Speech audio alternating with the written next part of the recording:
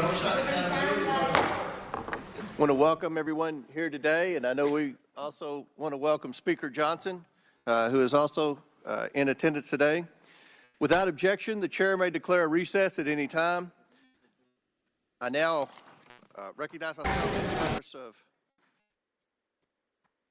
making an opening statement, but first, without objection, Representative Mills of Florida and Representative Miller of Ohio are waived onto the committee for the purpose of questioning the witness at today's hearing. Without objection to order. Good morning. Today's hearing is for the American people who are seeking answers about the attempted assassination of President Trump.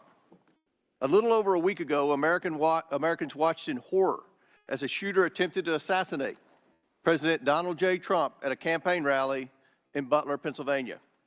The gunman nearly succeeded. The bullet that struck President Trump's head was less than an inch from taking his life. President Trump survived, but one rallygoer, Corey Comparator, tragically did not. Two others were seriously injured. It was a horrifying moment in American history. The horror was exceeded only by the bravery of the law enforcement agents who threw themselves in harm's way when shots were fired. The bravery of a crowd unwavering in its refusal to panic, and the bravery of a bloody President Trump refusing to run. While we give overwhelming thanks to the individual Secret Service agents who did their jobs under immense pressure, this tragedy was preventable. The Secret Service's protective mission is to protect U.S. and visiting world leaders and safeguard U.S. elections through protection of candidates and nominees. The Secret Service has a zero-fail mission, but it failed on July 13th and in the days leading up to the rally. The Secret Service has thousands of employees and a significant budget, but it has now become the face of incompetence. The committee has a long track record of providing oversight of the Secret Service. Our predecessors, both Jason Chaffetz and Elijah Cummings, among others, worked together to issue warnings and recommendations to address obvious shortcomings in the agency's makeup and operations. Unfortunately, those warnings and recommendations have gone unheeded.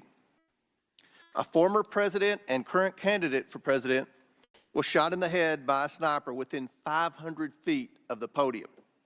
This is unacceptable, and we are concerned the Secret Service lacks the proper management to keep protectees safe from bad actors. Americans demand answers, but they have not been getting them from the Secret Service. We are instead learning about new facts about the events surrounding the attempted assassination every day from whistleblowers and leaks. Americans demand accountability, but no one is yet to be fired for this historic failure. Today's witness, Secret Service Director Kimberly Cheatle, is here under subpoena to answer questions about how the agency failed President Trump and the victims who attended the rally in Butler, Pennsylvania. It is my firm belief, Director Cheatle, that you should resign. However, in complete defiance, Director Cheatle has maintained she will not tender her resignation. Therefore, she will answer questions today from members of this committee seeking to provide clarity to the American people about how these events were allowed to transpire. We will ask these questions because the Secret Service and its parent agency, the Department of Homeland Security, have been unwilling to provide answers to the American people. DHS has sought to push this hearing to a different time. Secret Service has suggested the hearing occur without media presence, and both agencies have provided only shallow explanations to Congress about what happened on July 13th.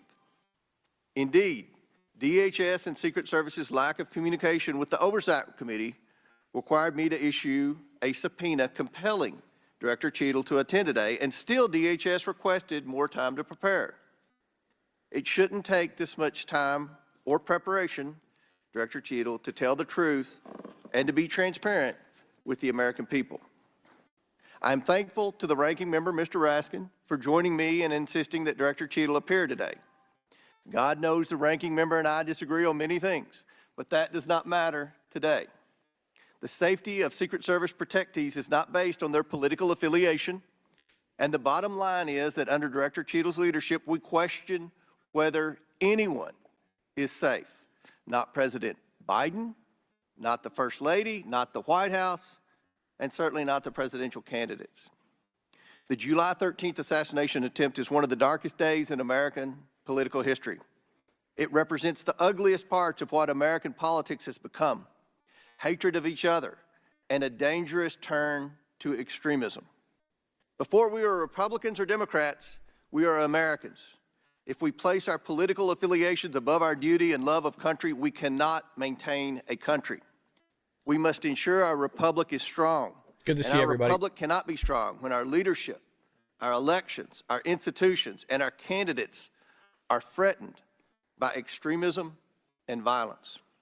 Today, Director Cheatle will answer questions about why she deserves to continue to play a critical role in preserving this country's safety and, at the very least, what led to the catastrophic, deadly events on July 13th in Butler, Pennsylvania.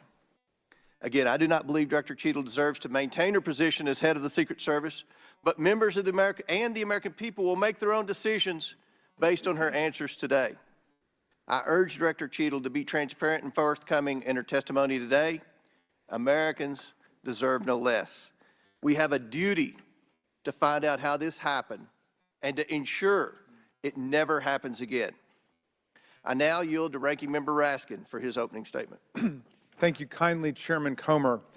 Elijah Cummings, whose beautiful visage looks down upon us, taught us that the way to find common ground in a crisis is to look for the higher ground.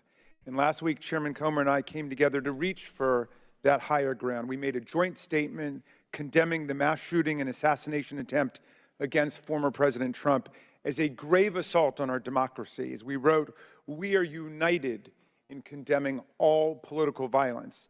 I saw your ex the post. chairman in expressing Probably the latter. condolences to the family of Corey. It's under investigation. Can't talk about it. Healing wishes to the wounded victims also of this atrocious act of violence. Some are calling it a miracle that former President Trump escaped this AR-15 attack, unlike so many thousands of our fellow citizens who have been killed or seriously wounded in other AR-15 shootings. Whether this miracle is of divine providence or of an adventitious nature will be up to each of us to ponder, but our job in Congress is not simply to marvel at miracles or count on good luck, but to act as public policy legislators to do whatever we can to prevent future political violence, attempted assassinations, and mass shootings. The chairman and I are thus determined to get to the bottom of the stunning security failures that enabled this 20-year-old lone gunman who borrowed his father's AR-15 to perpetrate a mass shooting and assassination attempt at an event protected by the Secret Service as well as state and local police. We'll ask hard questions of Director Cheatle today in order to identify and understand the shocking security failures that occurred and to help transform the operations of the Secret Service to prevent anything like this from happening again.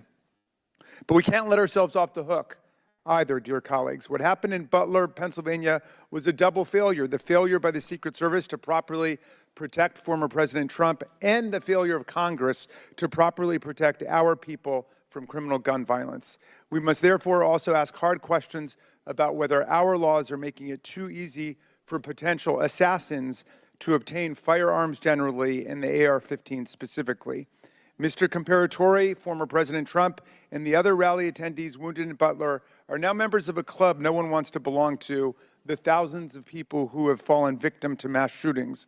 Last year, we had 655 mass shootings in America, defined as 4 or more people being shot or killed in a single event, not including the shooter. 712 people died and nearly 2,700 people were wounded in these attacks in 2023. Mass shootings are commonplace. They happen at political rallies and constituent meetings, in our elementary schools, middle schools, and high schools, in churches, synagogues, and mosques, in movie theaters and parades, in nightclubs and grocery stores, in concerts, and on street corners. Here are the worst mass shootings in the last 11 or 12 years. The list is a grim reminder of the horrific damage and death wrought by assault weapons and the AR-15 in particular that have Not by taken the people. lives of By the our guns. children, parents, colleagues, and neighbors. No mention This of the is people. Remarkable. a very partial list.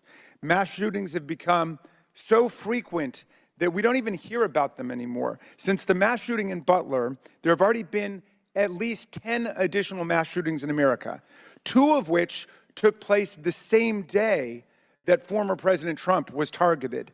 One of the mass shootings on that violent Saturday, July 13th, happened at 11 p.m. at a nightclub in Birmingham, Alabama, where 4 people were shot dead and 10 others wounded. This means, amazingly, that the Butler attack was not even the deadliest mass shooting to happen in America on that day. Why are we talking about mass shootings? A weapon that can be used to commit a mass shooting at an event under the full protection of the Secret Service, together with dozens of state and local police, is obviously an intolerable threat. Isn't it kind of gross that this guy's sitting here rambling about mass shootings when we're here for the assassination attempt on Donald Trump? That he's using this platform to politicize it, but yet Karine Jean-Pierre didn't want to politicize this in the White House press briefing last week. Isn't it a remarkable thing how disgusting these people really are? Oh, they're so scummy. Especially this guy. Sales to prevent those weapons from getting into the hands of people we know to be a threat to others. What happened in Butler shows why even closing these loopholes, however, will not keep assault weapons out of the hands of potential assassins and mass murderers. Under federal law and in the vast majority of states, even young people not old enough to buy a beer legally can legally purchase and own the AR-15 and carry it in public. Correct, the shooter in Butler used his father's now. AR-15. We have to find the courage and resolve to pass a ban on the AR-15 and other assault weapons. A ban has broad support. Even the New York Post loudly endorsed such a ban in 2019. We have passed an assault weapons ban before. Republicans and Democrats together passed it in 1994. Alas, in 2004, we allowed the ban to expire. We know this weapons ban worked. One study found that in the decade that followed the ban's lapse, mass shootings went back up 183%, and deaths from mass shootings went up 239%. But even as we change the Secret Service and act to ban weapons of war like the AR-15, we still will have fallen short of our duty if we fail to denounce every instance of politically motivated violence in whatever form it takes.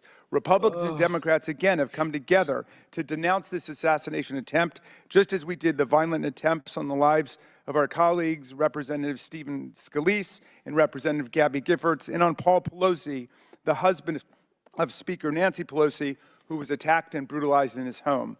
And in the immediate aftermath of the January 6th mass violence waged against Congress and the Vice President. Are they really going to try to equate what happened to Nancy Pelosi's husband to what happened to Donald Trump and Steve Scalise? Which were, by the way, Donald Trump and Steve Scalise were both shot by Democrats. So it's funny how they have to throw something else in there to make it seem like it's not Democrats doing all these things. It's a really funny thing, isn't it? But remember, it's firearms that kill all these people, you guys. Which is a remarkable thing because I grew up with firearms. And by the way, I have a firearm that's not too far away from me. And it's weird that it's never just trailed off and killed a bunch of people, right? Really weird how that works out. Scalise. Political scientists tell us that authoritarian attacks on democratic institutions begin with political parties refusing to disavow or openly embracing political violence. We have to reject that on a strong bipartisan basis, as Chairman Comer and I have done, even as we ensure our Secret Service is up to its vital task of protecting presidents and candidates, and as we work to ensure that America, the streets of our country, are free from the violence of weapons of war. Thank you, Mr. Chairman, and I yield back to you. Thank you. Gentleman yields back. Today, we are joined by Kimberly Cheatle, who was sworn into office on September 17, 2022, as the Director of the United States Secret Service. Prior to her appointment, Director Cheatle was Senior Director of Global Security at PepsiCo. Before her role at Pepsi, she served 27 years in the Secret Service. Pursuant to Committee Rule 9G, the witness will please stand and raise her right hand. What was her role in the Secret Service? Do you solemnly swear or affirm that the testimony that you are about to give is the truth, the whole truth, and nothing but the truth, so help you God? Let the record show that the witness answered in the affirmative. Thank you. We certainly appreciate you being here today and look forward to your testimony. We normally limit testimony to opening statement to 5 minutes, but take all the time that you need. Obviously, the rules that we will abide by. When you're finished with your statement, we will then turn to questions. Each member will have 5 minutes. And just a note to the members, I'm going to strictly adhere to the 5 minutes. Once 5 minutes is up, I will hit the gavel. If the director is in the process of answering a question, we'll certainly let her finish her answers, and then we will move on. We're going to have about 100% attendance here today, plus a few additional add-ons. So this will be a Dizzy with the $20. The left are still coming for American, or after Americans rather. Shame on them. You're exactly right, my friend. And they're also coming after your firearms. You just heard it from that slimy guy. Thank you for the $20, man. You're keeping the lights on here, brother. True patriot. The guy's always coming out with the big bucks, man. Dizzy, I don't know what you do for a living, brother, but damn. I really do appreciate your support, man. It really does mean a lot, honestly. Thank you. My name is Kimberly Cheatle, and I'm the Director of the United States Secret Service. I appreciate the opportunity to appear before you today. The assassination attempt of former President Donald Trump on July 13th is the most significant operational failure of the Secret Service in decades, and I am keeping him and his family in my thoughts. I would like to offer my sincerest condolences to the family of Corey Comparator, a former fire chief and a hero who was killed in this senseless shooting. I would also like to acknowledge those who were injured in Butler, David Dutch and James Copenhagen, and I wish them a speedy recovery. I would be remiss if I did not also extend my condolences on the passing of your colleague, Congresswoman Sheila Jackson Lee. Ms. Jackson Lee was always engaged in the oversight of the Secret Service, and her passing is a great loss to this body. The Secret Service's solemn mission is to protect our nation's leaders. On July 13th, we failed. As a director of the United States Secret Service, I take full responsibility for any security lapse of our agency. We are fully cooperating with ongoing investigations. We must learn what happened, and I will move heaven and earth to ensure that an incident like July 13th does not happen again. Let me state unequivocally, nothing I have said should be interpreted to place blame for this failure on our federal, state, or local law enforcement partners who supported the Secret Service in Butler. We could not do our job without them. We rely on the relationships built over years of working together to secure events and conduct investigations. Our agents, officers, and support personnel understand that every day we are expected to sacrifice our lives to execute a no-fail mission. As witnessed on July 13th, our special agents shielded former President Trump with their own bodies on stage while shots were being fired. Selflessly willing to make the ultimate sacrifice without hesitation, I am proud beyond words of the actions taken by the former president's detail, the counter-sniper team who neutralized the gunman, and the tactical team who was prepared to act. I will be transparent as possible when I speak with you. You're probably right, understanding, though, at times that I may be limited in providing a thorough response in this open setting due to associated risks with sharing highly sensitive protective methodologies. I do not want to inadvertently provide you today with inaccurate information. Since January 1st, 2024, the Secret Service has successfully secured over 7,500 sites. Every protective advance comes with its own set of challenges and requires a customized mitigation strategy, including specific assets. Security plans are multi-layered, providing 360 degrees of protection. These layers include personnel, technical, and tactical assets, which are a force multiplier for our protective posture. During every advance, we attempt to strike a balance between enabling the protectee to be visible and our protective requirements to be secure. I know this because I have spent 29 years in this agency. I came up through the ranks.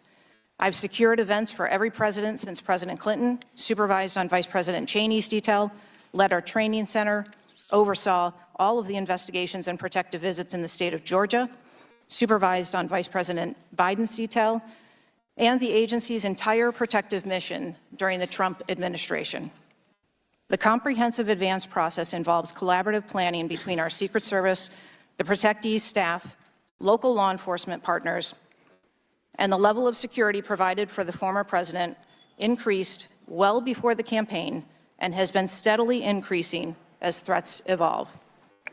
The security plan included a full assessment of the Butler Farm showgrounds to identify security vulnerabilities and craft a security plan for the protectee, attendees, and the public. Immediately following the assassination attempt, I directed the activation of my crisis center. I assembled my executive team to begin surging more protective resources to the former president and to ensure the wellness of our people post-incident, all while securing an active crime scene.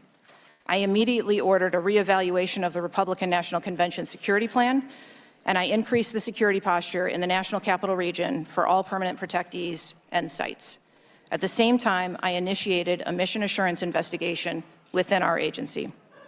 I have instructed my team that all necessary resources will be dedicated to investigating these matters.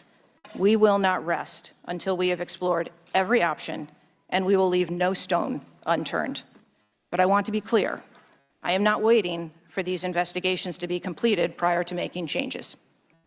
Over the past 2 weeks, we successfully led the planning and execution of the 75th NATO Summit and the Republican National Convention. Over the next few months, we will implement security plans for the Democratic National Convention, the United Nations General Assembly, and have already begun planning and coordinating the 2025 inauguration. What's going on, It Brian? is now more important than ever for the men and women of the Secret Service to remain resilient and to focus on what is necessary to carry out our critical mission.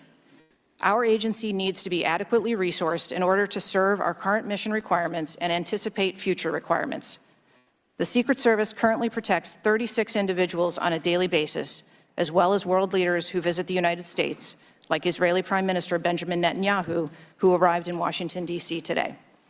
The coming years will bring an unprecedented heavy protection tempo. I have no doubt that the processes that I have implemented during my tenure as director, in addition to my nearly 30 years of experience in this agency, have positioned the Secret Service to be stronger. Our mission is not political.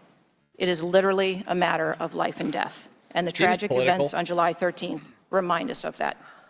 I have full confidence in the men and women of the Secret Service. They are worthy of our support in executing our protective mission. I will now answer any questions that the committee may have. Here we go. Thank you very much, Director Cheatle. We'll now begin our 5 minutes questions, and I will begin. Just for the record, the Secret Service has an annual budget of around $3.1 billion, and I believe around 8,000 employees. Is that correct? Yes, sir. Obviously, there were many security failures on the day of the attempted assassination and leading up to that day. Let's start with the building that the shooter used to shoot President Trump from. At any point Saturday, did the Secret Service have an agent on top of that roof? Sir, I'm sure, as you can imagine, that we are just 9 days out from this incident, and there's still an ongoing investigation. And so I want to make sure that any information that we are providing to you is factual. You can't, okay. Why did the Secret Service not, can you answer why the Secret Service didn't place a single agent on the roof?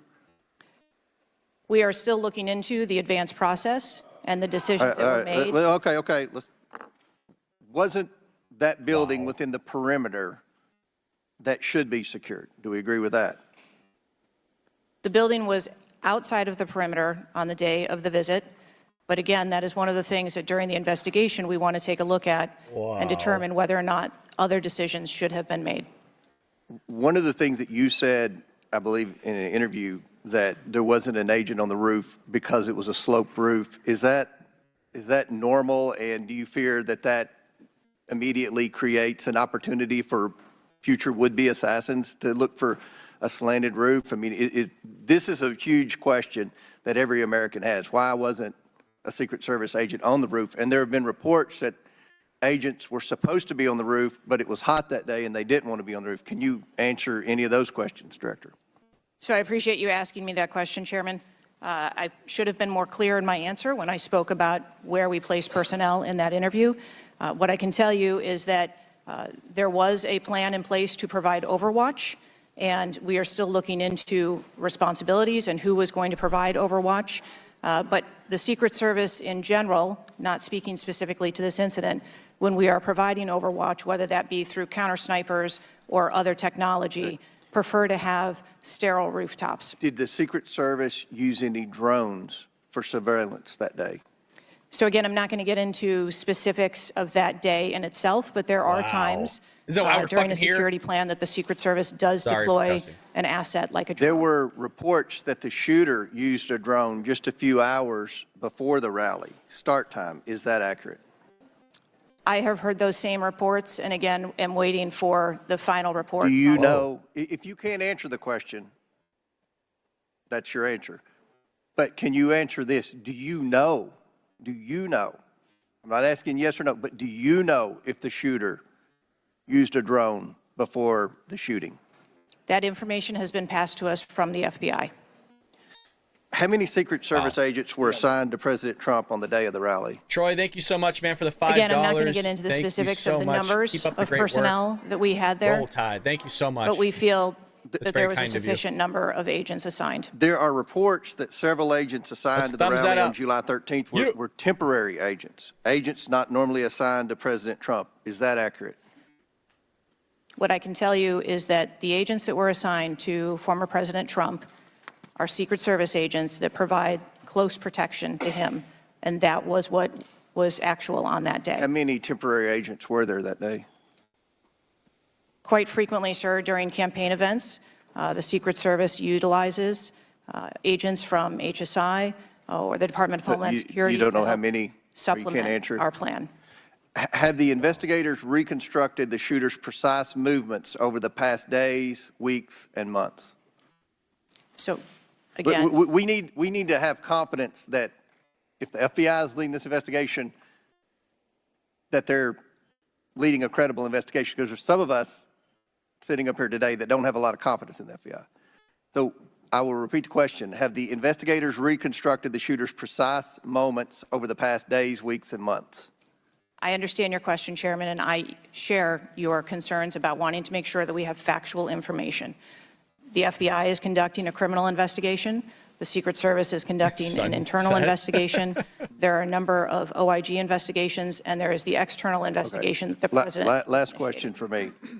Before July 13th, had the Trump detail requested additional resources?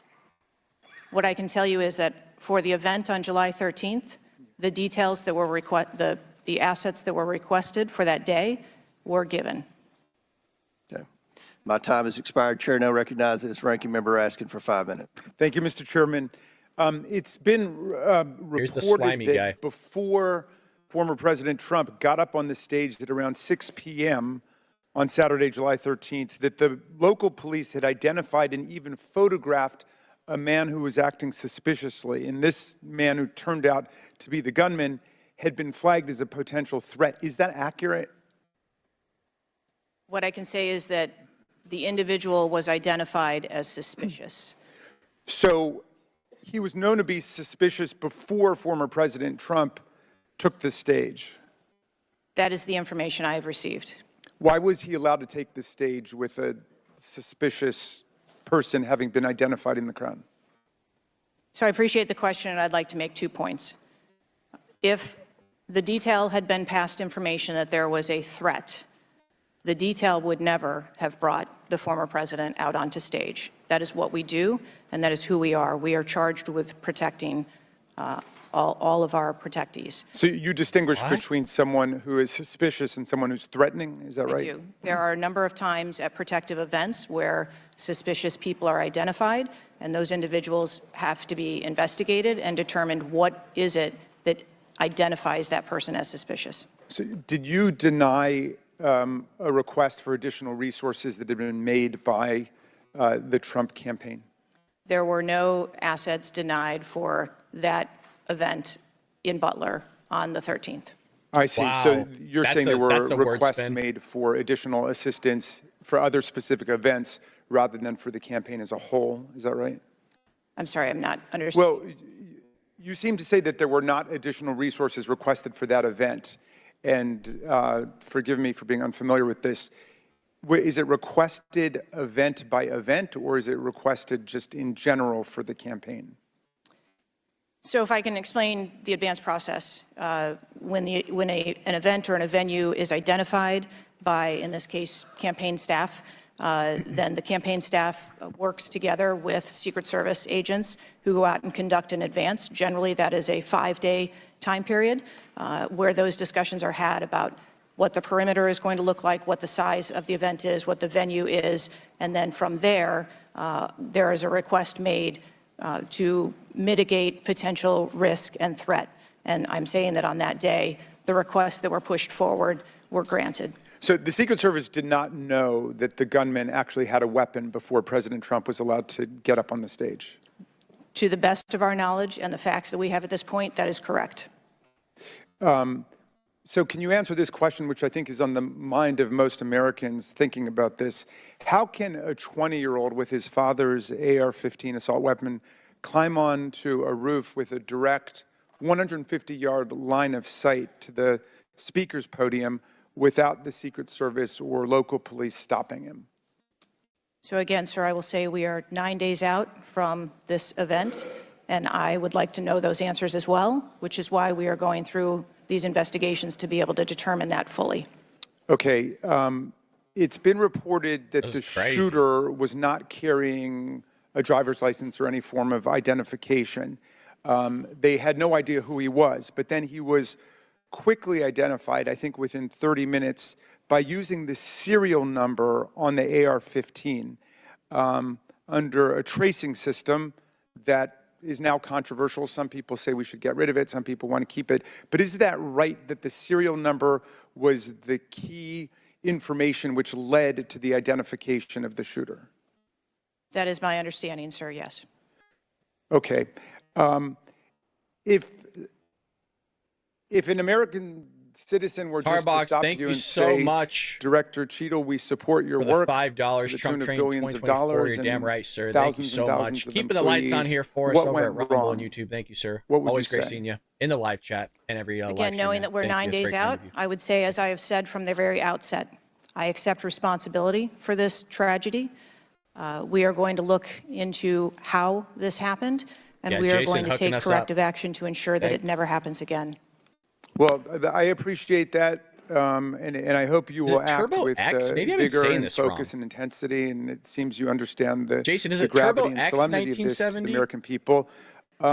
Millions and millions of Americans don't feel safe with all the AR-15s out there. We thought at least the President of the United States or a former President of the United States would be safe, but now that's not even clear. Mr. Chairman, I yield back to you. Gentleman yields back. Chair now recognizes Chairman of the House Judiciary Committee, been Mr. saying Jordan Tarbox, from dude. Ohio. Thank you, Mr. Chairman. Director, were you guessing or lying? I'm so sorry.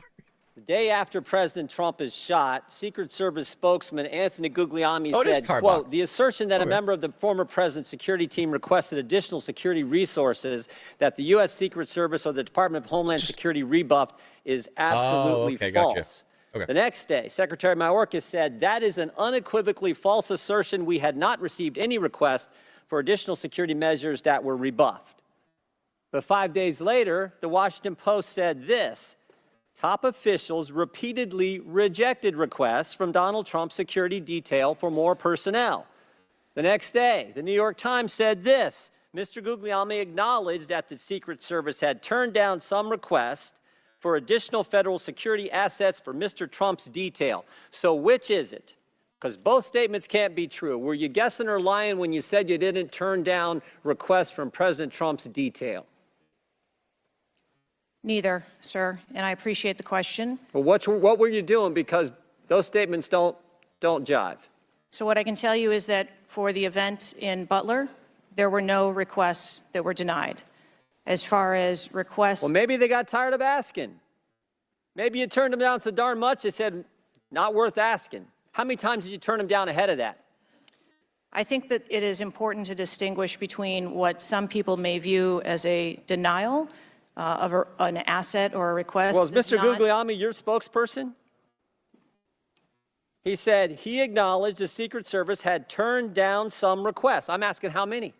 A denial of a request does not equal a vulnerability. Well, tell me what it is. There are a number of ways that threats and risks can be mitigated with a number of different assets, whether that be through personnel, whether that be through technology or other resources. Well, tell the committee which it was. They asked for additional help in some form or another. You told them no. How many times did you tell them no, and what did you tell them no to? Again, I cannot speak to specific incidents, but I can tell you in general terms, the Secret Service is judicious with their resources based on What does some requests mean? How many times? Some indicate requests is plural. So more than once they asked for additional help and you turned them down. What did they ask for and how many times did you turn them down? Pretty basic questions. So again, without having all of the details in front of me, sir, what I can tell you is that there are You Ray, times. didn't we get haven't briefed seen on how Howell many yet. I times don't you know if turned he's on down the this Trump committee. detail when they asked for additional help? I'm sorry. You didn't get briefed on that before you came to this hearing knowing you were going to get asked that question? What I can tell you is that in generic terms, when details make a request, there are times that there are This is alternate sketchy, ways guys. to cover off on that threat or that risk. But that's not what he said. He said they were denied certain requests, some requests. This is your spokesperson, not me talking. This is the Secret Service talking. And what a change from absolutely false, unequivocally false to, oh, by the way, there were some times where we didn't give them what they wanted. That's a huge change in 5 days. And the fact that you can't answer how many times you did that, that's pretty darn frustrating, not just for me, but for the country. I hear your frustration. Let me ask you this. Were any of those requests denied to President Trump's detail after you knew about the Iranian threat? What I can tell you, again, I don't know the specifics, is that Wow. there are times when This is a no we can shit. fill a request. It doesn't necessarily have to be with a Secret Service. Really giving us confidence, asset guys, in the or Secret resource. Service. We can fill that request with locally available assets. You and spoke to anyone at the resources. White House since Tina, July she does. 13th? Correct. She needs to resign. Yes, I have. Who'd you talk to? I have briefed the President and the Vice President. Talk to the First Lady? No, I have not. Talk to the White House staff? Anyone in the White House communications? No, I have not. Have you talked to the counter sniper who That's took not the what we were shot told. that took out the bad guy? Yes, I have. And can you tell us about that conversation? I would not want to reveal conversations that I've had with my employees. But that's exactly the kind of information the American people want to know. American people who pay your salary. I understand this is an ongoing investigation, and I Who's want all doing the investigating at Secret Service? I know the Inspector General, but is there also an internal investigation in addition to the Inspector General? we are conducting a mission assurance investigation internally, yes. You know what it looks Brian, like, Director? It yep. looks like you won't answer some pretty basic questions. It looks like you got a 9% raise and you cut corners when it came to protecting one of the most important individuals, most well-known individuals on the planet. A former president, likely the guy who's going to be the next president. Looks like you guys were cutting corners. That's what it looks like to me. Is that true? I am here today because I want to answer questions, but I also want to be you're not. You cautious. might want to, but you haven't answered, I don't think you've answered one question from the chairman, the ranking member, or me. Well, Correct. we got a lot of other people asking. We'll see if your record improves, but right now you haven't answered, I don't think, any questions. She hasn't answered a single question, actually. Gentleman, Correct, back. Jim. Chair now recognizes Ms. Norton from Washington, D.C. It's what we're going to get all day, probably. Thank you, Mr. Chairman. In the summer of 1963, as a law student, I traveled to the South to work in the civil rights movement. When I arrived in Jackson, Mississippi, I was met by a civil rights activist who showed me around town and tried to convince me to work in Jackson that summer. I recall talking with him and his wife about the raw atmosphere in Jackson. Later that day, he took me to the bus station for my trip to my assignment. That night, he was assassinated outside his home. His name was Medgar Evers. I condemn the political violence. It is a threat to democracy. I want to discuss one of the roots of political violence, guns. Oh, For God. years, Republicans, including a member Here of we this go. committee, have introduced legislation and amendments to repeal or block the District of Columbia gun violence protection laws, including its bans on assault weapons and large capacity magazines. The shooter at the Trump rally used the mass shooter's gun of choice, an assault weapon, specifically Most an popular AR-15 gun in America, you dumb style lady. rifle, and presumably a large capacity magazine, which is defined in D.C. as a magazine that can hold more than 10 bullets. Under she ever current shot a gun? D.C. law, D.C. does not recognize concealed carry permits issued by other jurisdictions, but it does issue concealed carry permits to both residents and non-residents. However, D.C. imposes a number of Democrats for you, requirements folks. Scummy. on concealed carry applicants, including suitability, such as not having exhibited a propensity for violence or Yo, this is crazy that they're pulling this shit when we're trying to get answers about a former president being assassinated, and they're pulling this whole restrict gun laws, restrict guns. It just shows you how disgusting these people really are, man. They are really disgusting. Secret Service. And so far, it's only been Democrats doing this. The permit holder has been given notice. This week, the House is expected to consider the fiscal year 2025 Financial Services and General Government Appropriations Bill. This Republican drafted bill would allow an individual with a permit to carry a concealed handgun issued by a state or territory to carry a concealed handgun in D.C., regardless of that jurisdiction's permit requirements. This is who A Democrats Republican elect, has filed an amendment to that provision to allow such an individual to carry a magazine of any size with that handgun. She doesn't know what the hell she's In talking short, about. the pending You know bill she and just doesn't amendment know. would allow any person with a carry permit issued by another jurisdiction She probably didn't to even write carry it, a Sunset. concealed handgun with a magazine of any size in any location in the District of Columbia.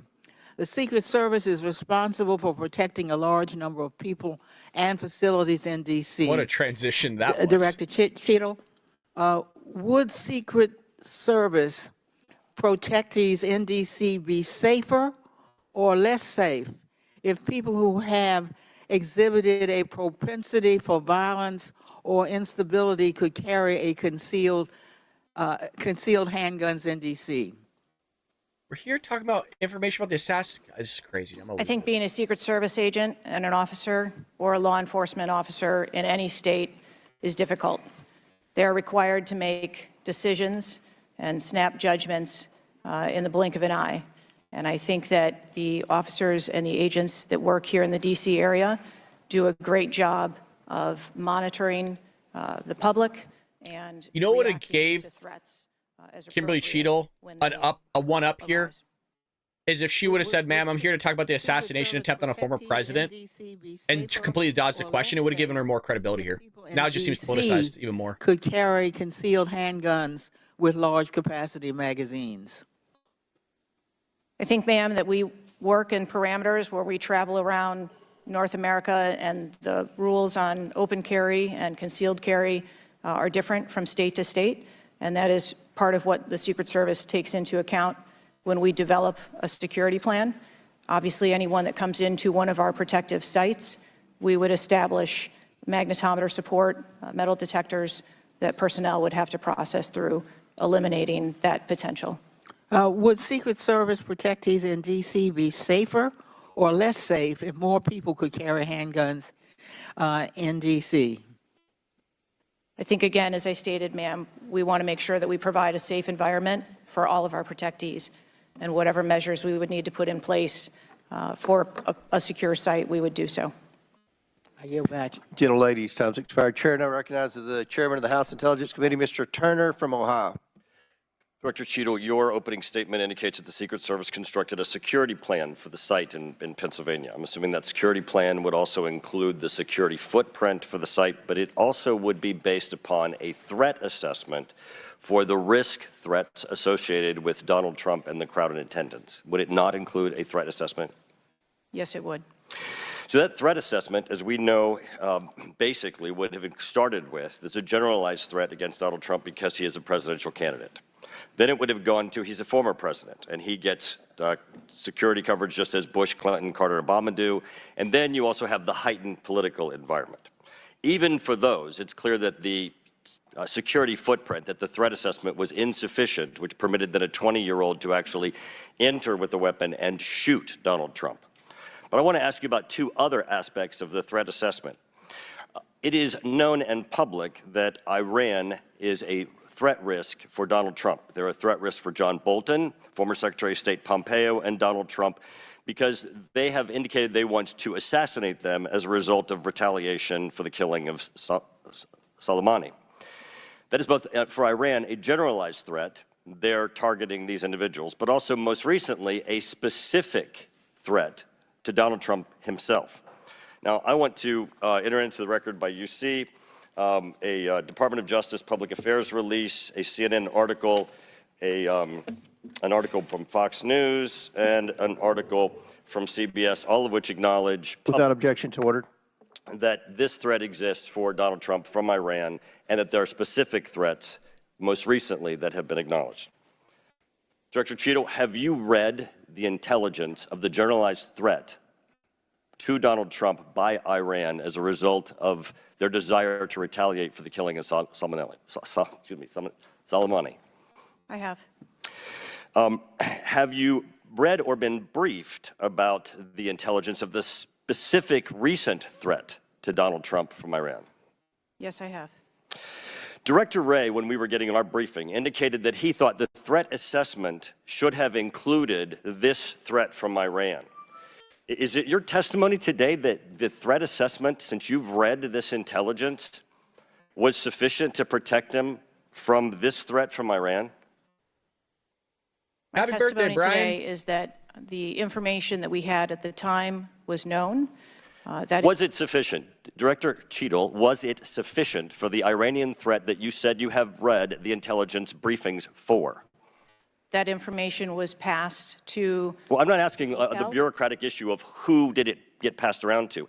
Director Cheatle, was it sufficient for the specific and generalized threat to Donald Trump's life from Iran? Yes, I do believe it was. Director Cheatle, is an Iranian assassin more capable than a 20-year-old? Sir, I think we've acknowledged that there was gaps and a failure that day.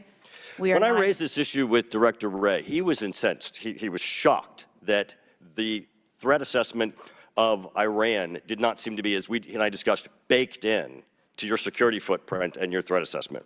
And he went on to say that the generalized threat that he has told the whole country that we are under from a potential terrorist threat. He has said we're under the highest threat level since 9/11, that the lights are flashing red. And he has specifically indicated that people have crossed the southern border as a result of the Biden administration's policy, and that there are in our country today terrorists and individuals who are affiliated with terrorist groups and organizations.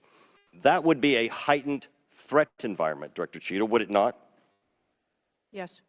In his public statements, he has said he is making these statements because he wants people to take them into consideration in threat assessments, specifically. Now, that would be a threat not just to Donald Trump, but it would also be a threat to the crowd there, wouldn't it? Yes. Are ISIS terrorists and al-Qaeda terrorists and international groups and terrorists more capable than a 20-year-old in pulling off their mass shooting or an assassination of Donald Trump? Sir, again, there was clearly a breakdown and a failure that day. Have you read the intelligence of the terrorists that are currently in the United States that Director Wray speaks, and those individuals that are here that are affiliated with terrorist groups and organizations that are in the process, as Director Wray said, of representing a significant threat of a terrorist attack occurring in the United States? I have read reports that apply specifically to the Secret Service's mission. Director Cheatle, because Donald Trump is alive, and thank God he is, you look incompetent. Yeah. If Donald Trump had been killed, you would have looked culpable. There is no aspect of this that indicates that there has been any protection to Donald Trump. The threat was identified before he took the stage, and the shooter was only killed after Donald Trump himself was killed. Not only should you resign, if you refuse to do so, President Biden needs to fire you, because his life, Donald Trump's life, and all the other people which you protect are at risk because you have no concept of the aspect that the security footprint needs to be correlated to the threat. I yield back. Chair now recognizes Mr. Lynch from Massachusetts. Thank you, Mr. Chairman. Director Cheatle, there were multiple security failures at the former president's rally in Butler, Pennsylvania. First of all, there was a failure to isolate the podium from exposure to direct fire. Do we know who made that decision to allow that rooftop to remain as an unprotected area? Do we know who came up with that security plan that omitted that? Sir, I don't have a specific person to identify for Okay, you. well, that's what I'm looking for, so let's move on. There's also a breakdown in security and failure to confront the shooter over an hour before the former president began his remarks when the shooter was identified as a person of interest. What particularly allowed agents or law enforcement to identify him as a person of interest? So I appreciate the question, and again, I will say that we are 9 days out, and there are a multitude of interviews that are still taking place. Okay, so did he have a rangefinder? There were some reports that the individual had a rangefinder. That would certainly raise my suspicion. Yeah. Did he have a rangefinder? Yes, he did, but may I explain that at a number of our sites, especially when you're at outdoor venues, a rangefinder is not a prohibited item. It is sometimes an item that is brought in by individuals if you're going to be in the back. Did anybody confront him on that? Anybody ask him questions? What are you doing with the rangefinder? Anybody confront him on his presence where he was in proximity to the president? So again, to my knowledge, I believe that that was the process that was taking place, was to locate the individual. Did they confront him? Did they go up to him? Did they talk to him? I do not have those details at this time. Those are important Jeez, dude, details. that's sensational shit. She knows as much as we do. There's also a failure to communicate between law enforcement to act quickly upon information provided by either local law enforcement or rally attendees that the suspect was positioned on the roof. There were minutes of delay before any meaningful action was taken, even though he was several hundred feet from the podium. And this was obviously minutes before the shooting. Let me ask you, there was considerable delay in removing the president from the podium after the shooting began. He got shot in the air. It was still over a minute before he was removed from the stage. Meanwhile, this shooter had multiple clips, several clips. He got off 8 shots. And he had the capacity and the ability, if he was not neutralized, to basically mow down that whole Secret Service detachment as well as the president. What, from your own investigation, caused that delay under the circumstances? What I can tell you is that when the agents identified that the shooting was taking place, in under 3 seconds, they threw themselves on top of the president. I understand that there was heroism there. No question about it. No question about it. But protocol would indicate, and these are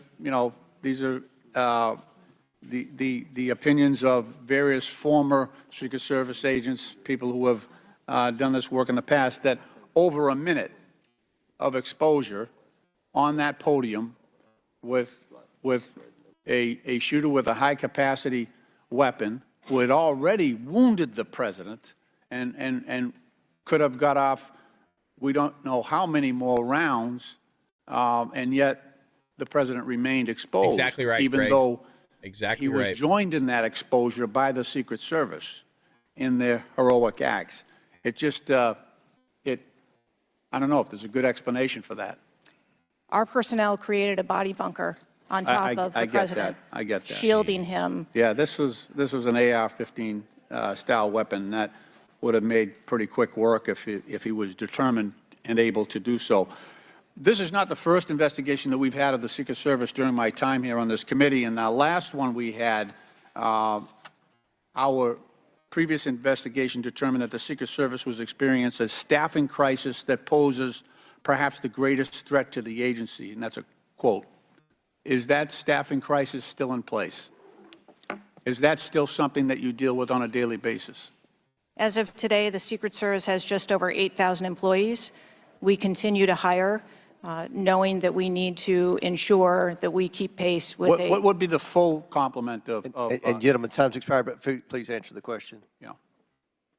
I'm sorry. What would be the full complement that you're looking for? You've got 8,000, and how many would be a full complement for the service? So we are still striving towards a number of 9,500 employees approximately in order to be able to meet future and emerging needs. Okay, thank you, Mr. Chairman, for your courtesy. I yield back. Chair recognizes Dr. Fox from North Carolina. Thank you, Mr. Chairman. Director Cheatle, what grade would you give the Secret Service's performance in Butler, Pennsylvania on July 13? As I've stated, ma'am, this was clearly a failure. I would grade the agents and officers who selflessly threw themselves in front of the president and neutralized the threat an A. I think that we need to examine the events that led up to and prior to that day. You stated in 2021 that the Secret Service has a zero-fail mission. It's clear that the events of July 13 show a cascade of failures that cost Corey Comparator his life, nearly cost former president his life, and injured David Dutch and James Copenhaver. When an agency fails spectacularly at its mission, those responsible must be held accountable, and the problems must be fixed so they cannot happen again. Why should the American people or the officials you're responsible for protecting have confidence in your ability to lead the Secret Service after such a spectacular failure? I appreciate the question, and I am committed to finding answers so that we can make the agency stronger after this. You said on July 15 that the buck stops with me. How are you taking accountability for the Secret Service's failures during the July 13 assassination attempt on President Trump? I have taken accountability, and I will continue to take accountability. I am responsible for leading the agency, and I am responsible for finding the answers to how this event occurred and making sure that it doesn't happen again. So I would like to What accountability is she explore taking? how you got the job as director of the United States Secret Service. Is it typical for the director of the Secret Service to be recommended for the role at the behest of a president's family and senior staff, perhaps at the request of Jill Biden or Anthony Bernal? I got the job as a director of the Secret Service because I spent 27 years in an agency with a mission that I absolutely love. I started my career in Detroit. I worked my way up through investigations and protection. Was there competition for the position? You would have to ask those who were involved in the interview process. But you think you are the best person in the country to head the Secret Service? I think that I am the best person to lead the Secret Service at this time. Wow. Wow. The Secret Service receives billions in funding each year, as has been explained. I can name one person that's by better my off the bat, Dan colleagues here. Bongino. In fact, you've had an increase in real terms of 55%. As you're no doubt aware, staffing levels for those assigned to protect the president, former presidents, and other senior officials has decreased by about 350 between 2014 and today. Clearly, a lack of financial resources not to blame for the staffing shortage. In 2022, the Secret Service saw nearly half its workforce leave in 1 year, and during the same year, it was ranked dead last among law enforcement agencies in the best places to work in the federal government. Can you explain why your agency was so poorly rated and why so many staff left in just 1 year? So with all due respect, I dispute the statistic of half of the employees leaving in 2022. I think that has been inaccurate data that's been reported out there. But what I can tell you is, as I have returned as the director of the agency, we have had an increase in hiring and staffing and an increase in resources, and we are committed to continue to hire so that we can be staffed appropriately to meet the dynamic mission that we have. Well, you may want to dispute it, but it's out there. My understanding, given the high-profile failures and rotten culture at the Secret Service during your nearly two-year tenure, why should the American people have any confidence in your ability to lead the Secret Service to perform its zero-fail mission to protect our senior leaders? The Secret Service has an incredible culture. Our men and women place service over self. They come in every day willing to risk their lives for our protective mission, and they work investigations that thwart people who would do harm children, child exploiters. We have an incredible mission, and our culture is we will get the job done no matter what. Well, those on the front line certainly have a great culture, and they were willing to risk their lives for President Trump. But I'm not sure the leadership at the agency has this right kind of culture. I yield back, Mr. Chairman. Chair now recognizes Mr. Conley from Virginia. Thank you, Mr. Chairman. Well, I hope the American people do appreciate the incredible daily risks Secret Service agents take on our behalf. You mentioned there are 36 regular clients you've got that you protect constantly, but I was participating in the NATO summit just 2 weeks ago. We had 32 heads of government and heads of state, plus visiting heads of state and heads of government. Presumably, you provided protection for all of them. That is correct. Just saying. Help us understand, however, I will stipulate that there's an ongoing investigation. You don't want to go into too much detail on that until you've been able to ascertain all the facts and analyze what they mean. You can understand, however, the anxiety we and the American public have about how could this happen and how can we ensure it can't recur. Now, there are some things my friends on one particular side of the aisle don't really want to talk about, like AR-15s and access to them by a 20-year-old, or anybody for that matter. Presumably, typical Democrat, right? Yep. Director Cheatle, the ubiquity of weapons, guns in America, especially assault weapons or semi-automatic weapons, disgusting, man. That's helped your job and the mission of your agencies, right? It's made it less complicated. Isn't that true? I'm sorry, I'm not understanding your question. Real simple. More guns, especially dangerous ones, have made your job protecting people easier. Is that not right? I think from every Director Cheatle, this is simple English.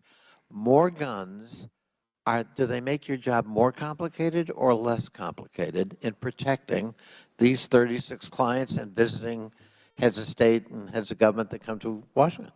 I think the Secret Service needs to take into account. I didn't ask that. They're in. I'm sorry. I asked a simple question, which deserves a simple answer. The ubiquity of guns, dangerous weapons in America, like AR-15s, has that made your job, that is to say the mission of the... It just shows Democrats don't give two shits about getting to the bottom line of how Donald Trump was just almost killed. That just shows you how scummy this party really is. They care more about talking about AR-15 guns, that there's more firearms out there, and that makes job harder, obviously. But isn't that just so scummy? There's not a single question that's really been proposed. There's been maybe a few, we'll say 5 questions. They're not asking anything in terms of how this happened, how can we better implement certain strategies in the Secret Service so this doesn't happen again. You notice this from the Democrat Party? I mean, look, it's tough to say this isn't an inside job, but man, it's really weird to me that not a single Democrat seems to want to get to the bottom of what the fuck took place. Please answer the question. You're the head of the Secret Service. You're speaking on behalf of 8,000 members who put their lives on the line. We just had a failure by your own admission.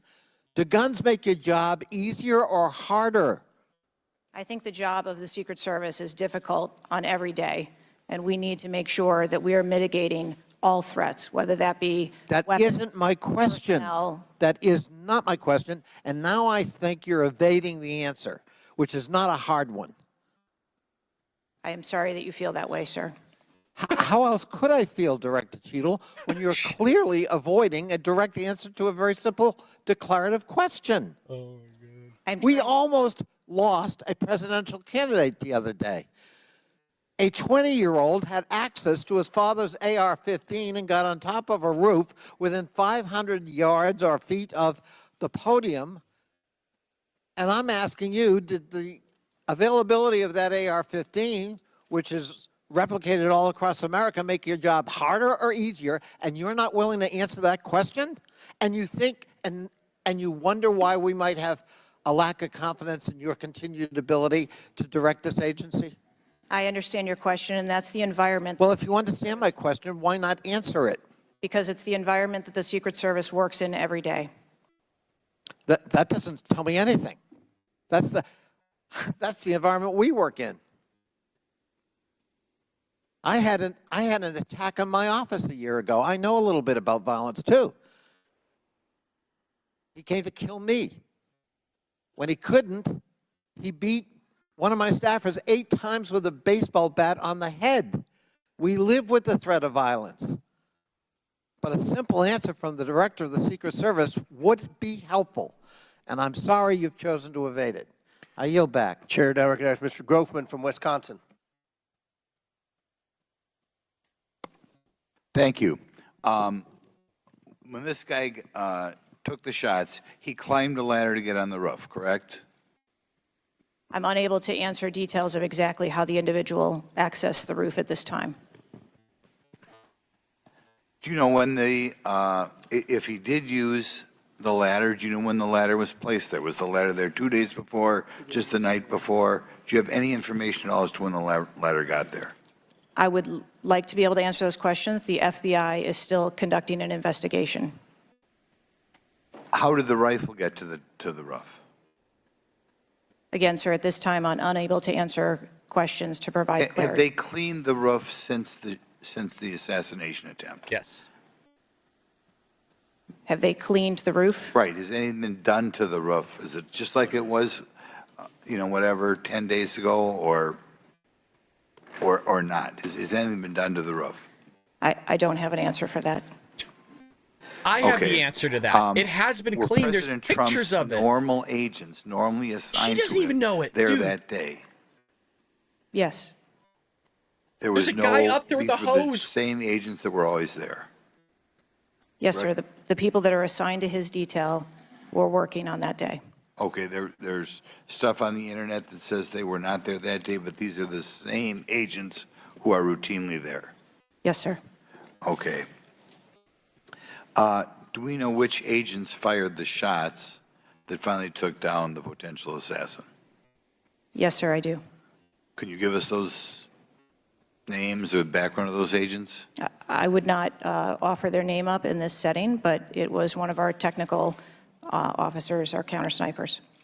Okay, so can we privately get those names, the committee? I am certain that we can make names available privately.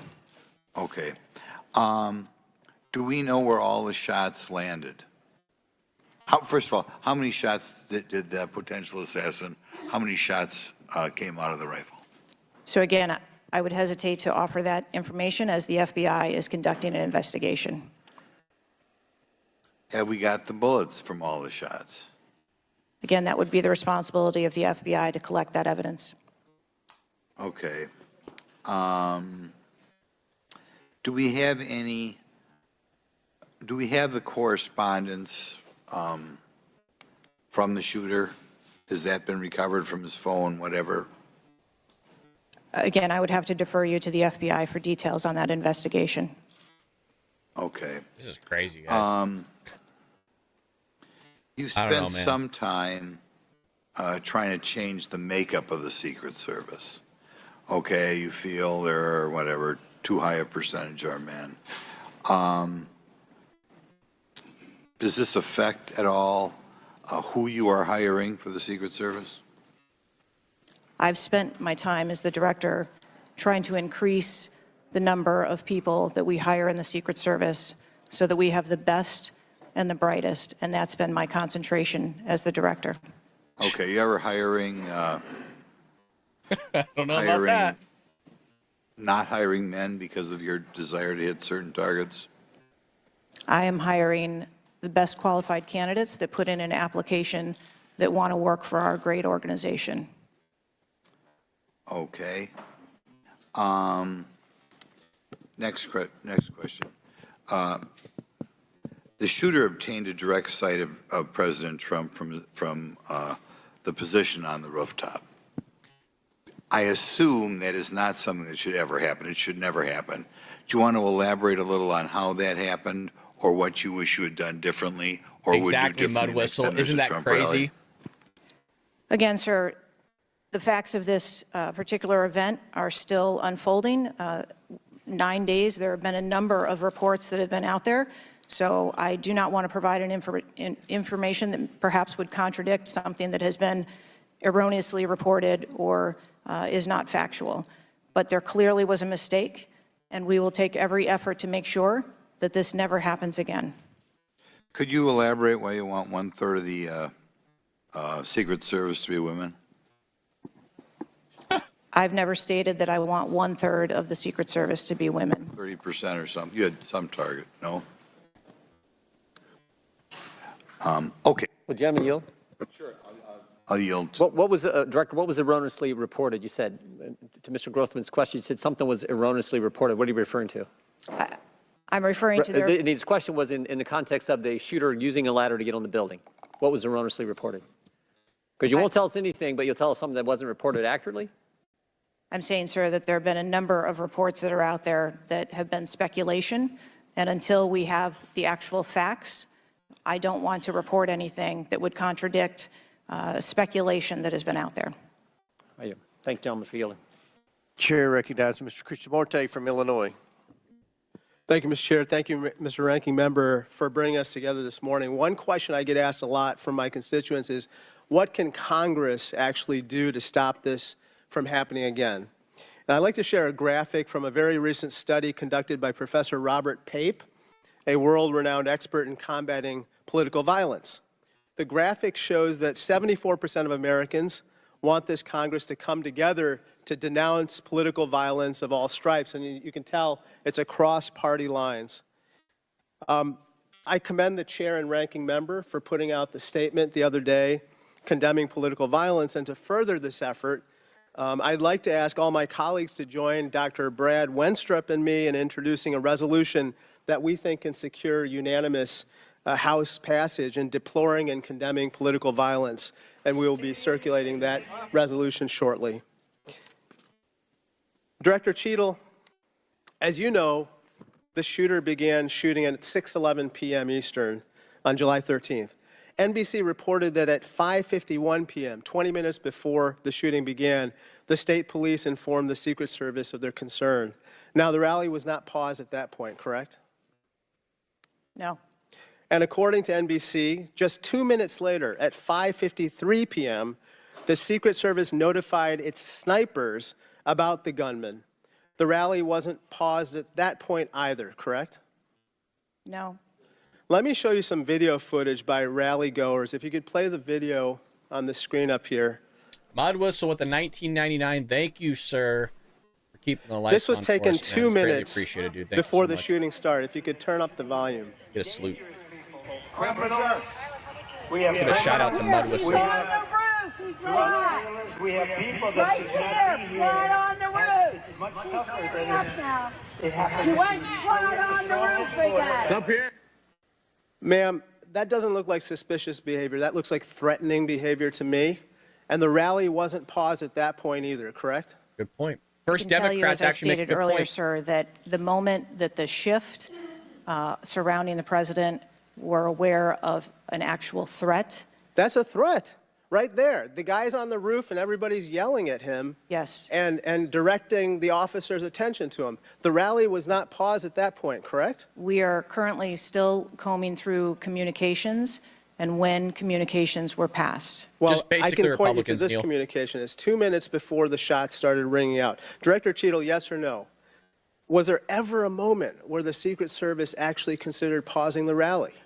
Good question. The Secret Service would have paused the rally had they known or been So the told answer is there no. was an actual threat. The answer is no. Correct? I can speak to you in generalities. No, I don't want I don't generalities. I know want all of the specifics. communications The that were- answer is no. You did not consider pausing the rally, correct? The people that are in charge of protecting the president on that day would never bring the former president out if there was a threat that had been identified. Well, they did, because we've now identified 3 points in the 20 minutes before the shooting that the threat emerged. Let me point you to something else, which is the building that the shooter was First perched on, Democrat seen here. actually doing a good This job building is called the AGR building. I'm sure that you're familiar Just with took an it. hour and 15 minutes. But It's no got more one. than 150 yards from the stage where Donald Trump stood, yet the security perimeter was drawn such that the AGR building was placed outside of it. Director Cheatle, according to the Washington Post, the AR-15 styled rifle used in the shooting had a range of 400 to 600 yards, and therefore the AGR building was clearly within rifle range of the stage, correct? Yes. NBC News has reported that in the days before the rally, the Secret Service had identified the building as a vulnerability that required special attention, correct? That's reporting from NBC. Yes. So I am still looking into an active investigation. I know, but it's been 9 days. I mean, you should know that, right? I like and this yet, guy. despite the fact that Did a the good AGR job. building was in rifle range of the stage and it was flagged Gotta as a give credit where credit's vulnerability, due. this building was put outside of the Secret Service's security perimeter. And I respectfully submit the Secret Service must expand its security perimeter to account for the kinds of weapons that can be used outside the perimeter to endanger the protectees inside the perimeter, ma'am. Let me turn your attention to some conspiracy theories that have been circulating and ask you to I like those. comment this on guy a them. lot. First, you have not found evidence that the incident was a staged shooting, right? Correct. And you haven't found evidence that this was a result of a conspiracy of high-ranking government officials, correct? Correct. And you have not found evidence that about this that one. incident was in fact directed or perpetrated by a foreign state or entity, right? And that's the last question, but I'll let the director answer that, please. Not at this time. Thank you. I yield back. Gentleman's Not at time's this time. expired. Chair now recognizes Mr. Cloud from Texas. Thank you. I just wanted to confirm there was only one counter sniper who took one shot. Is that We had multiple counter sniper teams available yeah, on the that day. premises, but is only one took one shot? Is that correct, or only one? Correct. Okay. How many spent shell casings were found on the roof? Again, I would have to defer you to the FBI's criminal investigation. Okay. Word is that the car was rigged with explosives. Again, sir, I'd have to defer you To to the the FBI. FBI's investigation. Okay. You're not curious about? You don't communicate with them? No. Okay. CNN reported that the Secret Service did not sweep the building. The shooter was used to shoot President Trump and other attendees. Is that true or false? So we are conducting a mission insurance investigation and will depend on the information that we obtain from our investigations. Okay. The Secret Service knew there was a suspicious person anywhere from 8 minutes before President walked on stage to 30 to 60 minutes. We have different reports. Was President Trump or his team notified of the threat? I think there's a difference and a distinction between suspicious person. and threat. Yeah. So we are going back and looking at communications to know when the information about a suspicious person was passed to Secret Service personnel. Okay. But was President Trump or his team notified? Again, we are going back and looking to make sure that we have the exact information of when those notifications were made and who those notifications were made to. I tell you what, if I was Trump, I would not I have think any it's troubling faith for a lot of us that in the the Secret number Service one now. question everyone in America is wondering is why was the roof left open? And after 9 days, we should at least maybe have a little bit of that information. And when you come to this committee hearing and you don't have anything to say about that, it's very, very troubling. Did you review the security plan for this event? I personally do not review security plans for events that take place across the country. Any of them? We have a number of events that Who's take the place. top level official who reviews the security plans? There's a number of people that review security plans. Who's as they ultimately unfold. responsible for signing off on a security plan? It's a conjunction of personnel. There are people on the ground, there are supervisors on the detail, there are people at headquarters. So there's not one person who says, okay, this is good, it's copacetic, we're going for it? I think much in the way that we build our security plans, where they are No doubt multi-layered. there's teams working different aspects of it, but ultimately, isn't there an individual who signs off on the plan? Much like how we design our security plans, they're multi-layered, there are multiple layers. So there's of no people. accountability? There is accountability, sir. There's, this is whether it's the FBI or Fauci or anything, it's time after time after time, these multiple layers of accountability turn into layers of plausible deniability in agency after agency after agency. That's got to be fixed, because you keep coming here and expecting, yes, you're saying I'm responsible. I don't know, Joshua. They don't like us. You're accountable We're for being it, but shadow then there's banned, no- man. There's nothing. We're glad to have you What here do you with mean us, by brother. that? I mean, you're saying you're going to keep your job, right? I assure you, sir, that if we determine through the course of our investigation that someone or people need to be held accountable, we will do so. What about level her? of, if President Biden, God forbid, had been shot and killed, would you think that was worthy of resignation? I would do the same thing that I'm doing here, where I would want to make sure that we are conducting an investigation, that there is continuity in that investigation, and that we could find the You do answers not to think what the happened. assassination of somebody under your details worthy of resignation? I think that this event was tragic and deserves answers. The thing that you've said so far is that you want to make sure that this never happens again. The thing is, everyone in America knows that's not the job description that you're tasked with. The job description you're tasked with is to make sure it never happens, period. One of your goals in the strategic plan is to champion diversity, equity, inclusion, and accessibility. You've accomplished the accessibility part. What standards, do you keep the same standards for all applicants and all? Ooh, here we go. Does every Secret Service agent meet the same qualifications, or do you have different standards for different people? Yes, sir. Everyone who moves through the application process has to meet the same standards to become a special agent. It's not true. That's actually a lie. The not trouble true. I think we're having with right now, so far, you gave a lame excuse for sloped roof.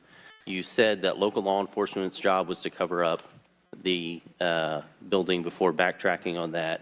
We were told that President Trump's team did not ask for security before you backtracked on that. You haven't provided the audio recording that this committee, the chairman, requested that was due Thursday.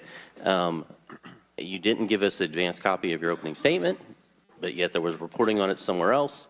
There seems to be more information from YouTube videos than you're able to provide for us, and it begs the question to anyone, you're in charge of the investigation of your own failure. So how is anybody in America supposed to be able to trust the results of that investigation as being anything transparent and genuine?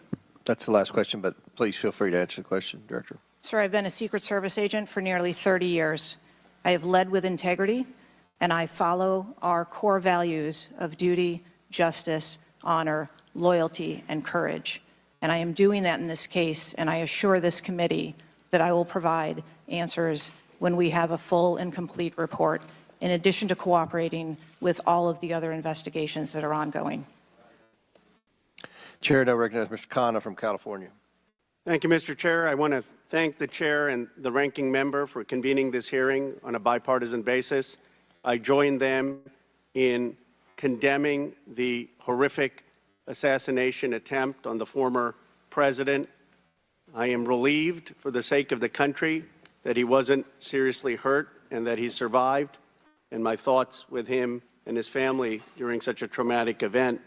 I also want to express condolences to Corey Comprator's family and recognize his heroism in saving his daughter's lives, and to the victims of that awful event. Now, Director Cheatle, would you agree that this is the most serious security lapse since President Reagan was shot in 1981 of the Secret Service? Yes, sir, I would. And, do you know what Stuart Knight did when he was in charge at the time of the Secret Service? Do you know what he did afterwards? He remained on duty. He resigned. He resigned. And Stuart Knight was not a Democratic appointee or a Republican appointee. Look, I'm not questioning your judgment. I just don't think this is partisan. If you have an assassination attempt on a president, a former president, or a candidate, you need to resign. That's what Stuart Knight did. He was a Republican appointee, and he took responsibility. And I think you need to reflect. This is not a question of you. It's a question of the American people. You cannot go leading a Secret Service agency when there is an assassination attempt on a presidential candidate. I would say that about anyone who is running. And so I guess my question to you is, what's the difference between your position and what Stuart Knight did? What I will tell you, sir, is that I am dedicated to finding the answers to what happened. And like every Secret Service agent, we don't shirk from our responsibilities. I will remain on and be responsible to the agency, to this committee, to the former president, and to the American public. But is there a reason you wouldn't just do what Stuart Knight did after the Reagan assassination attempt? And we're going to break away from this hearing for just a moment for live coverage of the U.S. Senate. Today, members are holding a brief session. This? Hold on a second. Let's get back to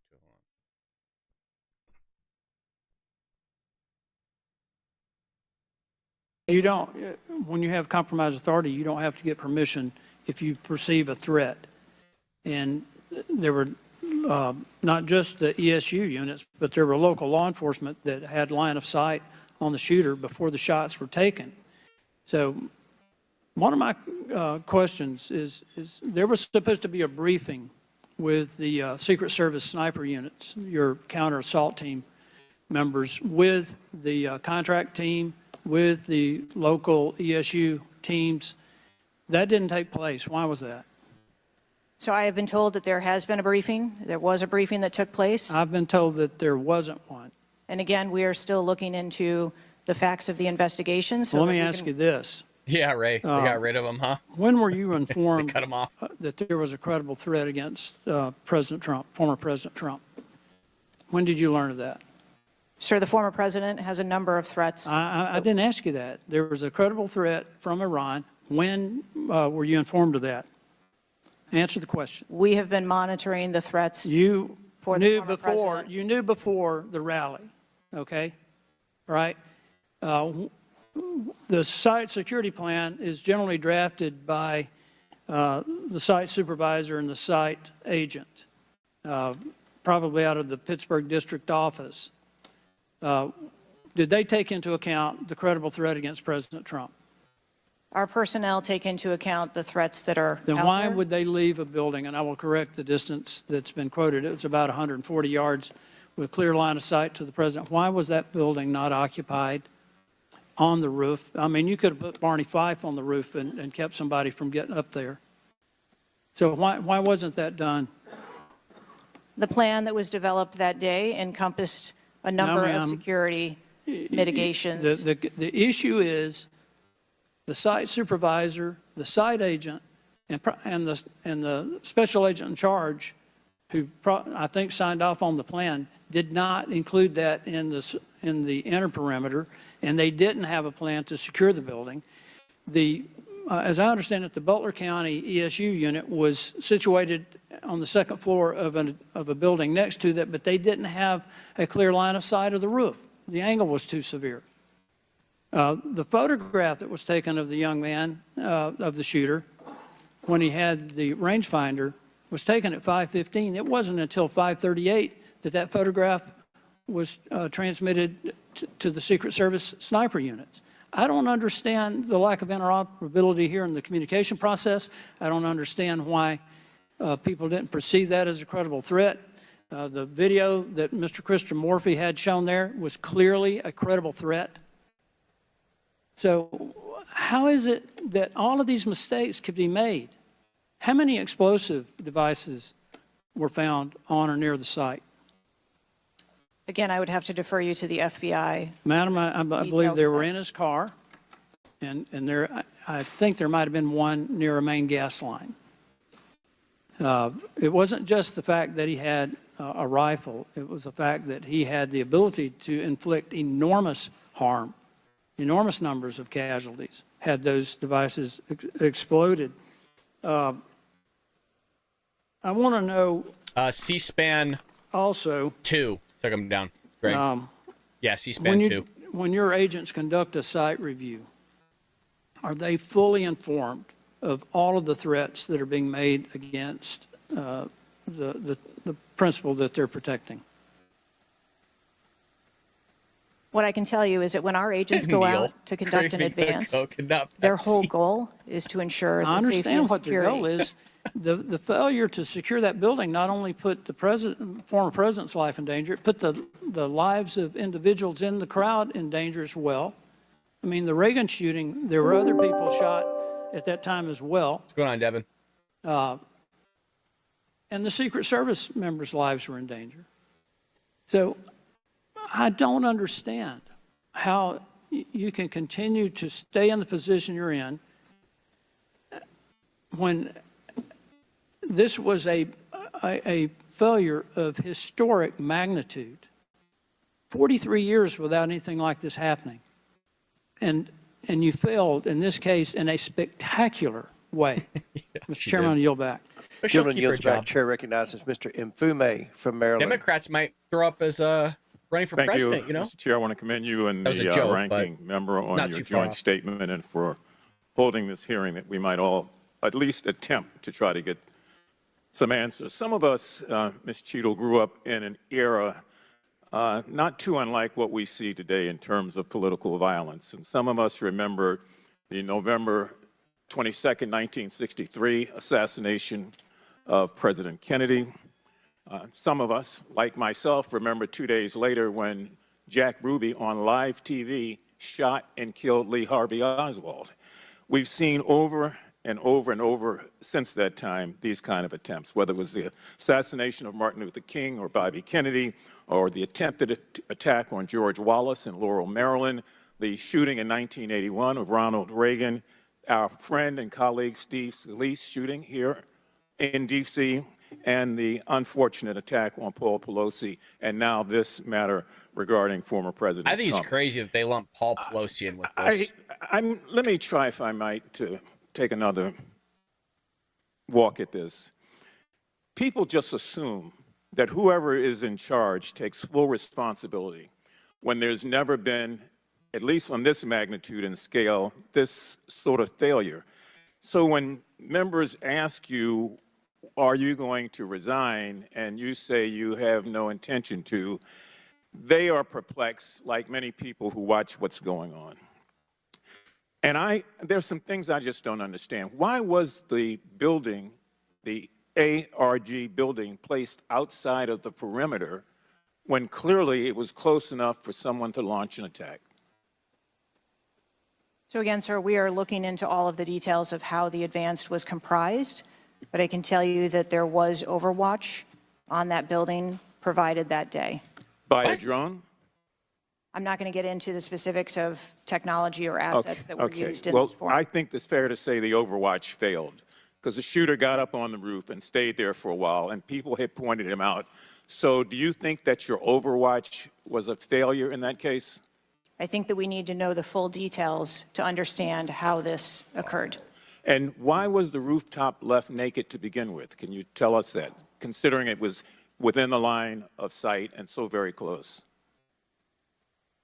Again, I can't speak to the specifics of this particular event site, but what I can tell you is that when the Secret Service develops an advanced plan, they take into account a number of factors when they're building their advance. If there are buildings or areas of concern, and overwatch is one of those mitigations that they want to put in place, then they will cover off areas of responsibility. I understand that, but the shooter came to the attention of your agency 52 minutes before the former president got to the stage. Did anybody get assigned to watch or cover that individual who had already been seen with a advanced finder on him and other suspicious matters? Was anybody assigned to track him? So what I'd like to clarify is that a suspicious individual I got that part. was It's brought not a threat. to the attention I know. of our personnel. And again, having a rangefinder at an outdoor event. Well, let me ask you this. When the suspicious person was brought to the attention of the Secret Service, was anybody in the detail ordered to follow and stay with that suspicious person just because they might become a threat? So we have a number of teams that are on the ground. And again, we are trying to verify the timelines of when those notifications were made to our personnel so that they could assume the responsibility of trying to track that individual. Ms. Cheatle, there has been a lot of discussion, some of which raised itself earlier in this hearing, about poor staff morale within your agency.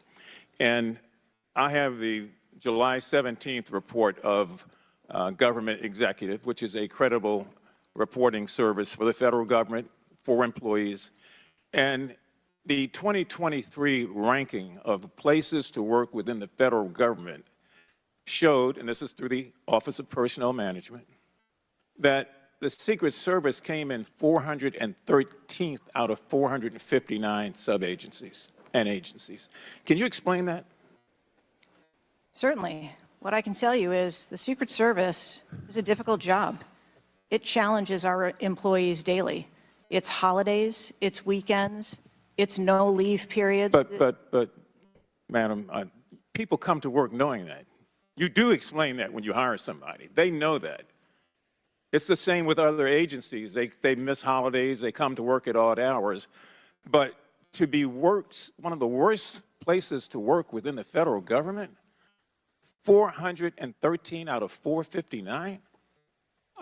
I just need an explanation. What do you think as the director there? I think that this And that's the last question, but please answer Mr. Mfube's question. I think that this is a challenging job. I think that it's a challenging environment to be in law enforcement, and we do have a no-fail mission. And our folks are tasked with that every day, 365 days of the year. But I can tell you I've also taken a number of measures since I've been the director to recruit and retain and stem the tide of attrition in our agency, which will hopefully alleviate some of that. Thank you, Mr. Chairman. Chair now recognizes Mr. Sessions from Texas. Mr. Chairman, thank you very much. I join in the calls of all of our members to say thank you for doing this hearing on a bipartisan basis. Director, I'm not going to sit here and say you ought to resign, but I am going to say that you have not given us confidence that you have the ability to understand what happened, to take the responsibility in terms of understanding. You've spent a number of years. How many years do you say you've been with the agency? 29. Well, I spent 16 years with AT&T, moved 7 times with them, and had a really good feel about their operations, how they worked, what was acceptable, who was responsible. And I've heard you say today numbers of times, well, you've got to wait. Well, you've got to wait. Wait for the final report. When is the final going to happen? I mean, how long do we have to wait before you can give us credible answers? You've been there 28 years. You've had a few days to be able to draw your own analysis of this. You should understand the entire process. You talked about being on the team, perhaps in Georgia. You have talked about your experience in this. You've talked about the professional nature of the agency. That I don't doubt. But the director, just like it was when I ran my operations at AT&T, was responsible for making sure they worked. And in business, it either works or it doesn't work. There's no in between. It either works or it does not work. And your job as the, in essence, administrator, the director, is to make sure it looks right and works. And I've not heard you say one thing about my analysis is, I have asked these questions. It's always, I've got to sit back and wait for someone else to decide that. So I'm going to ask you a question that maybe you can answer. Have any employees been disciplined for their role in Butler, PA? Nope. I can answer that for you, Mr. Sessions. No, Zero. sir, not at this time. I am asking those questions. So no employee has been disciplined, and no employee has been typical Democrats, placed man. in any position. He's not a Democrat, but you that would understand what I mean. place Typical their Democrats job in not hiring jeopardy, nor their standing in the agency. No, Pete. We are still in the process of That's interviewing not what people. I asked. You're the person that runs the place. You're the person that knows right from wrong, good from bad. Get her, You've Pete. had a number of days, and now you come before this committee knowing you're going to be before us, and you've got to slough it off to someone else. There you go, Pete. Get Do her. you see where there was something that went wrong as a professional at an agency with 28 years, or do you have to count on someone else to give you the final report?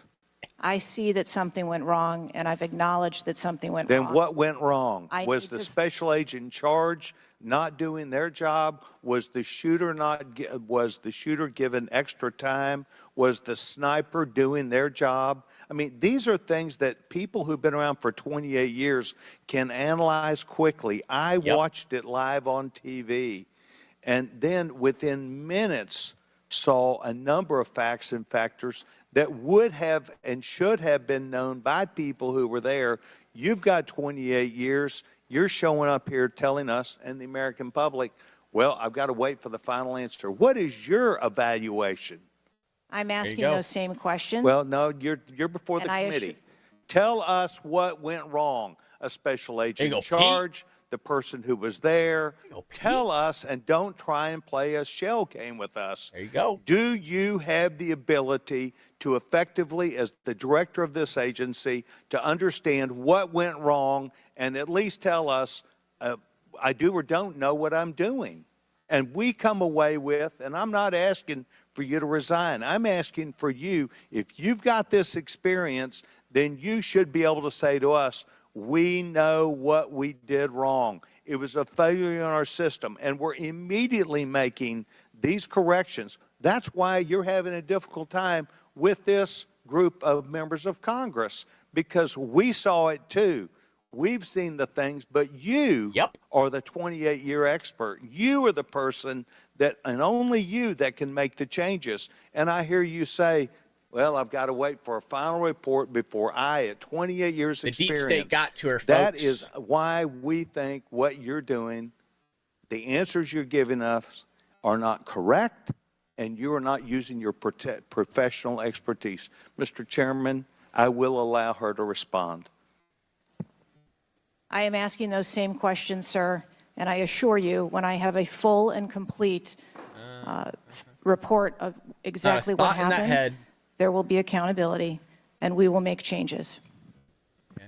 Before I we'll see that in 7 years. Out of curiosity, Director, it's been 9 days.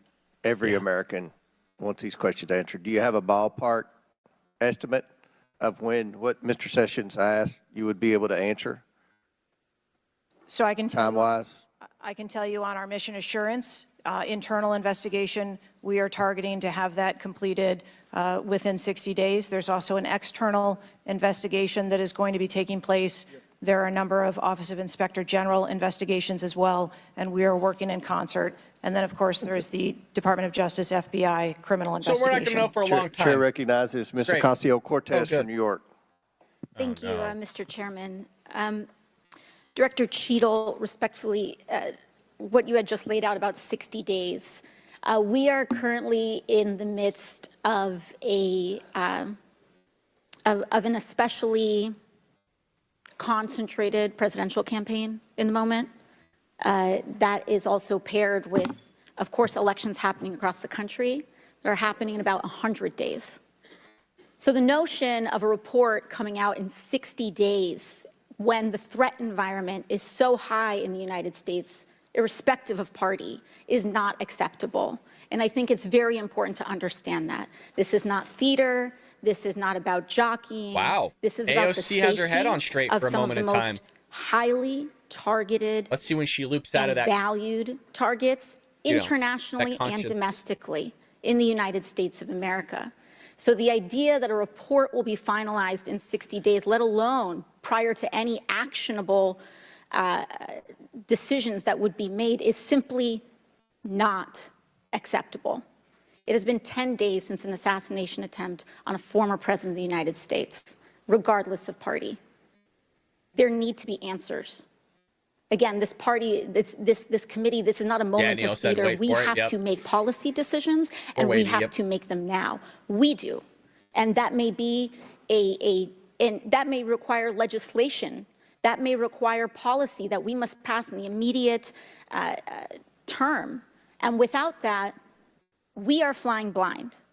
So the lack of answers and the lack of report is just simply not something that we can accept here. Director Cheatle, is there a standard perimeter that the Secret Service establishes around an event, or are those perimeters independently determined per event and scenario? There is no standard. Every event and every venue is different and treated as such. So each event has a different perimeter that is established depending on the logistics of that event. Now, you established earlier that the building upon which the shooter operated from was outside of that established perimeter, correct, for the Butler, Pennsylvania event? It was outside of our secure perimeter, yes. That's now, crazy. that So that mind-blowing. building was, I believe, 500. How far away was that building from the president? It was approximately 200 yards. 200 yards. Now, the individual used an AR-15 in order to act out his assassination attempt. An AR-15 has a range of about 400 to 600 yards. My question is, why does the Secret Service perimeter, why is the Secret Service protective perimeter shorter than one of the most popular semi-automatic weapons in the United States? Wow. AOC with their head on a little bit, There are a number huh? of weapons What the hell's going on? with a number of ranges. Again, an advance was completed. The determination of the perimeter, I'm not going to speak to specifics, but there are a number of factors that are taken into account when we determine our perimeter. Some of it has to do with terrain, some of it has to do with buildings, some of it has to do with assets and resources that are available. What I'm hearing is that a perimeter was not established outdoors in an outdoor venue that would prevent an AR-15, which is one of the most common weapons used in mass shootings, from being able to be within the range of Secret Service protection. A perimeter was established, and even though there were buildings that were outside of that perimeter, it wasn't just that building. There were a number of buildings in the area, and there was overwatch that was created to help mitigate some of those buildings. Respectfully, Dr. Cheatle, as well, as a person who has experienced an enormous amount of threat incidents, including incidents that have never been reported publicly,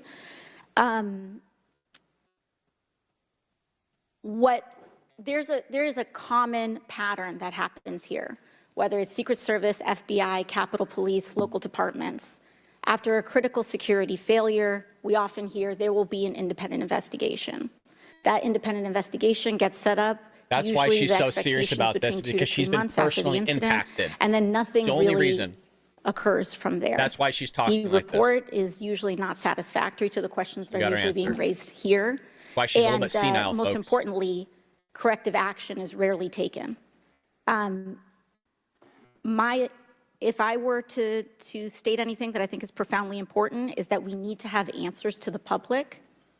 Ideally, I would encourage you and the agency to be more forthright with the members that still have yet to have their questioning, because the public deserves to have full confidence, and the stakes are too high. Neil. The violence that could break out in this political moment, regardless of party, in the event of someone getting hurt, constitutes a national security threat to the entire country. Thank you, and I yield back. Could I go back to something you said? Yes, please. Feel free, Director. Ma'am, if I could just speak to something you said at the outset when you started your questioning. I want to assure you and everyone on this committee that I'm not waiting for a report to take action. We have been conducting analysis all along, and we have been adding additional features to our security details since this incident occurred. Why would you add additional features if you don't know what took place because you're waiting for the report? Highlight and illuminate what some of those are in the event of other members questioning as well. Very good. Chair recognizes the gentleman from Arizona, Mr. Biggs. We'll give her that. I'm not a fan of AOC, request but we'll give her that unanimous one. consent for that photo to go into the official record. Without objection to ordered. Thank you, Director. Your agency has a no-fail mission, and on Saturday, July 13th, your agency spectacularly failed. The failure resulted in the death of Corey Comparator and serious injury to two other rally attendees, David Dutch and James Copenhaver, besides the injuries to President Trump. It is unfathomable that a 20-year-old on the radar of Secret Service and local law enforcement before President Trump went on stage was able to climb onto the roof of a building with a rifle and fire off multiple rounds before he was neutralized. Was Mr. Crooks acting alone? Again, I would have to refer you to the FBI's investigation. Was he just a lone gunman? I would have to refer you to the FBI's investigation for motive. She can't answer that? What did the Technical Services Division determine was going to be the event perimeter? Those are questions that we are asking, and we are I mean, you're sitting here today. Come on, Director. Everybody said this.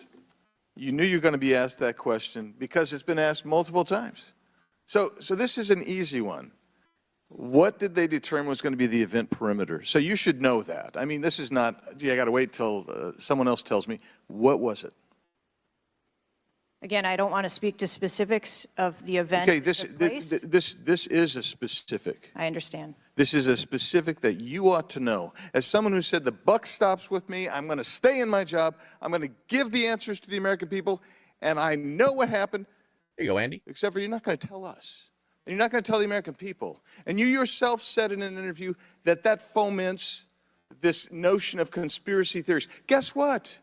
Yep. When you sit here and repeatedly tell people, hey, I have to wait, as it frustrated everybody on this committee, guess what? It undermines your credibility. Exactly and right. whether you're really going to get to it. So I'm going to ask you again, what did the Technical Service Division determine was going to be the event perimeter? We are still gathering reports. We are interviewing individuals. You know what it is, though. No, you're just not going to tell us, right? When I have those details, I will most certainly share those. Was the gun already on the roof, or did the shooter carry the gun up with him? I do not have that information at this time. Well, when was the last sweep we of know that more than roof she does. done Put it that way. That's prior not an to the rally? exaggeration. I do not have that information at this time. So, how many holds? I mean, so most of us here have been in events, and Secret Service has been there. There's been security, and I can't tell you how many times we've said there's going to be a security hold right here. So we're going to wait, and we wait to 1 or 2 or 3 minutes, and yet we're hearing from you, apparently, that there were no holds in place. So ever instituted here with President Trump's going on stage, and you said. And this is, I think, connected with this. You said they hadn't adjudicated the shooter to be a threat. He was adjudicated to be a suspicious person, even though we've got some dynamic video that Mr. Krishnamurthy put on the video for us. So I guess my question for you is, and I think you answered this, I just want to see if you're consistent with what you said about an hour and a half ago. What do you do if a suspicious person is identified by the agency? So at a number of our events, it is not unusual. I know it's not unusual. What do you do? Those individuals that are identified as suspicious, we will send teams out Was a team sent out here then? There were teams that were sent to identify and interview that individual.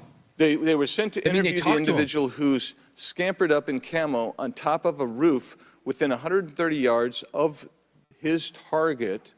Which answers another question before. And did your team get there? When did your team get there to conduct that interview? Wow. I don't have the details on the timeline. It is my understanding. So if you did send, if they did send a team and they're going to interview them, and you described that earlier as an investigation, why didn't they put a security hold on President Trump going on stage at that rally? At a number of our protective sites, there are suspicious individuals that are identified all the time. It doesn't necessarily mean that they constitute a threat. Of course not.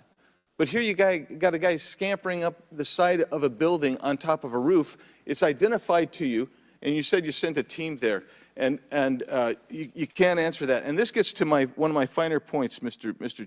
Chairman, if I can make it, and that is, we can have these kind of interview sessions, 5 minutes, everybody gets a kiss at the pig, 5 minutes, and she gets to stonewall us, not deliver answers. So we say, okay, we're going to put together a congressional committee, a blue ribbon committee. Same crap will happen.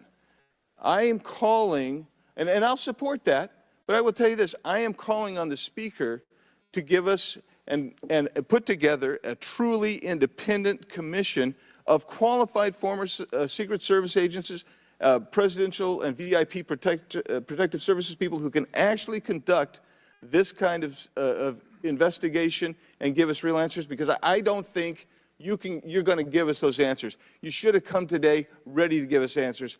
I call upon you to resign today. And I also would say I've got a bunch of UC requests, if I can go ahead, Mr. Chairman. Proceed with the request. Thank you. I apologize. It might That's all right. Go ahead. It might take a moment. Very important.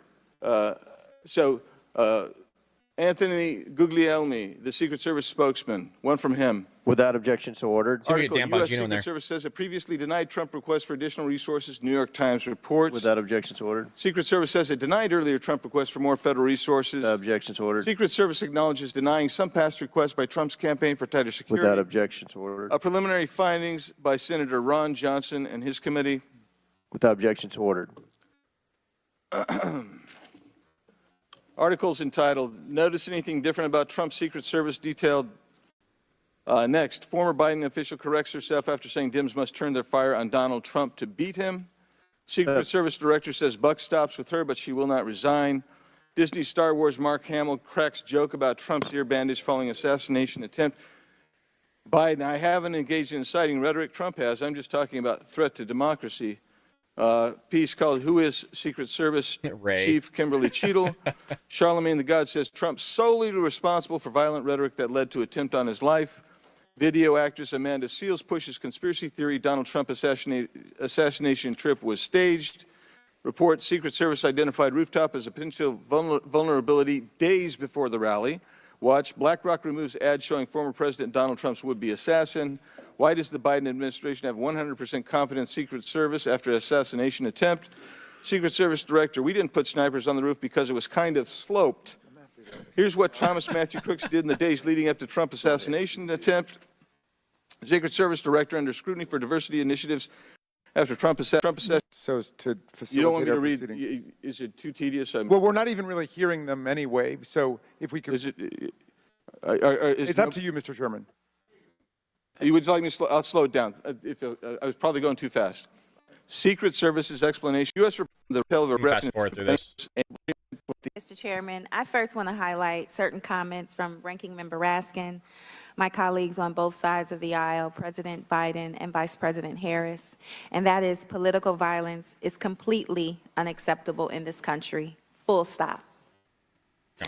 It is an assault on our democracy itself, and I am devastated by this attack on a candidate for the president, for the office of the highest office in the land, and continue to pray I hate when people say for the full victims stop. of this shooting and their Come on. families. Republicans say it too. As someone who has known gun violence firsthand, no one should have to experience the pain of losing a loved one to weapons of war. It is deeply unfortunate political violence has become far too common. Aren't knives weapons Whether of it war? is the deadly Particularly your attack on the fists are Capitol weapons on of war. January A helmet 6th, is a weapon the of war, assault as on people are Speaker idiots. Pelosi's husband, or the threats of violence against election workers, we all It's so must crazy work to throw Pelosi's condemn husband into the political mix here. violence To like and Reagan's tone down the assassination or rhetoric. Trump's assassination attempt. So, It's insane. Director Cheatle, It's so insane. on behalf of the hardworking men and women of the Secret Service, I'm not saying what happened was can you good, give but us dude some got beat with a hammer. perspective as into what goes into securing an event must like be a the weapon of rally? war, Like, too, hammers, how huh? much Should we time ban do you hammers, have you guys? to prepare? Here we go. Thank Ban you for all the hammers. question. Generally, when we receive notification that there's going to be an event taking place at a venue, the advance team assignments are made, and there is a 5-day process to conduct walkthroughs, coordinate with staff, local staff, and whether it be campaign staff or the protectee staff, I'm and gonna then get with some water. local I'll be law right back, you guys. enforcement on I'll stay where at the streaming. perimeter is Just be going to right be, the size and the scope of the event, how many attendees there are going to be, if it's an indoor rally, outdoor rally, what sort of assets are available locally, what sort of assets the Secret Service can bring to bear, and what the scope of the event that the staff is trying to accomplish. So to that point, how many agents were recommended or requested as opposed to how many were assigned? So I'm not going to get into specifics of how many were assigned, but those numbers that were requested were provided. And how many local agents were involved in the preparation, if you will, that you talked about, that 5-day preparation? So there were a number of local agents from the local office, as well as agents from the former Trump detail that were involved in that advanced process. Do we have a number? I do have a number. I'm not going to release that number in this setting. You're not making this easy for us. This is a shocking incident on the former president's life and an appalling instance of political violence and a threat to our democratic values.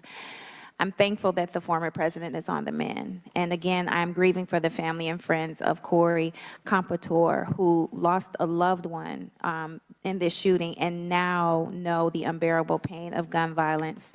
I really hope this serves as a reminder about our responsibility to attack policies, not personalities, to be honest and truthful, and to treat one another with dignity, respect, and thoughtfulness. And with that, I yield my remaining time to Ranking Member Raskin. Thank you, Ms. Brown, for those very powerful and moving remarks.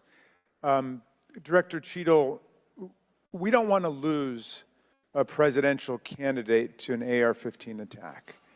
We cannot lose a presidential candidate to an AR-15 attack, and we can't lose any more citizens to AR-15 mass violence, mass shootings. And we certainly don't want an attempted AR-15 assassination or assassination attempt to set off political violence or riots in America. So this is deadly serious business. The vice-ranking member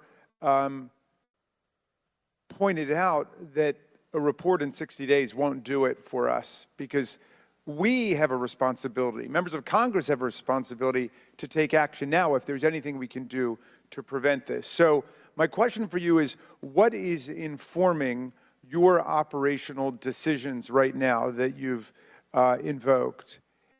Without a report, can you tell us what are the preliminary judgments, or if you don't want to foreshadow the report, fine. What are your personal, professional judgments informing the operational decisions you're making right now?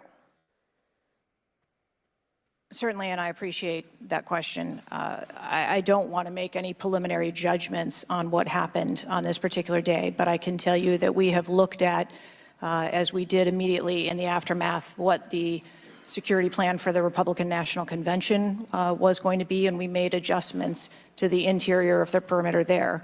We looked at the protectees that we have here in the Washington, D.C. area and our protective sites, and we did make some adjustments to their security posture. And as we continue to move through the next several weeks, even yesterday with the announcement of the president no longer running, we have made adjustments to the vice president's detail. We are already prepared for an eventual VP nominee, and we continue to make those assessments. I think it just shows how dynamic the environment is that this agency works in every day.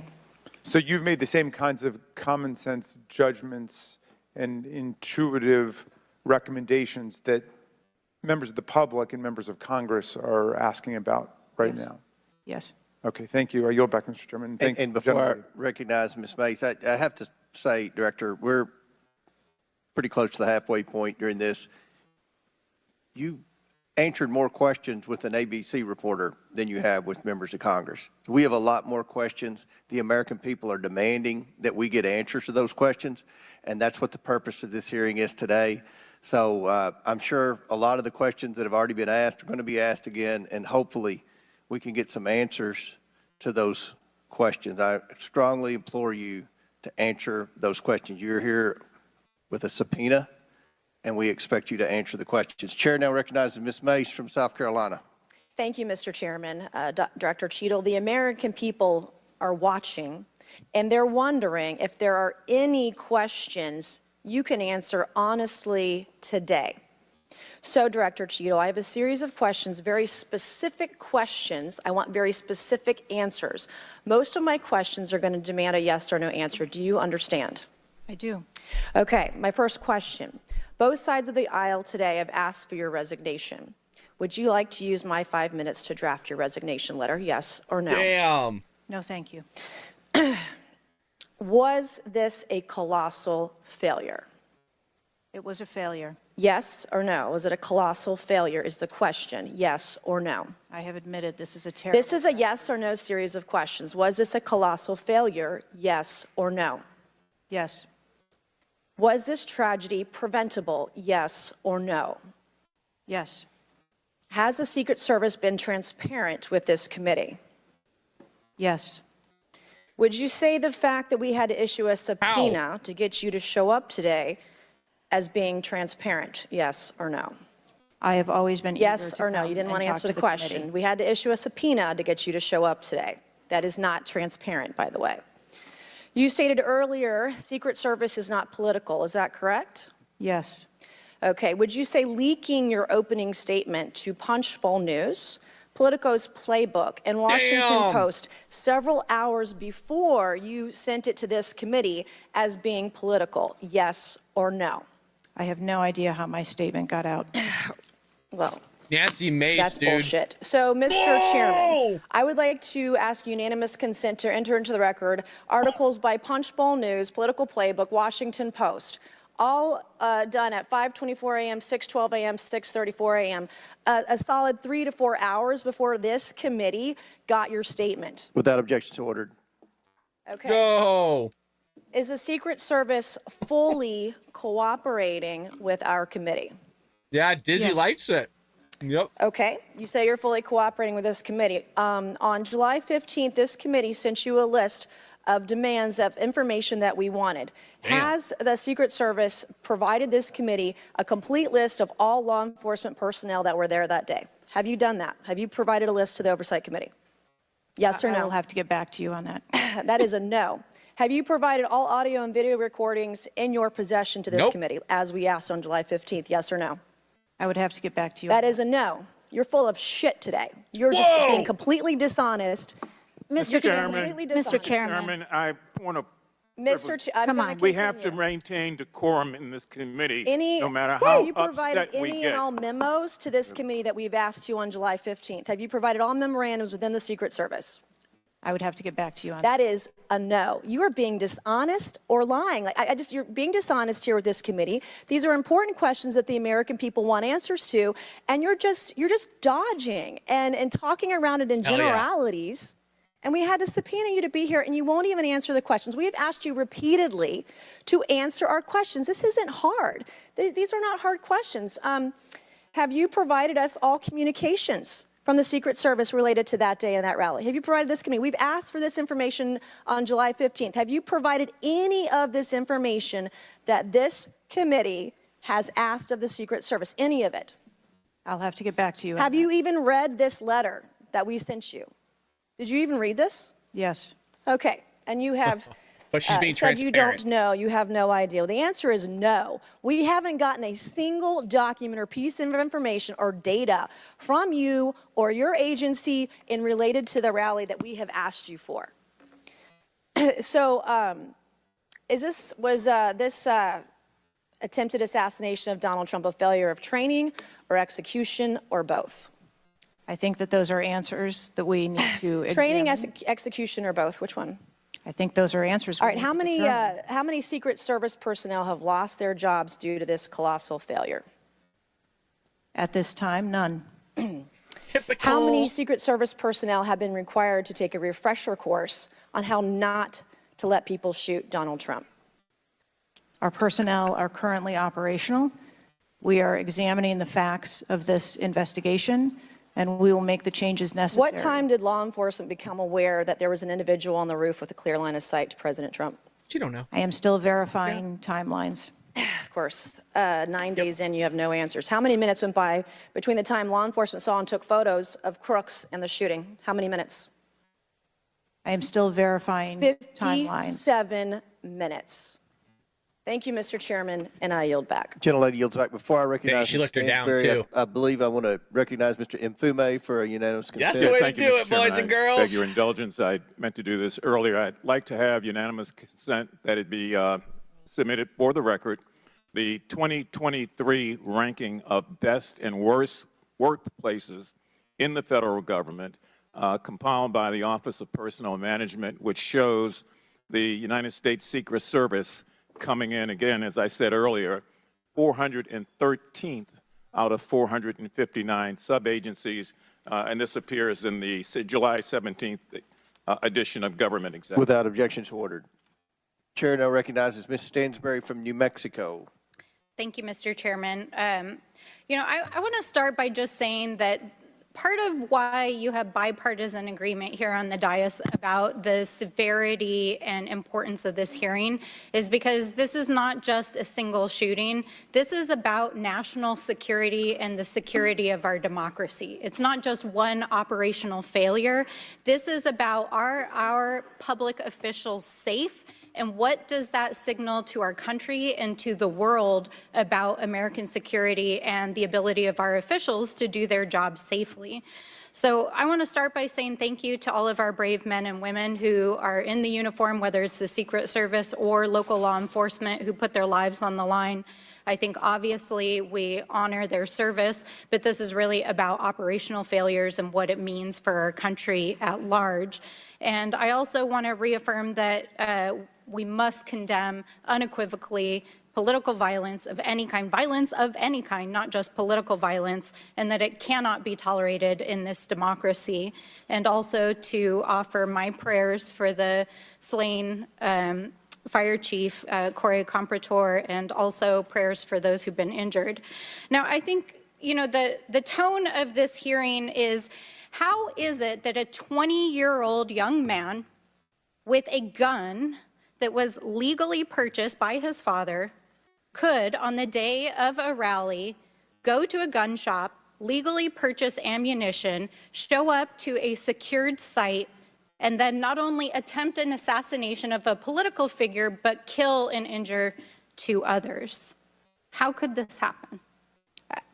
I'm not asking yet. I think we've had a lot of testimony here today. I want to talk a little bit about the timeline. Now, here's what we know, and I know, Director, you were also on the call that we had a few days ago with the FBI and other law enforcement, so I respect that you are not able to share, based on your testimony, some of the details that are currently being investigated, but I know you were on the call because I heard you on the call and you heard them too. So I'm going to lay out the timeline a little bit. On July 3rd, the rally was announced that it was going to be in Butler. On July 6th, 3 days later, we know that the shooter searched for dates for Trump and DNC events. On July 7th, so this is 4 days after the announcement, the shooter went to the site. He actually physically went to the site. On July 12th, the shooter went to a gun range where he and his dad regularly go and practiced shooting. And the next day, on July 13th, he went to the site again before the rally began. We know that he then went and searched online for a gun store, where he went and he purchased 50 rounds of ammunition, went home, got his father's AR, which was legally purchased, and returned to the venue. At 5 p.m. that evening, this is more than an hour before Donald Trump actually took the stage that evening, local law enforcement were made aware that there was a suspicious man. In fact, at 5:20, local law enforcement flagged that he had a rangefinder, and they radioed their concerns and sent around pictures of the individual. At 5:40, 20 minutes before local law enforcement actually identified the shooter, and at 5:51, Secret Service was notified of the suspicious person by the state police, and 1 minute later, they distributed that information. That was before Donald Trump even took the stage. That was 11 minutes before he took the stage. So the Secret Service was aware that there was a suspicious person. At 6:03, he took the stage. At 6:09, rallygoers, as was shown in the video, identified this gentleman climbing on the roof. At 6:11, 3 shots were heard, 3 rounds of shots, and of course, the president and the other victims were shot. This shooter was a 20-year-old young man, no criminal record, legally purchased gun and ammunition, who for days in the lead up to this shooting was searching mass shooters. He even had a picture of a mass shooter on his cell phone the day of the shooting. He searched for explosives. He searched high-level officials. So the American people want to know, how did a 20-year-old young man with access to a military-style weapon actually bring it onto an unsecured perimeter who for days had been planning a mass shooting event? And I think that, Madam Director, with all due respect, the answers that we've received here in this hearing today are completely unsatisfactory.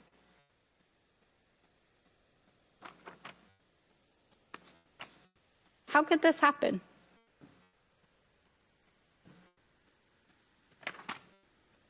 We need answers. We need answers not just for the family members of the gentleman who was killed and those who were injured, but we need answers for our democracy. Because as others have stated here today, we are in a highly politically charged environment right now.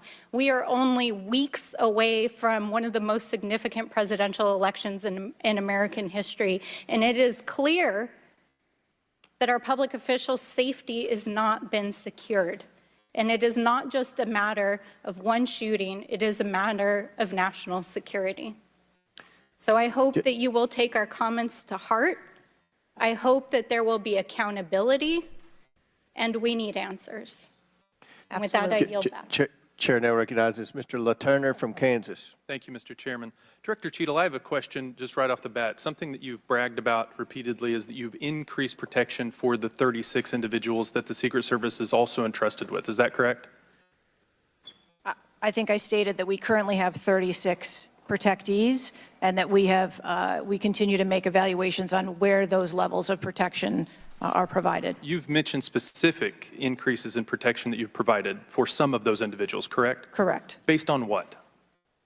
Well, some of it has been as a result of the tragic incident that occurred on the 13th. We went back and reassessed where we were at in providing protection and wanted to make sure that we were not, overlooking anything considering this most recent incident. So the Secret Service needed to learn that allowing a rooftop 150 yards away from a protectee, not putting that in a perimeter, not having someone guarding that roof, that information is new to you, and it's caused you to increase protection to other folks that are under your care? I think it is prudent, after any incident that occurs, to go back and take a look at your current practices and see if there is anything that needs to be done differently. It's inconsistent, because what you said earlier to Mr. Turner was that the protection that you were offering to President Trump was in line with the current threats, him being a former president, him being a nominee of a major political party, the threats from Iran, the protection that you're providing him was adequate. Do you stand by that statement? Yes. Wow. Okay. Do you think it's a problem that the Americans' trust in the federal government is an all-time low? Do you think that's a problem? I think that it's unfortunate. I don't know why you're quibbling with my word. Is it a problem or is it not? I think the American public deserves to have trust in their federal government. Okay. I don't know why you're being difficult. It's a simple question. Are you concerned about the increasing prevalence of conspiracy theories going on out there right now? Yes. I am too. You've been incredibly inconsistent with your answers before this committee today and what you were willing to reveal. You've acknowledged that the shooter was identified with a rangefinder, that President Trump's detail was sufficient for the threats he faced from Iran, that certain details were erroneously reported, in your words, but you haven't been willing to provide any information about the decision to place the building in question outside the perimeter, the explosives placed in the shooter's vehicle, the use of a drone by the shooter, or when exactly the Secret Service identified the shooter as a threat rather than merely suspicious. What is your standard today for what you are willing to answer and what you are not, because you've been inconsistent? I'm certain that you can understand that some of the information that's been provided to you thus far has come from the FBI's investigation and has come from information that we have released. I want to make sure that information that is being provided to this committee is consistent and is factual. But the question about the drone that the chairman asked at the beginning of the hearing, he said, do you know this information? And you acknowledge that, yes, you do know the information, you just don't want to tell us. I guess my question is that if you wanted to wait till the end of the investigation to draw conclusions, which you've acknowledged you're not. You're drawing conclusions right now and making changes. But if that was your standard, that you want to wait till the end of the investigation to draw conclusions, okay, at least you would be consistent in that. But what we're wanting to know today, and what would dispel some of the conspiracy theories out there, what would increase trust with the American people, is for you to let facts out, for you to tell us what you know. And I want to understand from you, why is that a problem?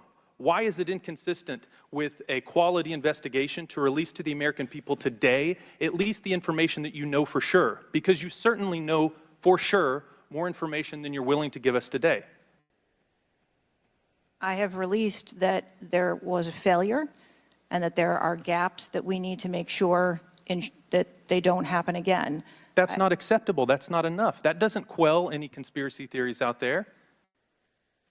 In your 27 years of experience, would you have been concerned about an elevated location within 150 yards of a protectee that did not have a Secret Service presence? Just based on your experience. What I can tell you is that every site and every venue No. I'm asking for your experience. Looking at this situation, would that have been of concern to you? Or would you have agreed that it's fine, it doesn't need to be covered? What I have explained today You're is not going that to answer. there was... Is it true that at 5:45 p.m., approximately 18 minutes before President Trump took the stage, the Beaver County Emergency Services Unit noticed the shooter on the roof and photographed him? Is that a fact or not? That is the information that I have from the FBI's report, yes. You haven't been willing to share whether or when this was communicated to the Secret Service, so I'd like to get into the difference between suspicious activity and threatening activity. Is it suspicious or threatening if an individual is seen around the perimeter with a rangefinder? Is that just suspicious? That could be termed as suspicious. If that same individual with the rangefinder is found on a rooftop, is that still just suspicious, or is that considered threatening? That could be termed still as suspicious. All right, my time is over. Mr. Chairman, I yield back. Thank you. Chair now recognizes Mr. Frost from Florida.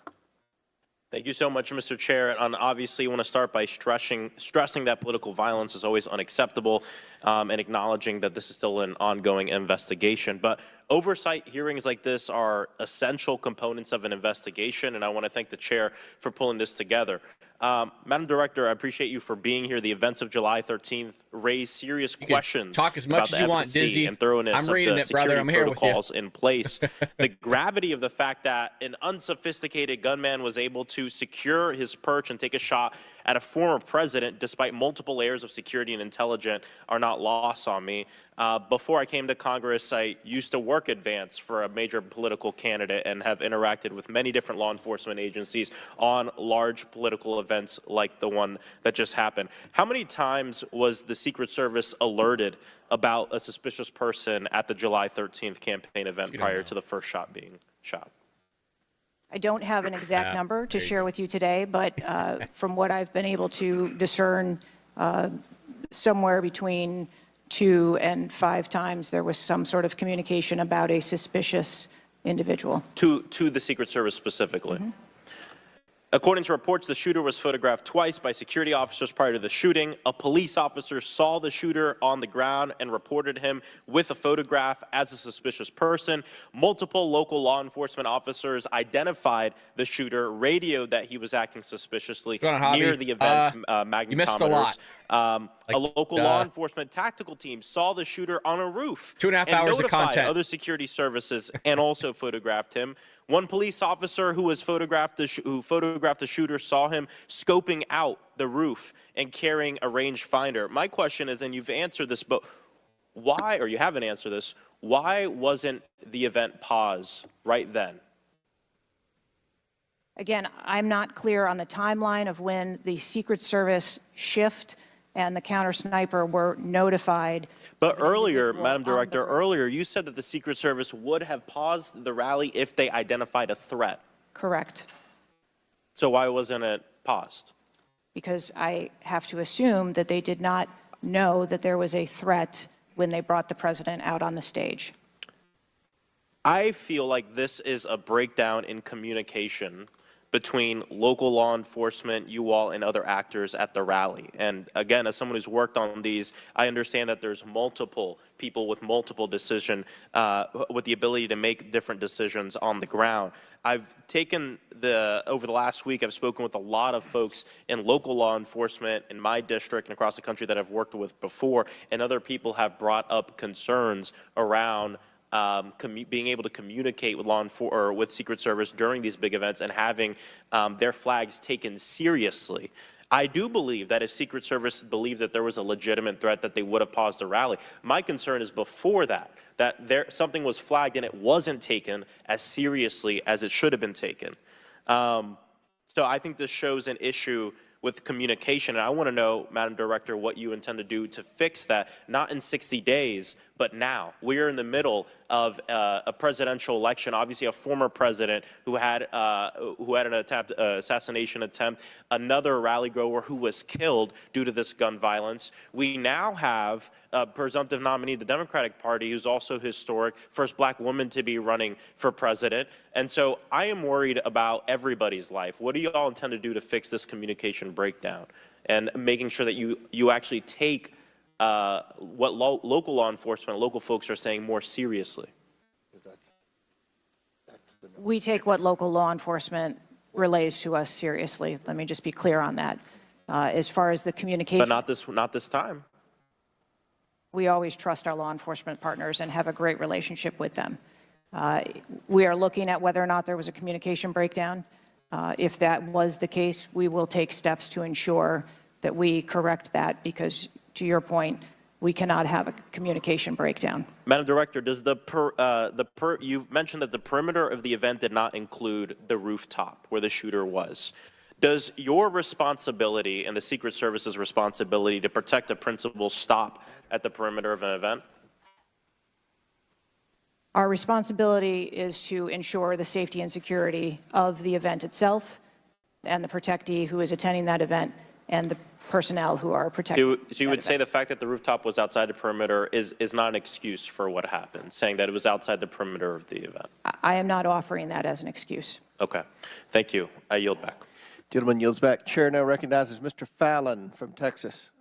How did a 20-year-old loner with a week's notice pick the absolute best location to assassinate President Trump when the entire Secret Service missed it? Director Cheatle, in your leadership, your agency got outsmarted and outmaneuvered by a 20-year-old.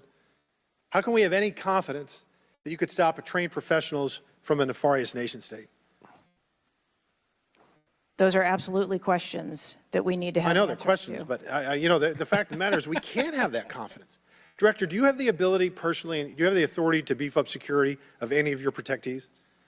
Yes, I do. Okay. So were you also aware there was a credible threat President Trump was facing? He was facing a heightened security threat to a foreign adversary? Yes. Okay. So given that there was an increased threat to President Trump's life, was he provided a full security complement akin to what a sitting U.S. president would receive? He was provided a full complement of security based on the threat assessment that we had. That's not my question. And the venue. My question is, if he'd been the sitting president, would he have had the same security he had on July 13th, or would have been beefed up? There is a difference between the sitting president So your answer is he didn't? and continuity of government and the responsibility that we have. So he did not. Okay, there wasn't a CAT team, a full CAT team on site. There wasn't counter-surveillance teams on site. But this is the thing. You just said you had the ability to beef up the security. You knew about the threat, and you didn't. And that's as telling as it is chilling. We have satellite images from the Butler Fairgrounds. Have you visited the site? No, I have not. 9 days and you have not visited the site. He hasn't even been there. You should have been there that night. Did you talk to, that evening, did you talk to the team, the heroes Just that shows she surrounded doesn't the give two president? shits. Did you call Doesn't them care. that night? She's in it for a fucking They were pension. still operational work. So that's the protection. answer is no. Did you call them the She next wants day? her pension. That's why she's not Yes, I resigning. spoke with You called them the very next day? She needs to hit that 30 not the day years, of. guys. Or was it 72 hours after? I don't know the timeline, but I spoke with Okay, them because you're under oath. immediately I following. think it was 72 hours after. You waited 3 days. What is immediately clear is that there are a number of structures that need to be secured. Of these, Director, other than the first, immediate 4, what's the most dangerous site that should have been secured? Because Security 101, you got to mitigate the high ground. Yes. Okay. Do you know what the next most dangerous site, what was the closest structure to the president? other than the 4 immediate ones that you had your counter sniper teams on? There are a number of structures around that event site. You know who the shooter knew? The shooter has visited the site 2 more times than you have, and he had a drone, and he picked the AGR building. So you said, do you remember in an ABC interview you did that you didn't have people on the roof of the AGR building because you were worried about safety because of the slope? I recall that statement. Okay. Does the Secret Service have written policy you can share with us about slope roofs? No. Okay.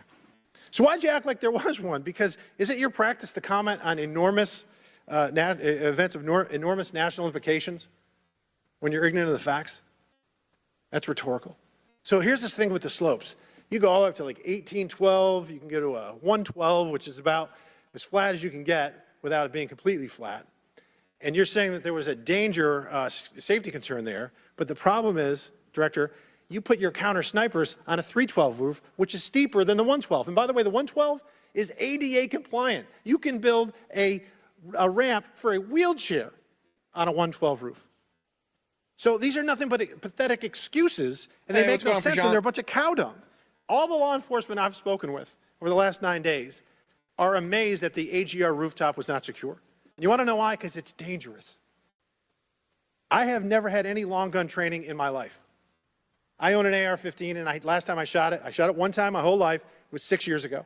That is until Saturday, where we recreated the events in Savoy, Texas. We recreated what happened in Butler. I was lying prone on a sloped roof at 130 yards at 6:30 at night. And I knew that he had a scope. I didn't know what kind, red dot or magnified. So I shot 8 rounds from both. You know what the result was? 15 out of 16 kill shots. And the one I missed would have hit the president's ear. That's a 94% success rate. And that shooter was a better shot than me. It is a miracle President Trump wasn't killed. Corey Comparatore's life is over because that damn shooter made it on the roof. And it wasn't the roof that was dangerous. It was a nut job on top of the roof. You know what else is dangerous?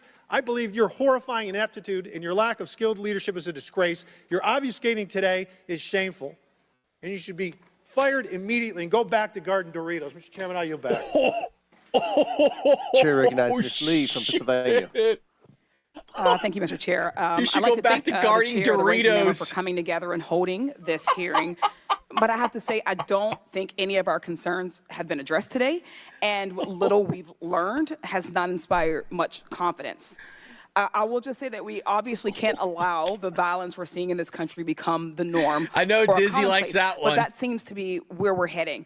On this occasion, it was, very shockingly, a former president and current political candidate at a rally that we all assume is one of the most secure places we can be. But the violence we saw last Saturday is the same culture of violence that makes too many of our kids and our community members feel unsafe to play outside or to go to class or to simply live their lives each day. But again, this was a political rally, and it is supposed to be one of the most secure places. So we do have very specific questions about that. Director Cheatle, I'd like to start by following up on some of my colleagues' questions.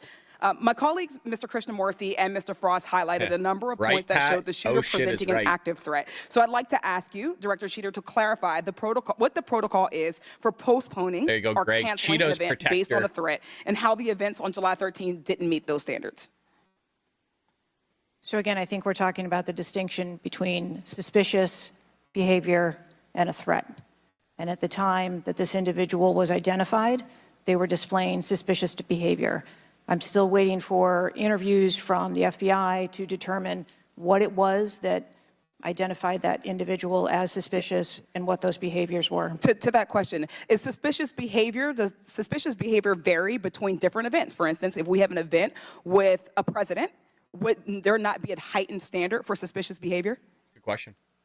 I think that there are a number of ways that someone could be identified as suspicious, and it doesn't matter whether it's at a rally or an indoor event or who the protectee is.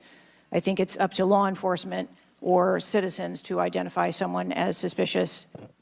Okay, thank you. According to the Associated Press, at least 6 different agencies, including 2 sheriff's office, local police, state police, as well as fire and emergency rescue officials were involved in securing the rally in Butler. When there are so many teams that are collaborating, who takes the lead and how is that determined?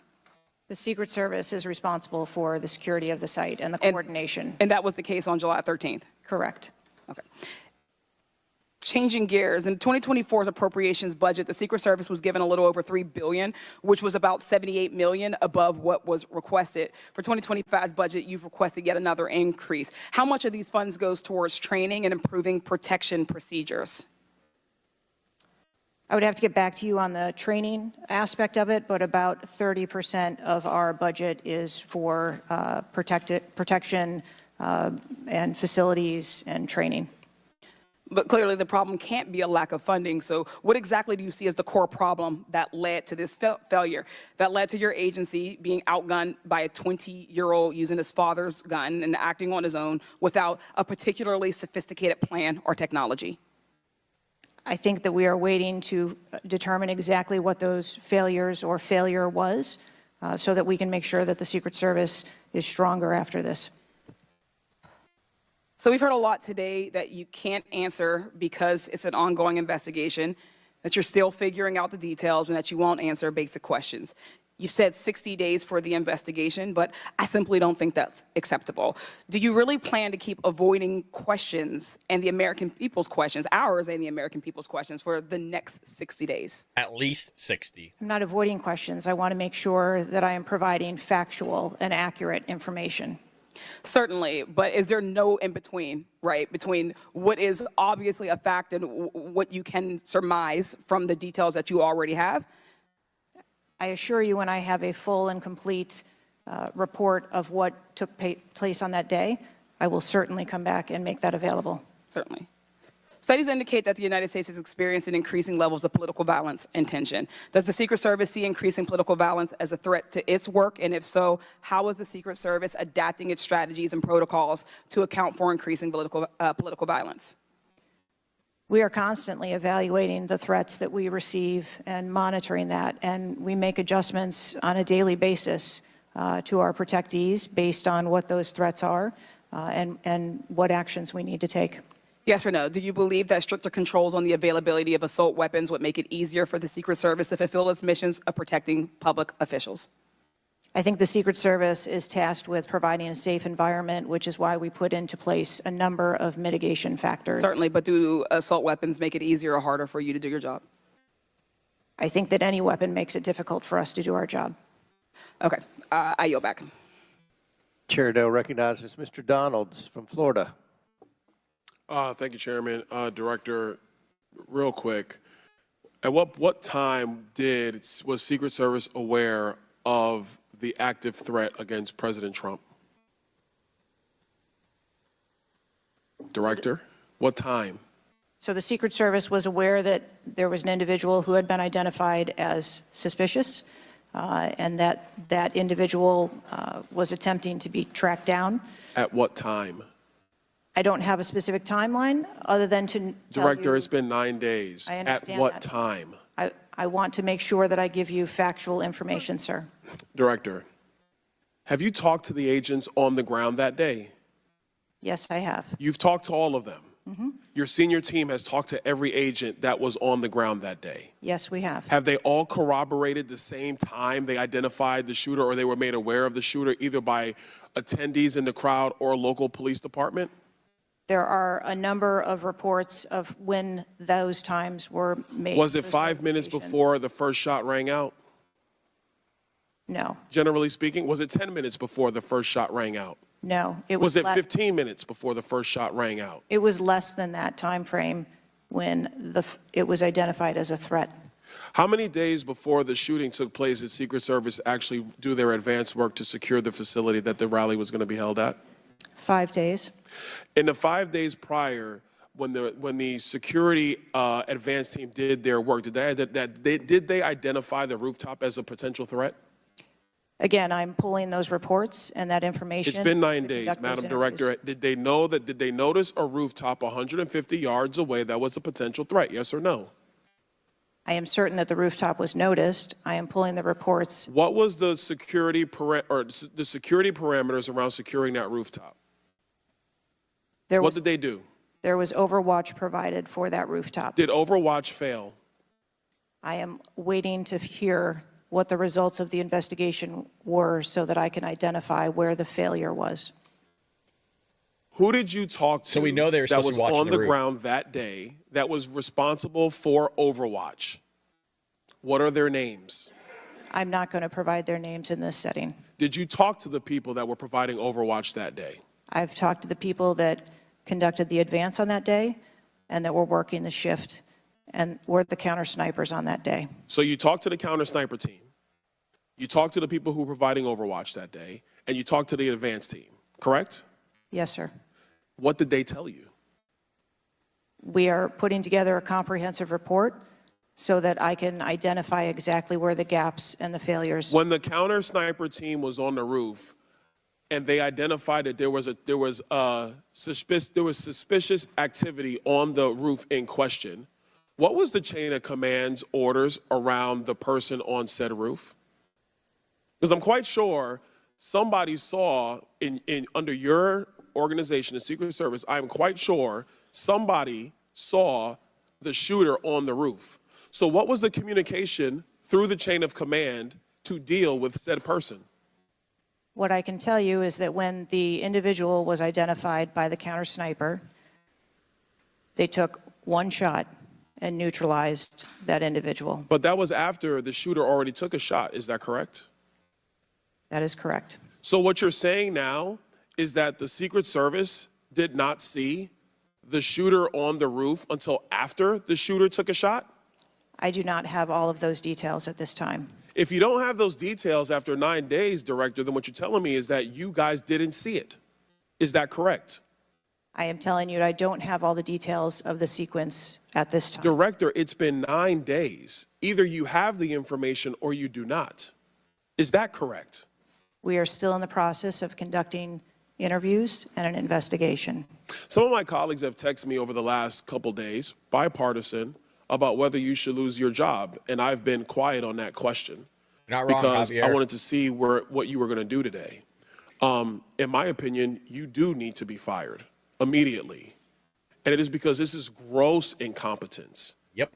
And the fact that it's been 9 days, and these are simple questions to answer. I'm quite sure if I asked any one of my kids if they got in trouble and I told them to give me the details, I would get more answers from them than I'm getting from you right now. And that's what's frustrating on a bipartisan basis, on a nonpartisan basis. This is a joke. And Director, you're in charge, and that's why you need to go. Mr. Chairman, I yield back. She didn't even know if the roof Chair, was now cleaned recognize off. Mr. Goldman We have from pictures New of them York. hosing off the roof. We know here, and I'm in a closet. She hasn't even been to the site. I want to follow up and just understand a little bit why there is so much information about this out in the public, including some from you and your communications team, and yet you're here pursuant to a subpoena under oath in front of Congress, and you're unable or unwilling to answer some of those same questions. We're over at Rumble Can you just too, John. explain why you are wanna answering pop off so many over at Rumble, you fewer can, my questions friend. here than you have to the media? Say whatever you want over there. I'm answering the questions that I'm able to answer based on the fact that there are multiple ongoing investigations. Commie YouTube But censors you us. have answered some of these questions previously, correct? To the public, to the media. Which questions? Well, did you have an interview with ABC News? If you Yes, I guys did. make sure at And the did top, you explain if you, the click interaction this between local and click law live enforcement chat, and the Secret Service? you'll be able to see everybody's and that chat. local law enforcement was gotta make sure- responsible you gotta make sure for live securing chat the is up perimeter here of selected. the building You'll see where everybody's the chat. shooter was? I said that the Secret Service is responsible for designing and implementing and executing the security plan, and that we rely on the assistance of our local law enforcement partners to assist us with that plan. Let me ask you something. Were you given any instructions about what you can and cannot answer here today? My ability to answer questions is solely reflective of the fact that there are multiple ongoing investigations, and I want to make sure that I provide accurate information that doesn't conflict with any of those investigations that are going on. So is it your view that you can't talk about anything that happened that day until those investigations are completed? My view is that I want to make sure that this committee and the American public gets correct and actual information. And So is it your view that that can only happen after the completion of the investigation? It is my view that when the investigations are complete, that we will be able to share that information. And how about before that? If I have factual information that I can share before that, I absolutely will. I'm guessing you have factual information as to when the suspicious photograph of the suspicious person was relayed to the Secret Service. There's a timestamp on that text message or whatever it was. Thank correct? you, Dizzy. Dizzy says, put this in the I'm sure you swear can jar. I understand spoke that, plainly. when you're dealing with text messages, emails, Thank you, brother, and for other the $5, communications, man. the timelines don't always match up. Not really if they're time-stamped, but let me move on. Because you have acknowledged that this was a major security failure. Is that right? Yes. Do you acknowledge that it was a major security failure not to secure the rooftop of the building that the shooter shot from? I believe at this time that the rooftop was provided Overwatch. I acknowledge that we are unaware at this time how the individual was able to access the roof. Overwatch meaning from other counter sniper, other higher points? Correct. And so was it a failure then that when that shooter was on the rooftop, that Overwatch did not identify him before he fired his shots? I don't have the timeline of how the individual accessed the roof, where they accessed the roof, or how long they were on the roof. Let me ask a couple things quickly. You have testified here about all the resources that the Secret Service needed to deploy to protect the NATO summit and all of the leaders here. Is that right? Yes. Did you have to rely more on local law enforcement because of the NATO summit for this event? The Secret Service routinely works with local law enforcement at every event. It doesn't matter whether it is a NATO summit, NSSE, the RNC in No, but that's not my Milwaukee. question. Obviously, there's a natural give and take as to, I'm sure, how many agents you deploy and how much you rely on local law enforcement. Did you have to rely more on local law enforcement because there were fewer Secret Service assets available because of the NATO summit? No. I hope we get answers before the completion. I don't like the fact that the media has received far more answers than Congress has. Yep. If this is a function of getting your ducks in a row, I assume you have access to a lot of these reports and a lot of this information, and you should have come prepared here today. Yep. And I would just want to flag, Mr. Chairman, before I yield back, that I want to just point out one thing that my colleague from Texas was talking about. When he said he recreated the shooting twice with an AR-15, and he had a 94% success rate, 15 out of 16 shots. I don't know why that doesn't convince him that we should get rid of AR-15s, but clearly we need to do something about the prevalence of AR-15s and weapons of war on our streets. And I yield back. Wow. Chair now recognizes Leave it up to a Mr. Perry from Democrat. Pennsylvania. Thank you, Chairman. Director, I guess 60 days is the time of the investigation. Is that the information that you've put out, or where did that come from, 60 days? Or is that just information that the committee members are talking about?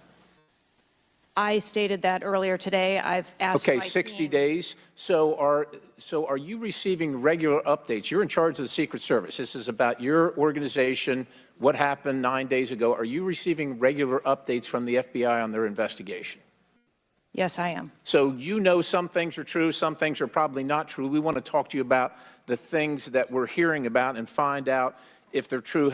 You've been in contact with the FBI, then you're getting updates on a daily basis, right? Yes. Based on what you said. Okay, so, and are you confident that the person in question, Mr. Crooks, was the only person firing that day against the president or the crowd? Is he the only one? I'm not asking you yet if he acted alone, but is he the only one? Or can you say that with certainty to the American people? That is the information I have at this time, yes. Okay. Does it appear he acted alone?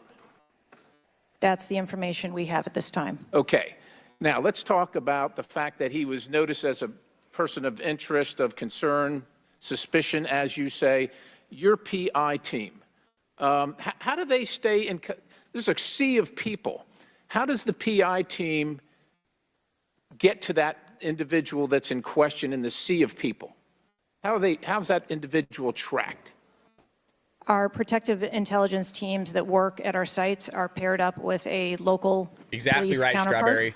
Exactly and so they right. work in conjunction together. said. So they just follow them around, or let me ask you this.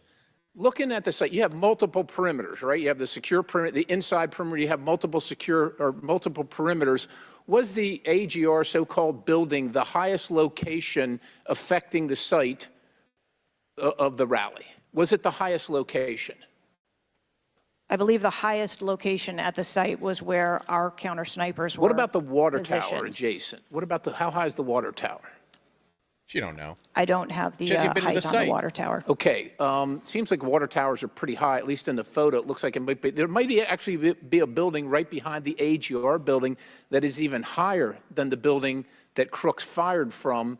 You're familiar with cover, concealment, and defilade, right? You're familiar with those terms? Yes. So how would your sniper team or your PI team track the individual and give vectors to Secret Service on the PI team to get to that individual to question him? And how would you cover the defilade, the cover and concealment of low areas that you can't see from where your sniper team immediately adjacent to the president were sighted? How would you do that if you're not up on the high ground? So when our counter sniper teams go out and conduct an advance, they have a methodology and provide a grid system that our response teams are able to vector in if they see something that is troubling. So when Mr. Jordan asked about the assets that were requested, let me just ask you about assets requested. Were aerial assets requested for this event from either the Secret Service or state police or anybody else, drone, manned, otherwise? Aerial assets, were they requested? I can't speak to what the local Just asking police if they were may requested. have conversations with the local police, but I can tell you that the assets that were requested from the Secret Service for the site that day were all granted. But were aerial assets requested? I didn't ask if you used them or what you used. Were they requested? Overwatch was requested and Aerial. it was provided. Is that aerial? Because Overwatch could mean on the water tower or not on the water tower. Can you be specific, ma'am? I'm running out of daylight here. I understand. If you're asking me about specifics, whether or not there was... Is it not clear what I'm asking you? Were aerial assets requested by the president, by Secret Service, by anybody? Were they requested? The Secret Service, we felt that we had a good plan in place. Okay, fair enough. How about K-9 assets with bomb sniffing or explosive sniffing capabilities? Requested. I didn't say they were present. Were they requested? Those requests were fulfilled. They were requested and fulfilled. Mm-hmm. So was the Crooks vehicle inside any of your perimeters? No, it was not. It was not. How did you... So it was not within the... It was not... So what... Was there a device located on Mr. Crook's body to detonate the vehicle? That is the information that I have. So what would be the point of detonating the vehicle if it was not inside the perimeter? I have no idea what Mr. Crook's motivation was. Ma'am, the fact that you haven't, I'll close with this, Mr. Chairman, haven't even visited the site. I understand there are other things going on, but the culture of your organization, the culture that doesn't, do you know how tall the president is? How tall is the president? President Trump, how tall is he? He's over 6 feet tall. I don't Okay, so do you assign agents based on their ability to cover physically and carry if necessary the President of the United States when you assign them to this mission? Is that a parameter that is considered? I assign agents to work our protectees that are capable and have been trained by the Secret Service. I understand they're trained, but if you're not tall enough, it has nothing to do with, we're not mad at you, but if somebody's 7 feet tall and you're 5 feet tall, there's going to be a delta there that is problematic in protecting the protectee. And I'm asking, is that a consideration when these agents, not saying you, but when they're assigned to the protectee? The agents that are assigned to our protectees are perfectly capable. Okay, ma'am. So of the providing culture is what protection. I'm concerned not. about, because Shut the up. primary No, they're objective here not. seems to be something other than securing the site, securing the principal, and securing the people at the site. And that's the concern based on the answers that you've given today so far. Without a yield, Mr. Chairman. Chair now recognizes Mr. Moskowitz from Florida. Thank you, Mr. Chairman. Thank you for this hearing. I want to thank the subpoena that you sent. I want to thank Ranking Member Raskin and your work, the letter you sent to the committee. And I also support the creation of a commission to get to the bottom of what happened. Director, I just want to give you an honest assessment of how this is going for you today. Did you happen to catch the hearing many months ago in education where there were a bunch of university presidents and Elise Stefanik asked a very easy question and couldn't get an answer? Did you see that hearing? No, I don't think I did. Okay, well, let me tell you, it didn't go well, and the short end of that story was those university professors all resigned. They're gone. That's how this is going for you. This is where this is headed, okay? This is, I don't know who prepared you for this. I don't know how many times you've testified in front of Congress. But a president was almost assassinated live on television, not just for Americans, but for the world to see. And this being your first opportunity, I understand there's an ongoing investigation. I understand there's things that you can not talk about. But the idea that we're getting less than you did on television is something that Democrats, Independents, or Republicans are going to find unacceptable. My high school, Marjorie Stoneman Douglas, was on the list of mass shootings that Representative Raskin held up. That very day, the school resource officer, a police officer, did not run into the building. He hid in the stairwell while the shooter was in the building. He stayed outside, never helped.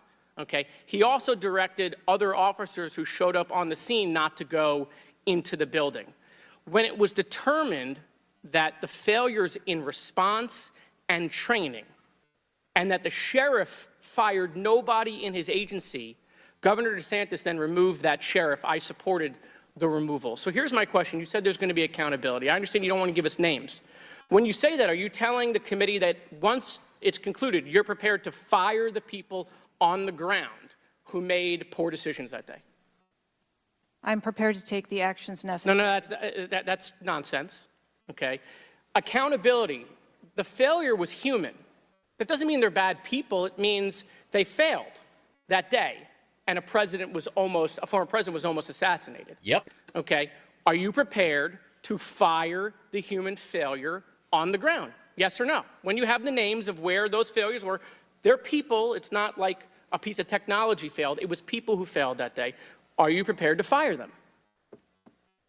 I don't have an answer as to whether. Well, then how can there be accountability if you're not Nobody ever gets fired in the Democrat Party. Someone? And the reason why your name is going to be the person who's held accountable, the reason why members in this committee are calling for resignation, and I join in that, or for the president to fire you, is because you're saying there's going to be accountability, but Definitely you a can't cover-up, commit busy.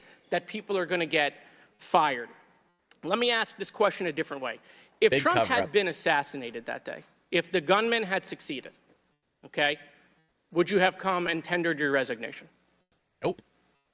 I would still be sitting here because I would want to ensure the integrity of the investigation. Totally understand. That's a fair answer that you would have set up that process. But would you have had the honor to come in front of the committee and say, a former president was assassinated on my watch, there should be new leadership? I think that I have admitted that there was No, that's what I'm asking. grave Would you have failure tendered your resignation if you had been killed? that occurred on my watch, and I am accountable for that. Okay, but would you have tendered your resignation if he had been killed? I think that I've admitted that I've taken accountability and will Lady's take crazy. responsibility. Okay. Rescue first says it correct. Even the Doritos aren't I want to safe. follow up on Representative Connolly's question. She used to be a security guard in which for he asked about guns, Pepsi. and you were not willing to commit that makes your job harder. This is not about the Second Amendment. She's shooting me. If there are over 400 million guns on securing the streets, if and all of protecting those cans guns of were Coke, machine guns, would Pepsi, that make your job harder? let alone Donald Trump. To protect people? Again, I think weapons that are out there. If all of those guns were rocket-propelled grenades, would that make your job harder? I love Yes, this, sir. actually. Yes, okay, thank you, perfect. This is not a trick question. Thank you, okay. I won't ask the other 15 things I was gonna do. I was gonna do drone strikes, but it's okay. So, that's all we were asking. It creates a challenging environment. It has nothing to do with the Second Amendment or people's rights, but it does make your job harder. So credit to Representative Connolly for asking Why that question. ask it? Obviously. One last thing, Mr. Chairman, and I'll Kind of a conclude. stupid question. I keep asking that question for those You who know, are just there joining was a us. question asked, is an Iranian assassin more capable than a 20-year-old? And I have been tough on Iran. I probably have more resolutions on Iran than almost anyone in Congress. But I can tell you it isn't Iranians walking into schools and grocery stores and Here we movie go. theaters and churches. It is 20-year-olds, right? And some of them are mentally unstable. And they have access to guns. And they're domestic terrorists. Someone talked about Christopher Wray. Here you go. Christopher Wray has talked about domestic terrorism. And so, yes, we collectively come go about gun together control. on foreign threats. And I am not at all debasing the fact that there are foreign threats here and abroad. But there are domestic threats. And we have to get to the bottom of how we stop domestic terrorism. Because it was a 20-year-old who walked into my high school and killed 17 people. He was plenty capable, and he was an Iranian. Thank you. Chair now recognizes Mr. Timmons from South Carolina. It's not the guns, it's the people, Thank you, Mr. Chairman. folks. Not the Director guns. Cheatle, we've asked you a lot of questions and haven't really got a lot of straight answers. I have intentionally created a line of questioning that I think that you can answer. So the first question is, do you agree that the allocation of Secret Service resources should correspond with the risk profile of any given event? A higher degree of risk at one event should get more resources. Is that fair? That is fair. Okay. And when two events occur at the same time in the same geographic vicinity, that the risk profile of each event should be taken into account, and whichever event is greater risk should receive greater resources. That is correct. Okay, so I'm going to go over the Trump event. So this was publicly announced July 3rd, Butler, Pennsylvania. The venue is an outdoor fairground, open air, no existing security. The crowd size was expected to be tens of thousands. It ended up being over 20,000. There were general and specific threats from foreign adversaries. As the chairman of intelligence remarked, Iran has said they want revenge, as well as when President Trump was in office, he made a lot of people mad, terrorists to be included all over the world. And, you know, President Trump is the former president and the future president. So I would say that that is a fairly high-risk event. Exactly, Would you agree? Pat. Time to spin it. Yep. Yes. Okay, let's conversely, the First Lady had an event at a casino in Pittsburgh, just a few dozen miles away. It was a dinner for the Italian Sons and Daughters of America. It was publicly announced on July 10th. What's interesting is that the casino is actually extremely secure. They already have magnetometers existing prior to this event even being announced. It was in a ballroom. And the size of the crowd, a mere 400. There were no specific threats. There may have been general threats. And the asset is the First Lady. Those seem like there's a huge disparity relative to risk. Would you agree? Yes. Okay, thank you. Multiple whistleblowers and various media outlets have reported that the Pittsburgh field office of the Secret Service allocated 12 additional post standers to the First Lady's event and 3 additional post standers to the Trump rally. Is that correct? There were no assets that were diverted from the First No. Lady's This is a very visits. simple question. I'm not asking if anyone was diverted. Did the First Lady's event that was relatively secure, especially compared to Trump's rally, get 12 assets? And did the First Lady's event get 12 assets and Trump's get 3 from the Pittsburgh field office? That's a yes or no question. If you don't know, don't answer it. I mean, if you don't know, don't The number answer of it. personnel that were allocated to both of those events were comparable to the risk at both of those events. Wow. That's Really? crazy. So you think that the That's crazy. Pittsburgh casino, 400 person in a ballroom with ingress egress through probably a very well guarded parking garage was 4 times more dangerous than a 20,000 person rally in an open field with the former president and future president? You think that that's 4 times more dangerous, the casino event? I didn't say that at all. Well, they got 4 times the resources from the Pittsburgh field office, who was likely in charge of the final walkthrough for both events. I mean, we've continually highlighted the failures of the Secret Service at the Trump rally. And, you know, you have the former and future president getting shot. You have multiple injuries, one fatality. And I would have to think that if we had 9 more post standards, 9 more individuals that have the training and the integration into the Secret Service defense of Trump at that rally, that I have a feeling that Crooks would have had somebody come say hello to him before he fired a bunch of shots. Do you think that's possibly true? There were significantly more assets and resources available at the former president's event than there were at the first. Who made the decision to deploy 12 post standards to the casino where the First Lady was having a 400-person dinner, and only 3 people from the Pittsburgh field office to the 20,000-person plus Trump rally? Who made that decision? There were additional Secret Service resources available at the former President Trump's event. Who made the decision to deploy 12 to the First Lady's event and 3 to the Trump event? Isn't that crazy? The allocation of resources is decided based on the availability of personnel and their location and where they are, but there were sufficient resources What did you just that say? were given to. Did you just say there were former sufficient presidents. resources? President Trump Event got that shot. day. Someone got killed. There were not sufficient resources, clearly. There was and a it gap. doesn't take 27 years of experience to know that. And whoever made that decision, it probably Hell wasn't yeah. you, needs to be fired. And then you need to resign because this is absolutely unacceptable. And you've lost the trust of the American people. With that, Mr. Yep. Chairman, I yield back. And probably the trust Given of yield those that back, they're Chair, now recognize Ms. protecting. Tlaib from Michigan. Thank If you I so was much, Trump, I Mr. would've Chair. protected Thank you, him, man. Director, for being here. You know, when we hear the headline, a 20-year-old young man with access to an assault weapon commits an act of mass violence. Got a lot of people I mean, watching we've with heard us, this folks. before, Good to have you with over us. and over again. But the unfortunate thing is that my residents don't get a committee hearing. We have not had one committee hearing Oh, here we go. about the over 260 mass shootings Here that we go. we've had, killing hundreds of people, injuring hundreds, changing their lives forever. Here And we don't go. get me wrong, to many of my colleagues, I mean, I watched, and even the pool of blood, the screams, it was horrific. But it made me think about the images I saw after mass shootings at schools, grocery stores. I mean, I think of Buffalo, New York, at a supermarket where a racist gunman killed 10 shoppers with an AR. So if you're just tuning in, Democrats have been doing this whole charade for the last over 3 hours that we need to basically ban assault weapons. And they've been talking about all these mass shootings and all these other things. Folks, to give you a perspective, at the RNC, and I think even at a Trump rally, they were giving away AR-15s. Like, no Republicans, this happened to a Republican, it happened to Donald Trump. No Republicans are asking for any gun control or nothing, which is a good thing. Because the gun isn't the problem, it's the person shooting the gun. I have a gun very close to the vicinity of where I'm at.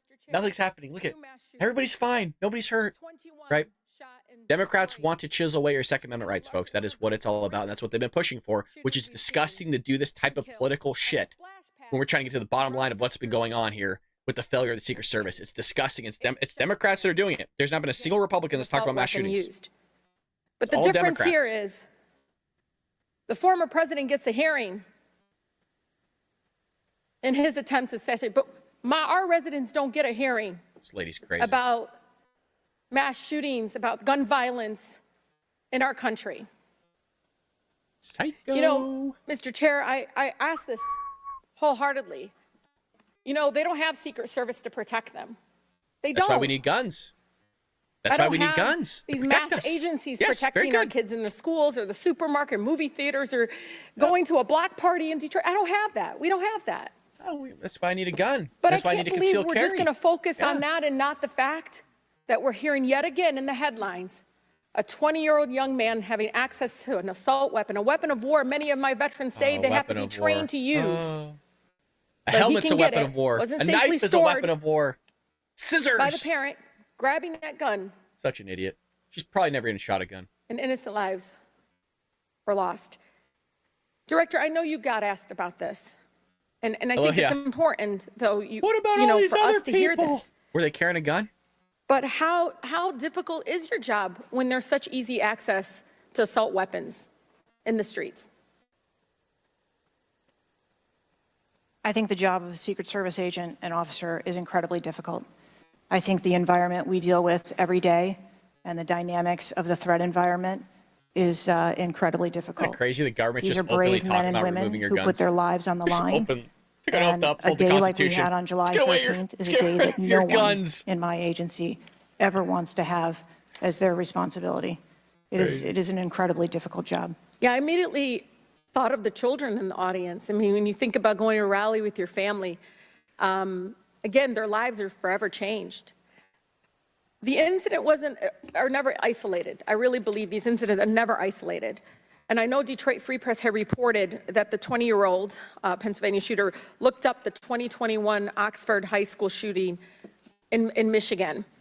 Can you comment on what information this shooter was looking up in regarding the tragedy of Oxford High School, where it took 4 of our high school youth there? If you're just joining us, I'm not folks, able to. welcome. The FBI has those details. So you can't even Appreciate tell you us, having I with mean, was us. he looking at the type of weapon? How many? Yeah, unfortunately, I don't have those details. Do you have, I mean, did they share that with you, though? I don't have the full content of what his searches were. I think that they are still in the process of examining all of his devices. There's some Okay. truth to that, Strawberry. Again, There's some truth you to know, that. Again, the impact, I want to be really serious about this. The impact on our families is more than just this political rally, Mr. Chair. We have to talk about this, even if we're in disagreement. Let's talk about it, because I've seen statistics that show that we could be saving lives now if we ban these weapons of war from our from being able to buy it at the local store down the There you street. I go. mean, we just can't continue There to you allow go. this to happen. They want to ban your guns. You heard it from the horse's mouth. My residents are not former presidents of the United States. They don't get a hearing. They don't get Secret Service, any of that. And even among those that are expressing the failed in the system, they just deserve better. They truly do. Thank you, and I yield. Chair now recognizes crazy? Mr. Burchett from Tennessee. Thank you, Mr. Chairman. Ooh, we like Ms. Bridget. Cheatle, the shooter was set up on the roof of the AGR International building, as we know. Was the roof identified as a potential vulnerability days before the rally? To my knowledge, yes, it was. Were agents or officers inside the building? If so, what floor were they on? We had local police officers inside the building. The roof looks like it's a tin roof. How did no one inside that building hear someone moving on top of a metal roof? I don't have the details of all of the interviews that have been conducted yet. When will you have those? I have been asking, and I want to have that information as soon as you do as Okay, well. why did Secret Service fail to block the line of sight from that roof? I think that the Secret Service put together a plan where they were counting that roof in as part of their overwatch, and that was the plan that they had put in place that day. If you weren't going to put a security personnel on the roof, why not at least use drone technology or aerial surveillance to monitor the rally? There are a number of times that we do use drone technology. I'm not speaking specifically to this event and what was utilized or not. There are times when drone technology is available and helpful at events, and there are times when it is not appropriate. Do y'all use Signal? Do you personally use Signal to communicate with any official from the White House? Signal on your phone. Oh, on occasion, I'm sure that there are people that use Signal, yes. Okay. Do you use it to speak with the White House? Use Signal? No, I do not. Okay. When was Thomas Crooks first identified as a person of interest? Let me help you. At 5:10, he was spotted with a rangefinder at 5:51. And when did Secret Service notice him? Again, I don't have those specific timelines, but it was a relatively short period of time. Let me help you. 5:52. Ms. Cheatle, why was President Trump allowed on stage 10 minutes after the Secret Service spotted a suspicious individual? That seems to me to be the worst thing of all. Of all the breakdown in all this communication, all the BS you've been feeding us here today or not feeding us, that seems to be the question. So as I've stated before, there are a number of events where suspicious people may be identified. That doesn't necessarily... Ma'am, I submit to you, you got a guy who's going to be the next president of the United States. He's on stage. I've been to these events. We've all been to these events. A car backfires, and there's a 15-minute dadgum wait. That's not acceptable. Did the Secret Service tell President Trump they'd spotted a suspicious individual before he was shot? Trump himself said that they didn't. I am unclear as to what the communication was with the former president. So we got more at that information in time. a fucking closet than she does. In a closet. Did y'all I got deny more information than President her. Trump's request for more security? Yes or no? And when was the most recent request for additional security?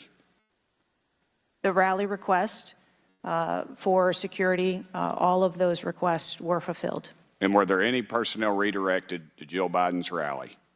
No. Who made the decision on the direction of agents at either one of those rallies? I'm unclear as to your question on the direction of the I agents. don't think so, Patrick. I can look. I said, who directed those agents to be at Miss Biden's rally or President Trump's rally? The specific agents. So there is There's no White House a press briefing methodology today. in which agents are available for assignments, and they are assigned based on either geographic location or logistics or flight. Ma'am, I appreciate all that, but that methodology about got President Trump killed.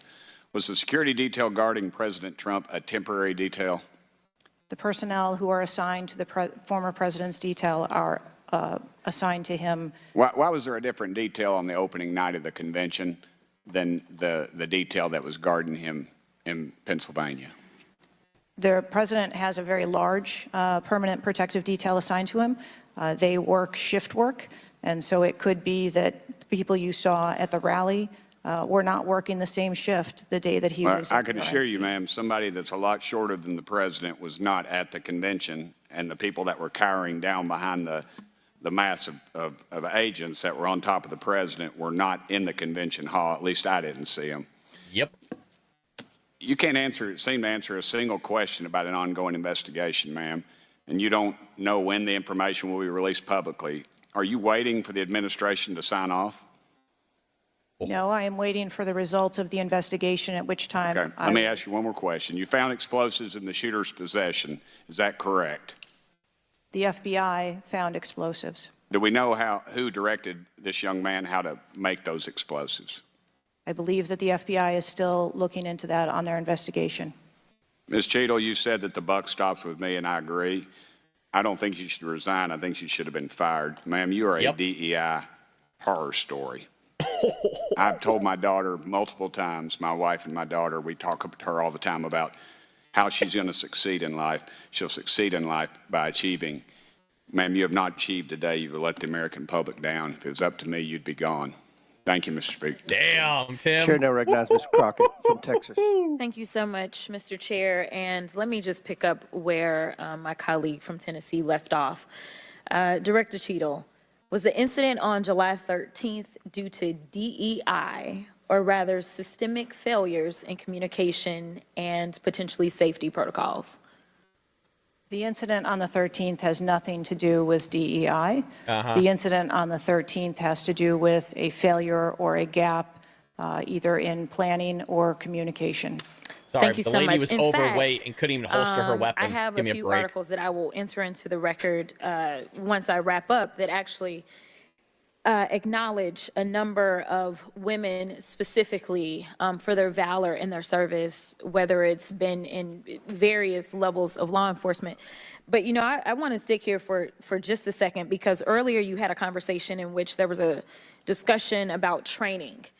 And I want to talk about training, and I want to talk about the fact that there's been a little bit of dancing around as it relates to this being a suspicious person and this being a situation that was perceived to be a threat. And it seems as if there's a different analysis that takes place. One of my questions has to do with if you have any bias training that your officers undergo. And the reason that I ask that, because as a civil rights lawyer, I have learned so many times in having to deal with law enforcement that there usually is not a perception of a threat when it is a young white There we go. male, The race. There you go. even if they are carrying a long gun. Yet a lot of times, at least in this country, when it comes to law enforcement, there is a perceived threat. Does this just lady by look in somebody shape, having you a little bit guys? more melanin in their skin. So I'm curious here to we know, go. because a lot of times, one of the things that we have consistently pushed for on my side of things, and when I say my side, is once we are looking at a tragedy in which law enforcement made an error, is the bias training and whether or not our officers are getting it. So I'm curious to know, in some of the training that you talk about that is part of your budget, has bias training been part of that? Yes, it is. Okay, thank you. I know that today we is go. a rough day, and on Typical that day in Democrat, right? Pennsylvania, it was a rough day. And the reality is that I understand it, and you may or may not know the answer to this question. In the space in which this event took place, it was an open carry space. It's always Is that racism correct? with them. Yep, there you go, That is Johnny. correct. Okay. So I hail from the Always state of racism. Texas, and interestingly enough, I was serving in the state house right after there was a mass shooting in El Paso. We had an opportunity to do right by go. our Another mass citizens shooting in Texas, brought but up. we did not. Instead, they passed permitless carry. Don't care about And the assassination what my colleagues attempt, kept getting trying answers. to get you to answer, because we want to come up with solutions. Yeah, we don't you want wanna to ban keep our pointing weapons. the finger. And right now, Yeah, you've you got wanna a ban bunch of fingers that are pointed at you. But our job is to solve problems for the American people, and to be And to uphold the perfectly honest, Constitution. the numbers are clear. I had, I think, almost every major law enforcement agency come forward and say that they were against permitless carry because they said that their jobs would be made more difficult. Unfortunately, my colleagues on the other side of the aisle in the state of Texas decided that they would ignore. You gotta love how she talks about bias, but yet she just literally sampled a bunch of bias in terms of looking for an answer by going strictly to the police department and policemen and women to see if guns on the streets would put them in more of a liable situation, which obviously you're inherently going to get more of a biased response. We actually call it a thing called response bias, believe it or not. For many of you that may or may not know, I teach statistics. I know about statistics and the biases. Gee, unbelievable. And they chose not to. And we have the facts. It shows, and I'll enter this into the record as well if there is no objection, deaths from firearms keep climbing in Texas decades after lawmakers began weakening gun regulations. Yeah. That is There from we the go. Texas Tribune. Without objection, so ordered. Thank you so much. The last thing that I'm just going to make a point of saying is that we all care about this issue Oh yeah, seems like it. because Oh yeah. we know that there has been a spike in violence, political violence in this country. Are you aware of the fact that the numbers are higher right now? Yes. Okay. In addition to that, and I'm going to point a little blame at ourselves, because right now you got all the fingers pointed at you. But the reality is that we have a number of congressional members that are consistently engaging in violent rhetoric, and it needs to be toned down. The reality is that people are listening and they're paying attention, but unfortunately, Calling the another thing that kettle is happening black, because we're folks. not getting answers from you today is the Wow. conspiracy theories. They have already began. Have you heard of any of the A conspiracies? Democrat saying to tone down the rhetoric. Okay. The problem with these conspiracies How is that rich. when people believe that, say, the president of the United States ordered a hit, or they believe it was an inside job, or whatever conspiracies they believe because they don't have any facts in front of them, that potentially incites the next level of violence at the next event in retaliation for this. So we are only begging for your job as it relates to being the director, as well as the men and women that you are protecting as their director, that you keep them safe by making sure that the American people have the information that they need so that they can feel as if Secret Service is on the side of the American Yeah, people. battle and ma'am, box. I don't doubt Yep, that Secret Democrats Service is have on been the side of calling the Donald American Trump a people. Nazi But and a right threat now, to so long democracy in as the these country. conspiracy Yep, theories continue exactly to right. fester, it is going to make your job that much harder. Thank you so much, and I yield. Chair now recognizes Ms. Marjorie Taylor Greene from Georgia. Oh, here we go. Thank you, Mr. Chairman. Here we go. Ms. Cheatle, I'd like to remind you that you're under oath. The site team has a senior supervisor, an advanced team, a protective intelligence team, a counter sniper element, and detail. Who was the agent in charge? How long has she been the agent in charge? And what is her Secret Service Ooh, background? it's a girl.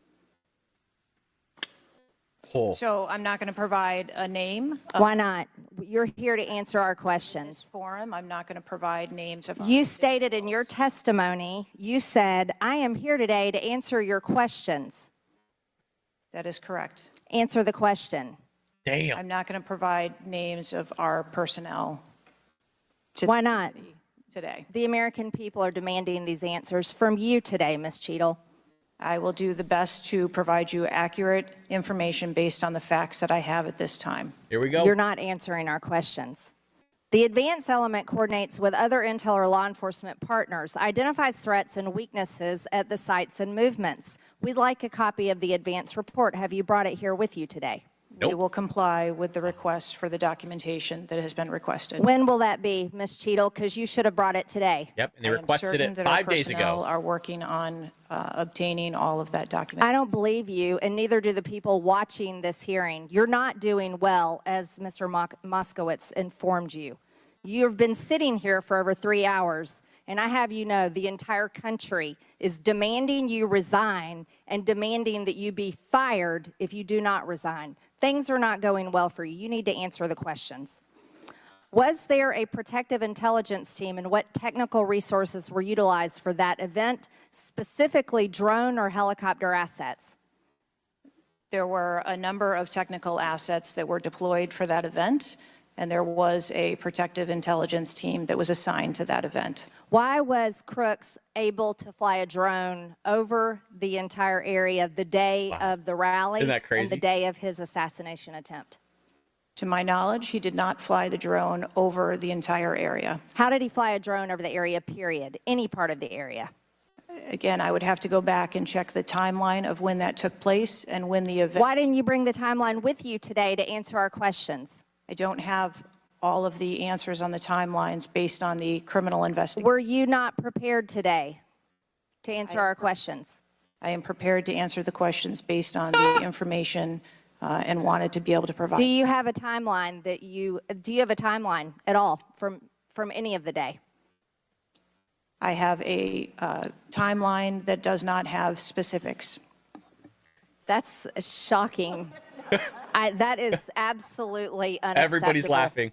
That means you are a failure at your job. Yep. Let's talk about things that are Everybody was prohibited at laughing. Trump rallies. And I've been to a lot What of a Trump joke. rallies. Backpacks. The two and Democrats bags, put in office, folks. bicycles, firearms,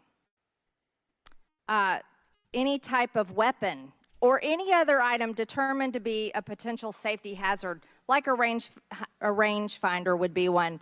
At 5:10, Crooks is first observed by one of the snipers, AGR Sniper 1, This is who Democrats at the hire. building. 5:10. Right 5:10. there.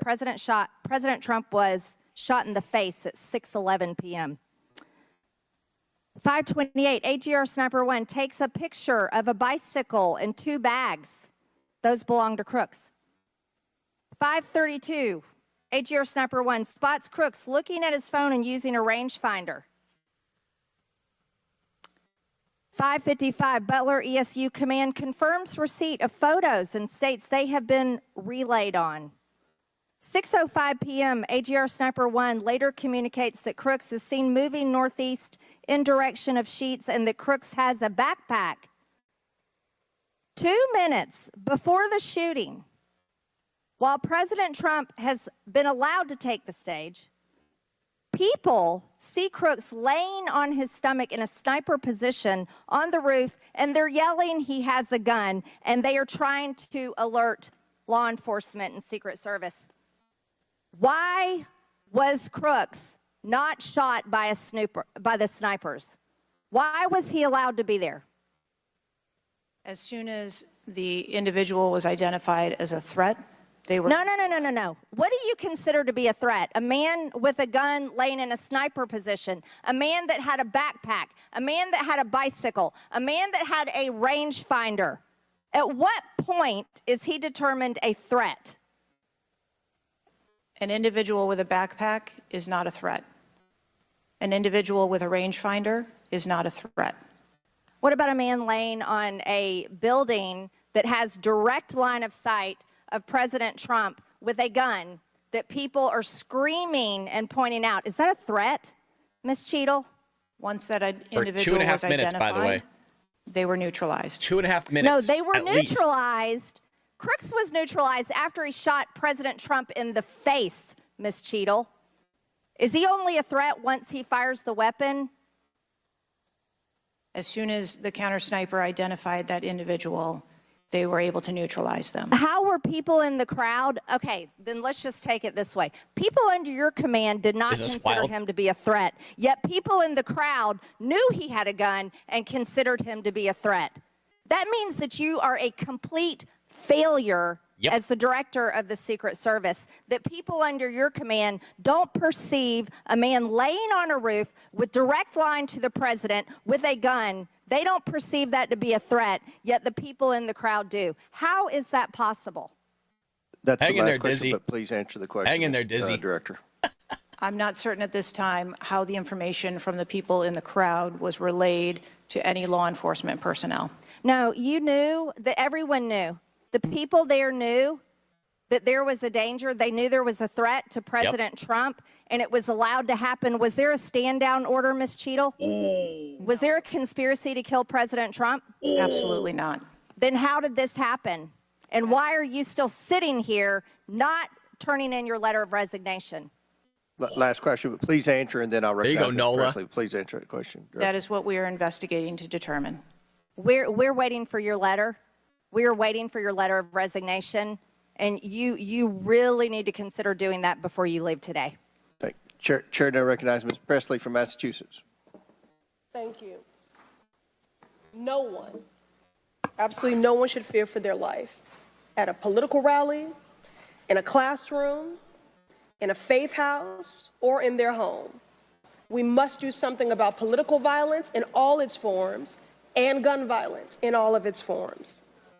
Now, Director Cheatle, you have noted that numerous investigations are ongoing related to the Secret Service response and that we can expect a report in the next 60 days. With the election nearly 100 days away, that is an unacceptable timeline, and it makes people less safe. It also allows my colleagues across the aisle, Republicans, additional time to spread dangerous misinformation, which here we also go. puts people in harm's way. Unbelievable. Some Republicans have That's how exploited slimy this these moment people are. to continue to attack progress towards racial justice and gender equity in America. Disappointing, Here we go. but not surprising.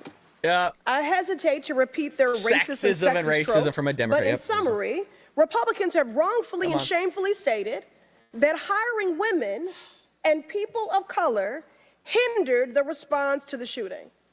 Now, this is part and parcel of Republican strategy to constantly attack You know how disgusting necessary this is, isn't it? diversity, equity, and inclusion efforts to undermine the contributions that women, people of color, the disability community, and others Here we make to this go. country each and every day. And it is disgraceful.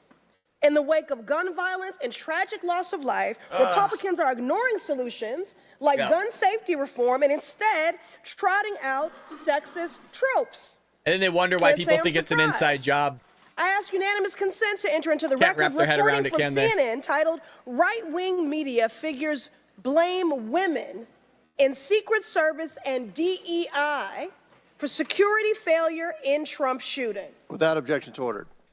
This article quotes members of Congress and others that plainly accuse DEI and the hiring of women as a liability for the Secret Service.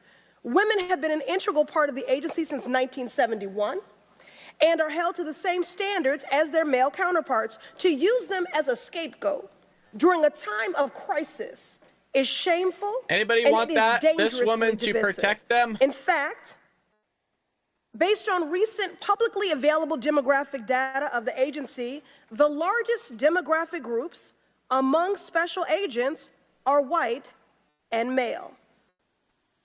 But to right-wing extremists, the truth doesn't matter. The lies they tell to advance their anti-diversity agenda, which is a key theme throughout Project 2025, will only make the American public less safe and more divided. And every day, Director Cheatle, that you Anybody fail want this lady to give us protect them? answers, they are given more oxygen Read in to the make chat. their baseless Sam? claims that women and people of color Johnny? are responsible for tragic Jason? events. And that is dangerous Andreas, too. you guys want them? Thank you. Anybody? And Dizzy? I yield my remaining Pat? time to Ranking Member Battlebox, Raskin. Autumn, you guys want her to protect you? Thank you to the distinguished gentlelady from Massachusetts, and thank you for those trenchant insights. Does she look in shape? I wanted to make the point that you were making and This several girl looks other in shape. members were making to bring it I still wouldn't want her to into protect me. sharp She's tiny. relief here. The very same day that Donald Trump narrowly escaped an assassination attempt. This guy's slimy. This guy's so disgusting. An honored firefighter was gunned down and killed, and other everyone people say no. injured.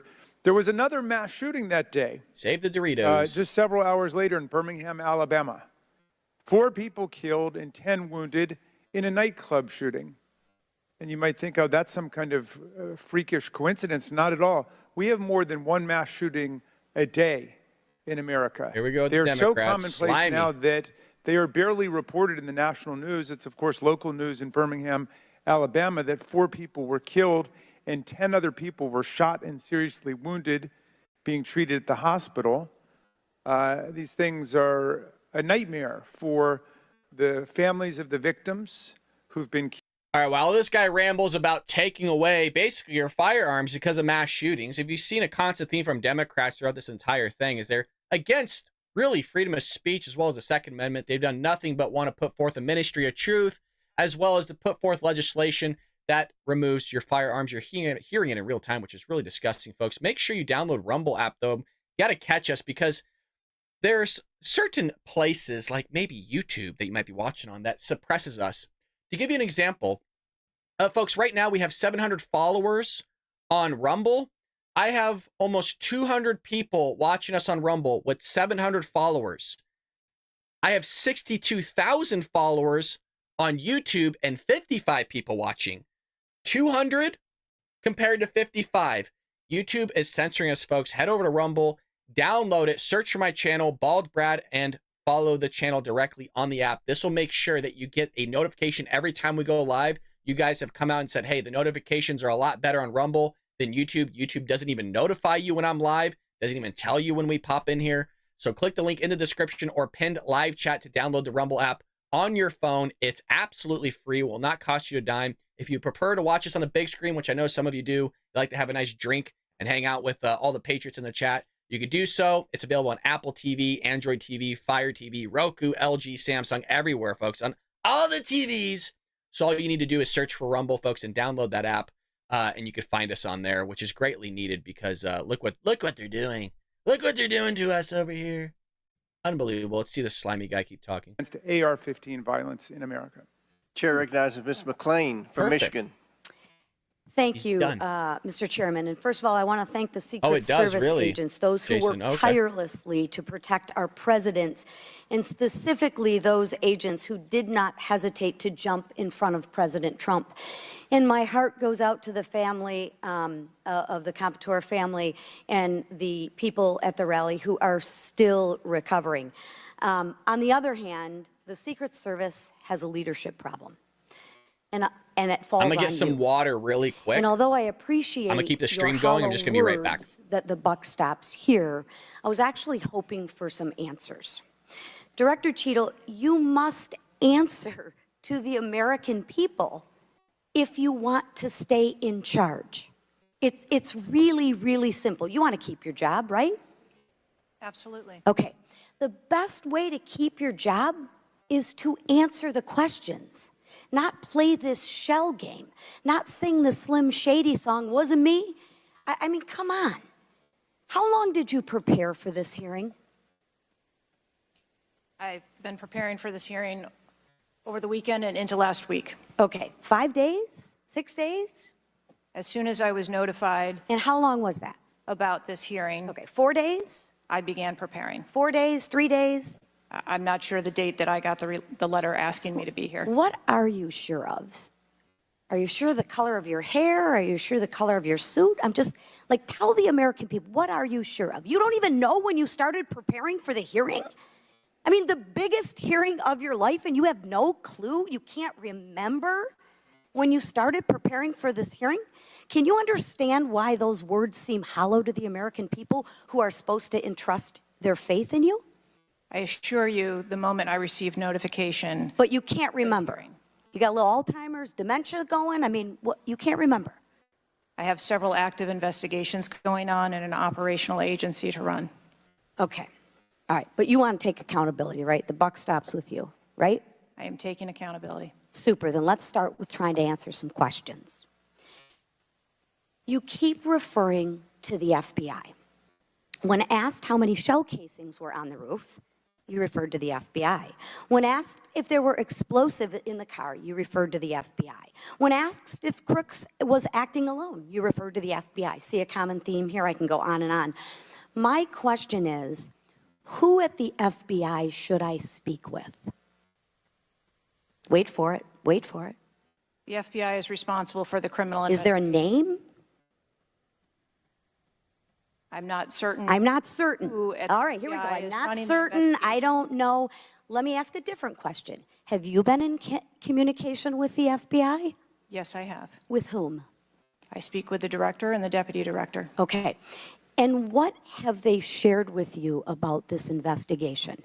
So I'll give you an opportunity to answer again. Did they share with you how many shell casings were on the roof? They have shared with me the Did they share with you how many shell casing were on the roof? Yes. Okay, how many were there? I would refer to the FBI for How their many were there? and their information that they need to share in their investigation. So they've shared the information with you. You just don't want to share the information with us, correct? We have concurrent investigations that are going on. So they have shared this information with you. You know the answer to the question. You just refuse to answer the question from the member of Congress who has subpoenaed you to be here. Is there a different answer to that question? I was always willing to come here and testify before this oversight hearing. Beautiful. Then let's do that. Let's for once have your actions match your words. So you've been in communication with the FBI. You know the answers, and you refuse to tell us the answers. So I will ask you again. You know how many shell casings were on that roof. What is the answer to that question? I think it's pertinent. What is the answer to that question? I think it's pertinent to talk to you about the information that the Secret Service has and that the Secret Service knows related I'm to the asking events you on an that day. answer to the question. If you're supposed to be in charge, if the buck stops with you, how come you can't share the answers? What are you covering up? What are you hiding, my friend? I'm not covering anything up. Then why can't you answer a simple question? I would I leave like it to this the lady. criminal investigation to answer questions What are you hiding? related to that. Exactly right. When you talk to the FBI and you ask them how many explosives, well, let me ask you, did you ask them how many explosives were on the roof? Did they answer that question? Or in the car, excuse me. Did they answer that question for you? Yes. Yes. So you know the answer to that question that my colleagues have asked you. But again, you refuse to give us the answers. You're playing this wasn't me. Well, I submit to you, if you can't, and it's not a can't, it's a won't. It's not a can't. It's not a I don't know.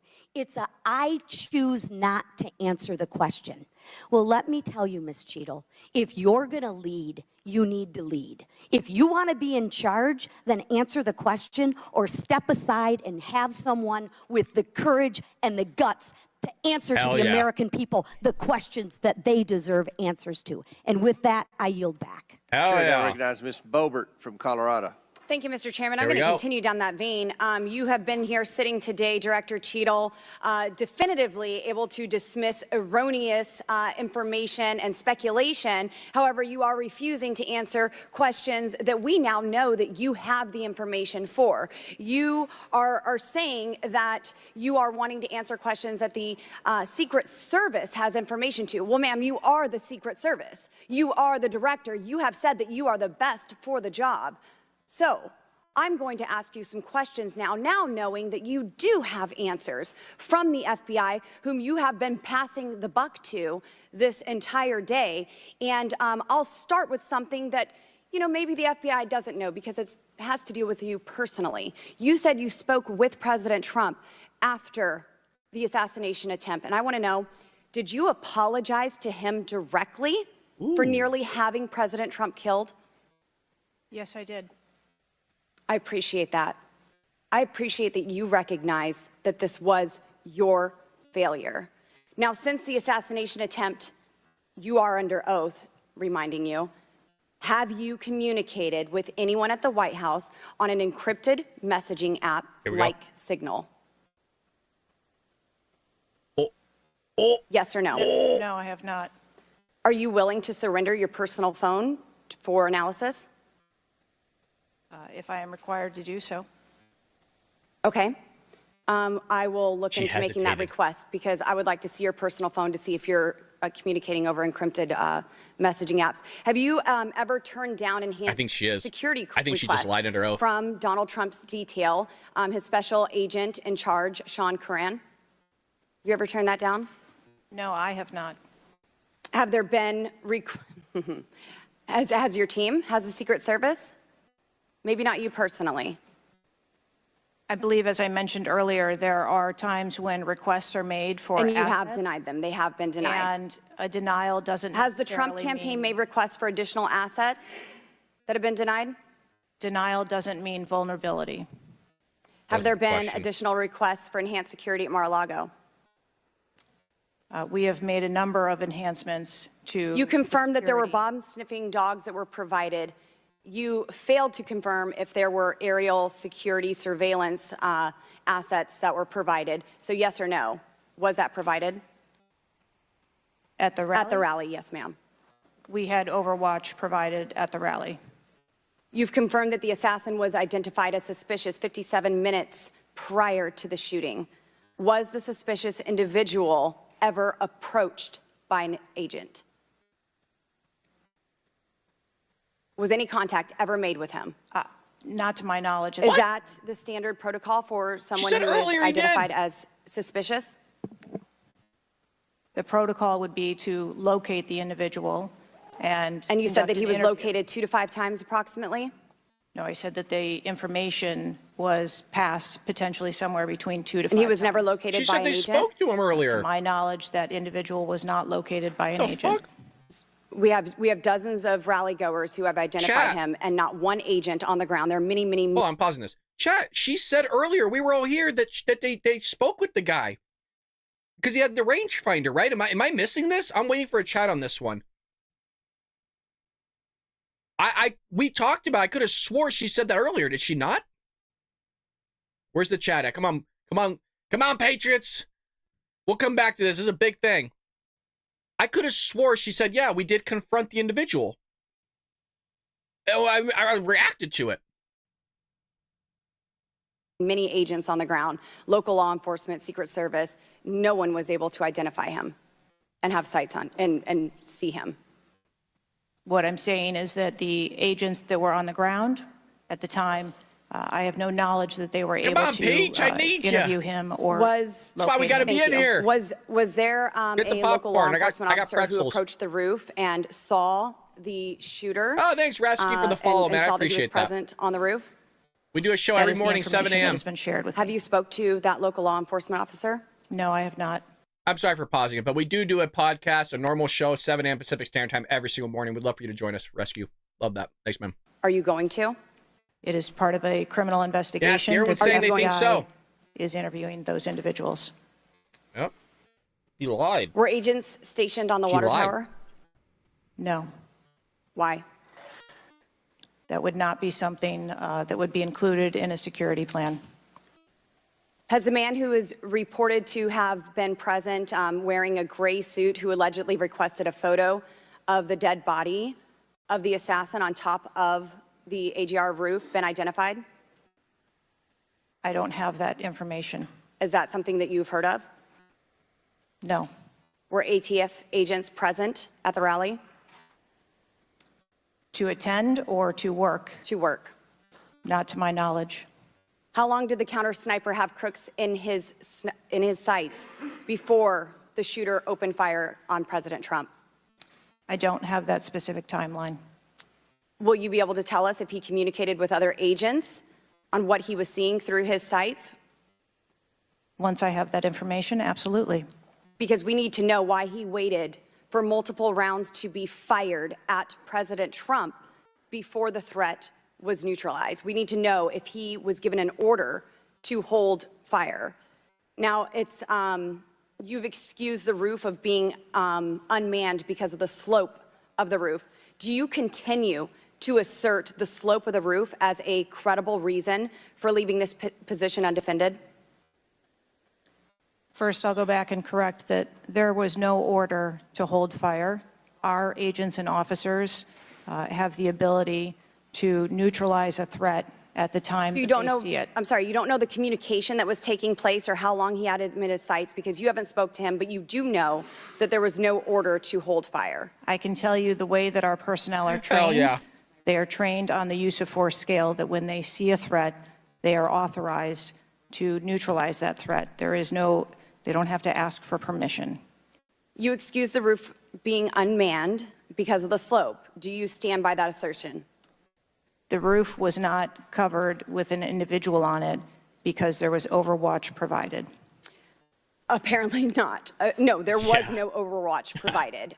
This is very evident. President Trump was shot. A man died. There was no oversight provided. I find this rather maddening, especially now knowing that you do have answers from the FBI, who you have been passing the buck to this entire hearing, not answering a congressional hearing, members of Congress, while you are under oath and under a subpoena. I find it maddening that the director, that our country has come centimeters away from oblivion under your watch. You have answers. You are refusing to give those to us, directing us to the FBI, and this entire thing is a waste of time. You are responsible for the loss of a life and the shooting that took place on President Trump. You do need to resign. This is bipartisan. You need to be fired. You do not need to hold this position. You are not the best for this job. I am over my time, but I cannot tolerate your watch any longer, and I'm going to continue to call daily for you to be removed from your position, ma'am. Chair recognizes Mr. Fry. Dizzy wants her arrested on the spot. Mr. Chairman. Director Cheatle, how long have you been with the Secret Service? 29 years, right?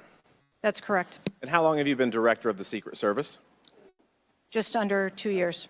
During your tenure as director under the Secret Service, I know we're here today to talk about the assassination attempt on President Trump, but how many other security lapses have occurred with protectees under your watch? Ooh. I don't have a specific number, but there have been some lapses. There have been other lapses. Was one of them Jake Sullivan? Yes, sir. What happened there?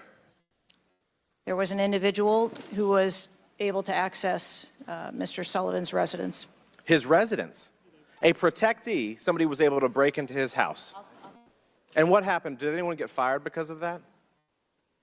There were individuals who have been reassigned. Reassigned. Nobody fired. What other steps have taken? What I'm seeing, what other incidents have occurred other than Jake Sullivan?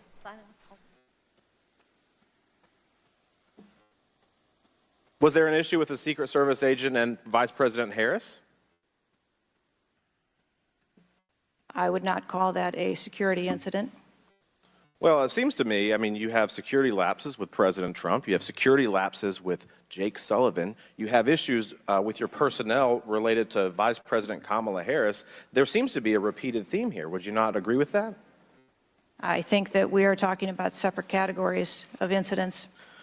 Well, I would disagree with that. I mean, I think there's a repeated theme when you've got protectees and you're not upholding your core mission. Let me ask you something else. Does the Secret Service routinely record communications between and amongst detail? Radio communications? Any communication? Email communications are captured, as well as text messages, and then depending on the detail, radio communications are recorded. Does the Secret Service have recorded communications from the July 13th event? We do not have radio communications from that day. But you have text messages? We do have emails and text messages. Emails, okay, great. Does the head of the Trump detail or someone else embedded in this detail have command decision-making authority, or do they need to seek authorization from someone outside that detail? The head of the detail has the decision-making authority for things that are necessary for that detail. Is that standard for protection details? Yes, it is. Okay. Let me ask you something. During campaign events, is it common for the Secret Service to utilize other agencies? Yes, it is. What other agencies would be providing assistance to the Secret Service? There are a number of other agencies that provide assistance to the Secret Service during campaigns. We utilize personnel from the Department of Homeland Security. We utilize personnel from the Department of Defense. And we utilize local law enforcement partners. Yep, no radio recording. Are you on the same radios? Do you provide the radios to all the assets that are taking part in protection of an event? I think we she's messed up a provide couple radios times. to the personnel from the Department of Homeland Security that are assisting us. But not local law enforcement? Local law enforcement is working on their own radios. Are you on the same frequency? We ensure that we have counterparts Good in question. the security room, and so the local law enforcement will place one of their personnel in the security room with our personnel so that we have interoperability communications. Let me ask you something just about the timeline, because I think this is really interesting that we can't nail that down. I mean, I think there are lay people out there with more knowledge about the timeline than you seem to come before a subpoena in front of That's me. Congress. Was Mr. Crooks observed at the AGR building prior to the shooting? He was observed on the grounds outside of our perimeter prior to the shooting. At approximately what time was that? You don't have to give me the specific minute, but at approximately what time was that? I believe it was about 45 minutes or so prior to. Did the sniper team take a photo of Mr. Crooks? The local team did, yes, So it was a local team and not a Secret Service sniper? that took the photo. Okay. And did he relay that photo to Central Command? Again, it's an active ongoing investigation, Here we so go. I want to make sure that I'm factual with the route that that photo took and who that was disseminated to and when. What time did when did Mr. Crooks' status go from a suspicion, a person that was under suspicion, to a threat? When did that happen? And maybe not even a specific time, Director Cheatle, maybe a certain event that happened that transformed him from a person of suspicion to a threat. When did that happen? Here we go. Here we go. To the best of my knowledge, based on what I've been told thus far, it's approximately 5 minutes to where individuals relayed that there was an incident being, or an issue, I'm sorry, being worked at the 3 o'clock of the president. So former that was, president. but it was before the shots were fired? That is correct. But 5 again, minutes it was before. not phrased as a threat.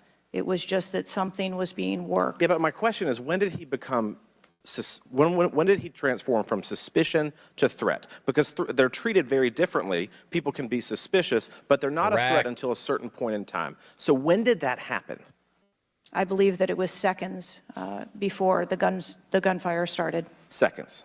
My gosh, we actually have a few questions that we got answered today. Listen, I'm going to wrap up here, Mr. Chairman, but here's the frustration that people have.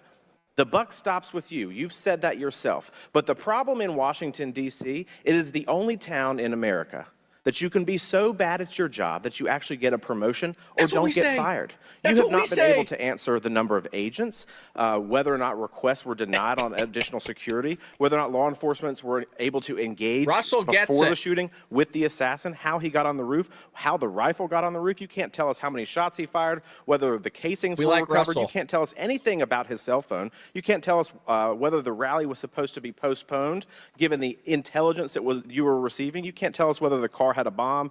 You can't even tell us his motive. And the American people are incredibly distrustful me too, because Dizzy. it has taken 9 days to even get a scintilla of evidence out of you.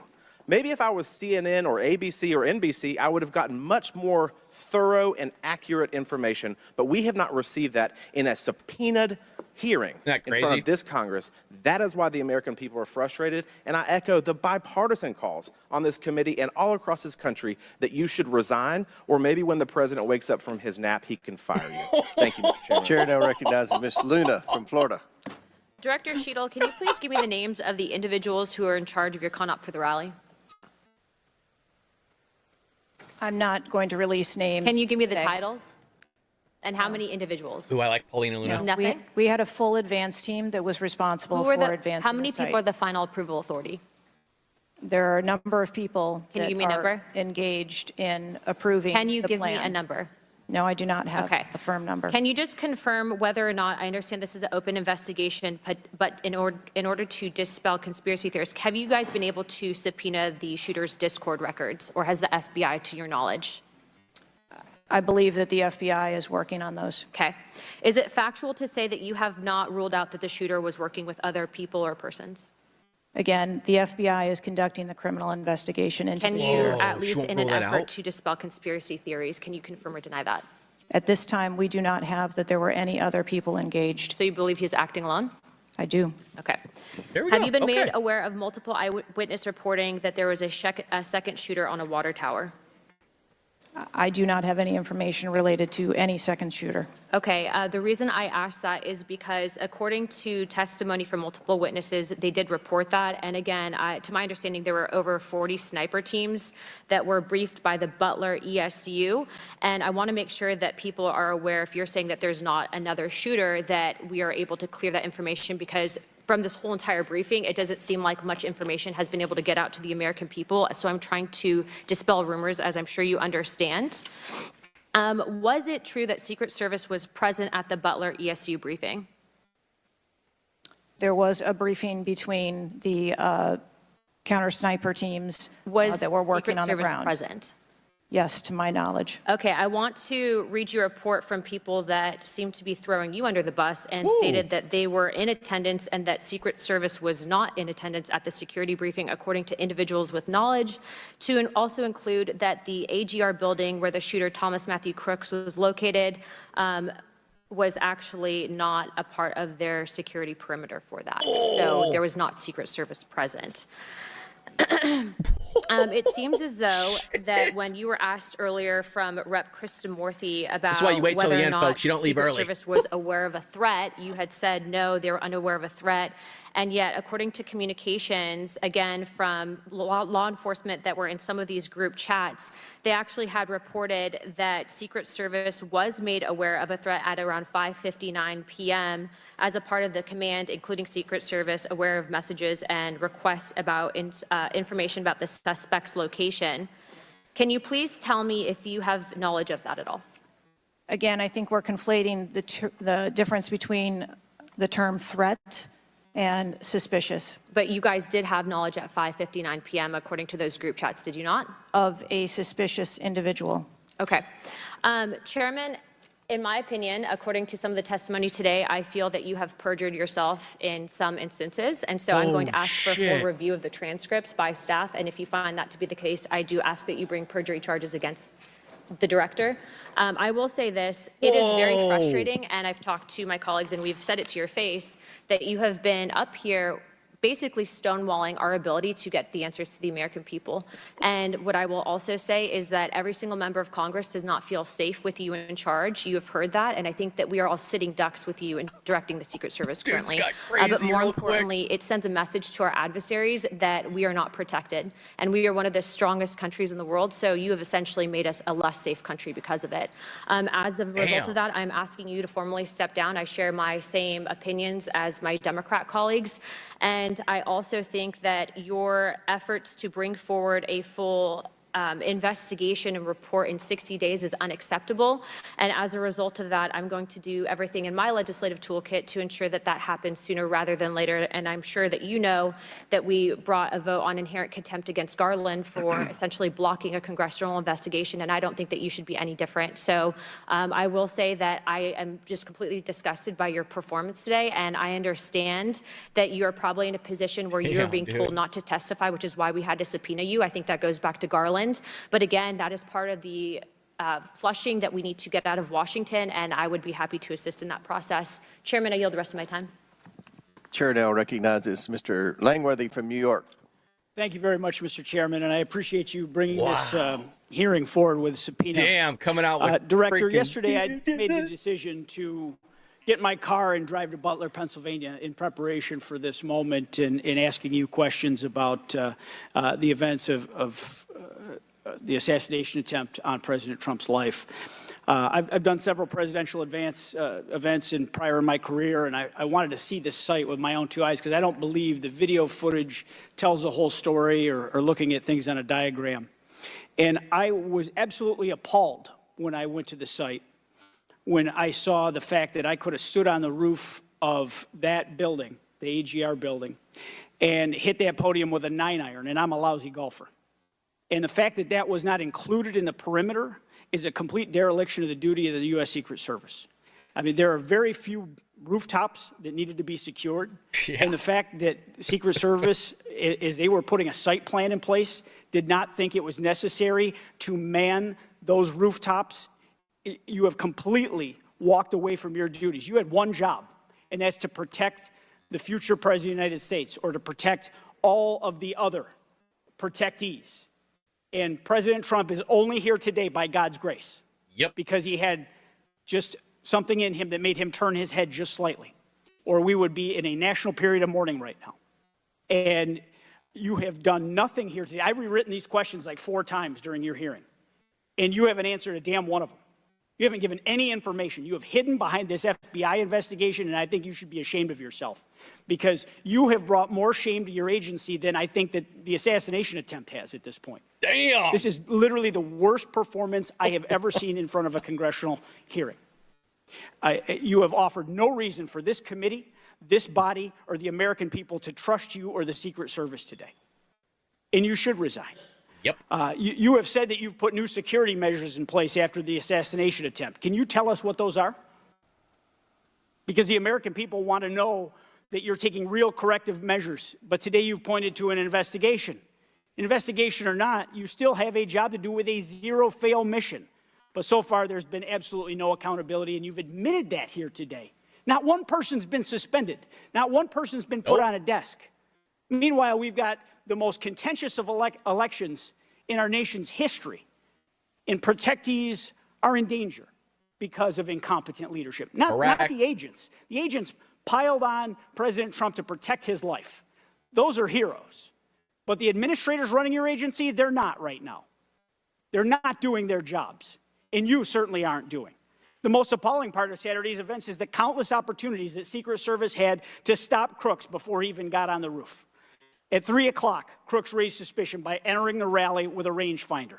At right, Lindsay, lack of emotion, like Hillary Clinton County Emergency Services Unit saw Crooks eyeballing the roof at the AGR International Building. And then at 5:55, Secret Service was warned of a suspicious person and identifies Crooks as a threat. This was all before shots were fired 15 minutes later.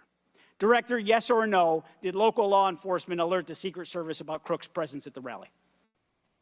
Yes, they did. The shooter came to attention of law enforcement almost an hour before President Trump went on stage. Law enforcement alerted the Secret Service of the shooter. Over and over, you've said there's a difference between a suspicious individual and a threatening individual. Can you explain what the shooter needed to exemplify to be called a threat?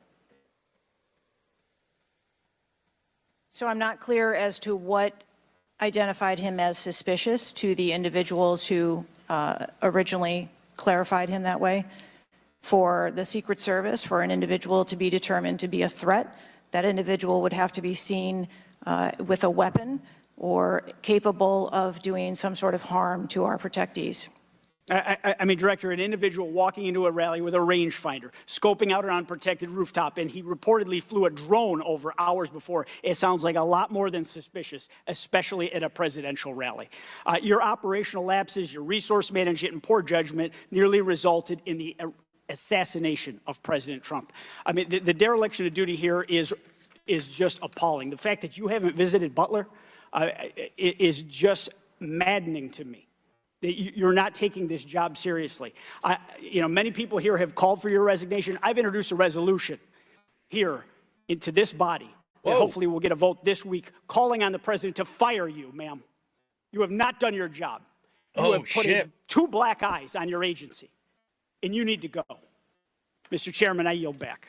Back to back, man. Yields back. Chair now recognizes Mr. Hey, Burleson from Missouri. All Republicans doing the work. Director Cheatle, I just want to kind of get an idea of what you can answer, because Democrats are trying to remove your guns, and Republicans are trying to get to the bottom of this. You have full responsibility for the Department of Secret Service. So the question is, what is the mission? Who defines the mission? Our mission of the Secret Service is to protect the president, the vice president, their immediate families, presidential candidates, the former presidents, and those by executive order. And we also have an investigative mission. And those are well-defined? Yes, they, Everyone within the agency understands the mission? yes, they do. What about protocols and standards? Who defines the protocols and standards? We have a number of protocols and policies in place for the various missions that we have. So would it be safe to say that you failed the mission, the ultimate mission? I have stated repeatedly here today that there was a failure. What about specific failures within protocols and guidelines within the agency? Again, I am certain that the investigation that is being conducted internally as well as the external investigation. You said earlier in the hearing that there was either a communication, there was errors in communication or in operations. Could it be both? In both errors in operational decisions and errors in communications? I think the investigation potentially could identify both. So I want to talk about communications. Representative Boebert asked earlier about using encrypted apps that you said you have not used, I guess, Yes. Signal. Here we go. Have you used any encrypted app to communicate from your personal device? I do on occasion use encrypted apps to communicate. So you use some form of an encrypted app to communicate with people within the federal government, with local law enforcement? Whom are you communicating using the encrypted apps? Many times it's with colleagues and associates. So you're communicating with colleagues on a personal device?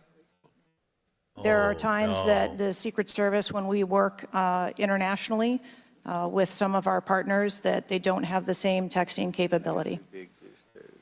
And you're not able to do that with your government-issued device? Recently, we have been able to install some of those apps on government devices. Okay. Whoa. Let's talk about some of the things that we can get access to. I'm actually shocked that you are using your personal device and encrypted communication tools. I think that might be the most shocking thing that I've heard today. Wow. I didn't expect for you to say that. We have requested, this committee has requested multiple documents. And this is not, She might have perjured herself on that under the earlier. purview of the FBI. This is under your purview.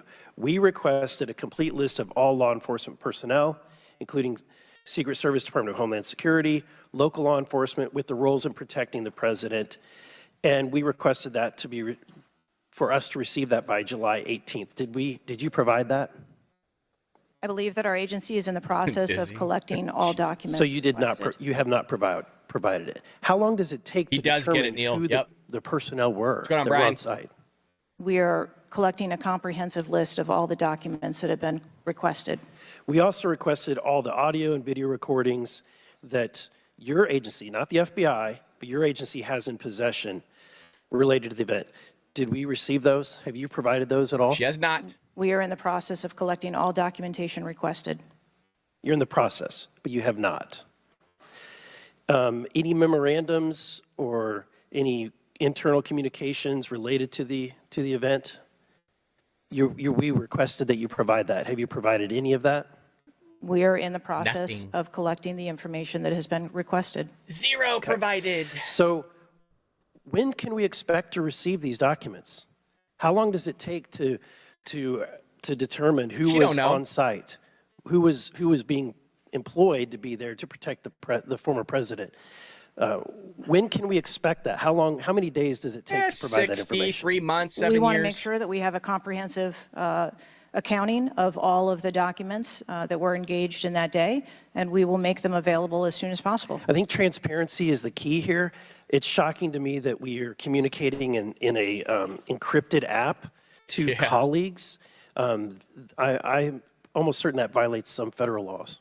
I would like to clarify, you didn't ask me whether my communications were government work related or whether they were personally related. You're communicating with colleagues. I don't communicate government business with colleagues on a personal device. I communicate on my work device. Are you using an encrypted device on your work device? I am not. No encrypted apps. No, I do not. Okay. Thank you, Mr. Chairman. Chair now recognizes Mr. Waltz. I don't know. from That Florida. sounded a little fuzzy. Thank you, Mr. Chairman. Madam Director, please, I'd like to direct your attention to this video. And I sincerely appreciate the clarity on this. Can we turn up the volume, staff? I want to ask you, because this has popped up. Republican Congressman Mike Walz, he said on social media on Saturday, and I'm going to read this for you because it does talk about you, Secretary. I have very reliable sources telling me that there have been repeated requests for stronger Secret Service protection for President Trump denied by Secretary Mayorkas. Your department has already pushed back on that, calling that absolutely false, but he is putting this on you. Can you respond to that, please? Well, that's a baseless and irresponsible statement, and is one that is unequivocally false. Director Cheatle, did you speak with your boss, Secretary Mayorkas? You fall under DHS. Did you speak with him on the 14th, the day after? Yes, I did. So you spoke with him before he made that statement? I spoke with him immediately following the incident. Did you inform him that all requests for additional resources for President Trump had been fulfilled? Or that it was false to say they had been denied? I informed him that the request for that rally that day had been fulfilled. Okay, you continue to answer that very carefully, because I made a broader statement. The agents that came to me made a broader statement that his permanent protective detail for years now have been asking for more. Is that correct? I do not have specific incidents of those requests. Is it correct that they've been asking for more? I have heard the same reports that you have. Without having them in front of me, I am unable. Those requests are made in writing. I mean, the agents are telling me they make them in writing. This isn't a verbal agency. Things are made in writing. I understand what you're saying. I don't have those requests in front of me here. I'm not asking if you have them in front of you. Are you aware that they were made? As I said earlier, there are times when requests are made, and depending on the availability of assets, or if there is a way that So there were times when they were denied. if there is a way that vulnerability can be mitigated in a different way, then that is why So there are times when they were denied for a variety of reasons. That is why the Secret Service has a multi-layered and multifaceted security plan, so that we can pivot if we need to. In the wake, in the immediate 48 hours of an assassination attempt on a former president, could be the next leader of the free world, almost had his head blown off, your boss says that's irresponsible and false to say things are denied. And you had talked to him. So did he just make that up on his own, or did you tell him that? We were speaking about the requests made at the rally. Get her mic. Staff, can we show the next slide, please? Get her mic. Then we have your spokesman. Did you sign off on this statement? Uh-oh. Show the There's an receipts. assertion that a member of the former president's team requested additional security resources, and those were rebuffed. This is absolutely false. In fact, bingo, we added protective resources and technology and capability as part of the increased campaign travel tempo. But next slide, please. What more you got for us, Mike? Next slide, please, staff. We have the Washington Post article that then says we now have senior Secret Service officials saying there were at times when it was denied. So which is it? Again, there have been a number of conversations going on here. Did you sign off on that spokesman's statement? The spokesman's statement, I believe, was related to requests that were made. Did you sign off on it? For the requests that were made at the rally. Did you sign off on the statement before it went out? I sign off on my press spokesman's statement before they go out. I would hope you would in the wake of an assassination. Got her, guys. Attempt. Somebody's lying. You did. They caught him in a lie. Wow. Categorically false that any requests were made. You signed off on it. Thank you for that. Thank you for that clarity. Madam Director, how many press conferences have you held since the assassination attempt? We have put out press releases. How many press conferences have you held? Gone to the mic, taken questions from the public, from the media? How many? I have not held any. How many has Secretary Mayorkas held? I don't. 0. How many has the FBI held? 0. How many has the Department of Justice held? Cover up. I know Cover you know up. the answer. Yeah. Some shady I believe shit's there was going a on, press folks. conference in Butler after the incident occurred. By local law enforcement, not by you. Who's throwing and the not Secret by Service under the Department of bus, by Homeland the way? Security. So this is how misinformation flies. I mean, in the darkness, in the absence of information. Yep. Now we have 9 days later before a congressional committee. We all represent almost 1 million people, and you still don't have answers. Are you aware that national news anchors are saying this was a hoax? On national television, they're saying, no, the president wasn't shot, it was flying glass. Are you aware of that? I have not heard those reports. Are you aware that, What? I mean, there are rumors rampant online that Who there were hasn't multiple heard that? shooters? Yes. Are you aware that because the shooter had overseas encrypted platforms in Belgium and New Zealand and in Germany, that a lot of people are speculating there could have been foreign involvement, logically? Are you aware of that? Yes. And have you done anything to disabuse any of these notions today? No. You haven't. Madam Director, I would fire you. Regardless of the failure, I would fire you just how you've handled it since. You should have been the first to the mics to say, America, world, I want to assure you, we're going to get to the bottom of this. I want to assure you full transparency. Our agency clearly had major gaps here, and I want to personally take responsibility and accountability. You should have been the first, standing alongside Secretary Mayorkas, and I would even go so far as to say have daily press conferences, updating everyone on what we know. But you haven't had any of that. What are you hiding behind? Yes, there you go. Because you're making the situation worse. Go, I think Mike! you've heard that on a bipartisan basis here. Hell yeah, you Mike. are making this situation far worse in the absence of information. Let's move on. This is truly Ooh, what are you astounding. hiding? I want to be What clear. is she hiding, Patriots? Because you keep dodging the issue. Has President Trump's permanent protective detail requested additional assets over the last few years? He is clearly not your average former president. He's not Jimmy Carter in an old folks home. He's not President Bush painting out in his barn. He has multiple residences, a lot of rallies. He's very publicly engaged, and he has a foreign threat in addition to domestic threats. Yeah, Have they requested additional resources? That's the last question, but please feel free to. Thank you. Deep state. Well, deep state We absolutely. have continued, sleep. as I stated earlier, to increase over the past year the assets that are at the former president's residence and supplied to his detail. Mr. Chairman, if I could just ask for one more indulgence. It is clear you have not been to Butler, Pennsylvania. Leaders lead and should be on the ground. You have not been there. Instead, Like you her went to the boss, RNC. Joe Biden. But you weren't originally even going to go there. Where were you originally scheduled to go besides the RNC, a national special security event? I was always scheduled to go to the Mr. Chairman, I would like to enter into the record that the director was scheduled to go to Aspen, hobnobbing around with, I don't know what liberal elites go to Aspen. That was where you were originally scheduled to go to speak at a forum. I was scheduled to go to the RNC.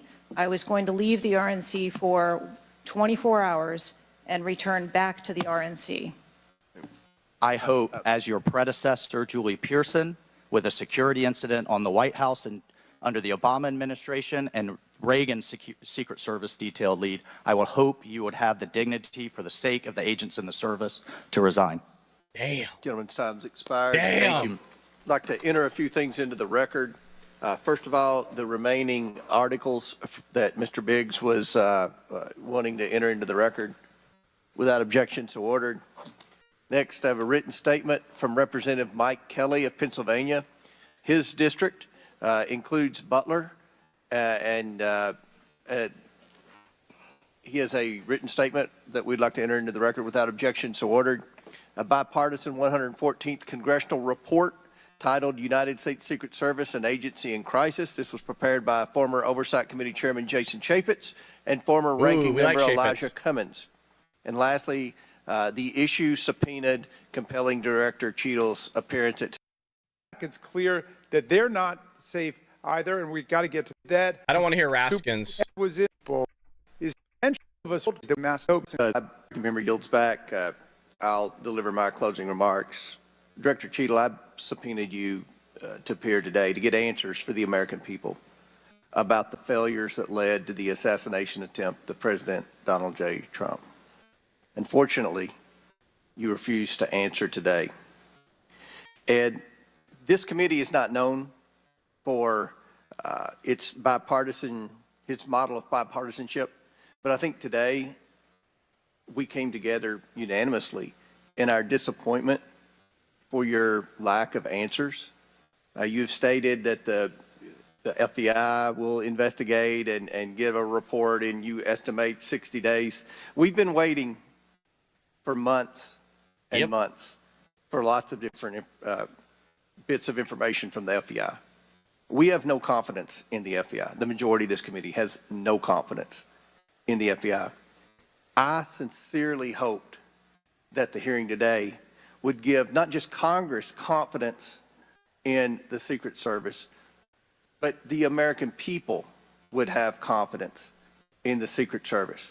Whoa! We don't have confidence, not just in Congress, but I don't believe the American people tonight when they go to bed are going to have confidence that the Secret Service is the best it can be at protecting President Biden, at protecting the First Lady, at protecting President Trump, at protecting their families. That's what the primary role for the Secret Service should be. And some people have said and speculated, well, there needs to be more money and more employees. As I stated early on, $3.1 billion. I believe next year it's going to be $3.2 billion budget, over 8,000 employees. If the Secret Service is spread too thin and doing things like inspecting counterfeit, which is what the Secret Service was created to do, was to inspect counterfeit money and things like that with the Treasury. If it's spread too thin, then we need to come together in Congress, and I think we can do that in a bipartisan way to narrow the focus of the Secret Service, to protect the leaders of our country, to protect our elections by protecting our candidates. And I don't and I've presided over a lot of hearings that about resignation, that the service are blaming the police, Homeland Security is blaming everybody. So that's pretty much the congressional hearing for day one. I believe they're gonna be back tomorrow and Wednesday, folks. And if you haven't already, some of you might have been falling asleep during that. We got to make sure that we give a shout out to one of our biggest sponsors, and that's 1775 Coffee, folks. You know, we are traditionally a morning show. We got a lot of people watching us live, almost 400 people. Plus, if you take into account Twitter, we got a lot of people watching the show. We have a normal podcast every day, Monday through Friday, 7 a.m. Pacific Standard Time. Make sure you check us out. We bring you the real news, and one of our sponsors is 1775coffee.com. Say goodbye to that Starbucks. We call it $5 here on the show. Overpriced coffee, and quite frankly, not even that good. We'll say hello to Rumble's 1775 Coffee, folks. We have it every morning together. Unlike other brands, this is a coffee that backs free speech and is unapologetic about it. We love anything that's about free speech. That's why we love the people over at Rumble, and they're here to support us, and we're here to support them. Visit 1775coffee.com. Use promo code STUDIO to get 15% off, folks. They're hooking us up here. It's very similar to like a Kona coffee. They got medium and dark roasts. I preferably like the dark roast. In other words, this stuff is freaking premium. I have about 2 to 3 cups of this bad boy before we go live, which gives me the spunk I need.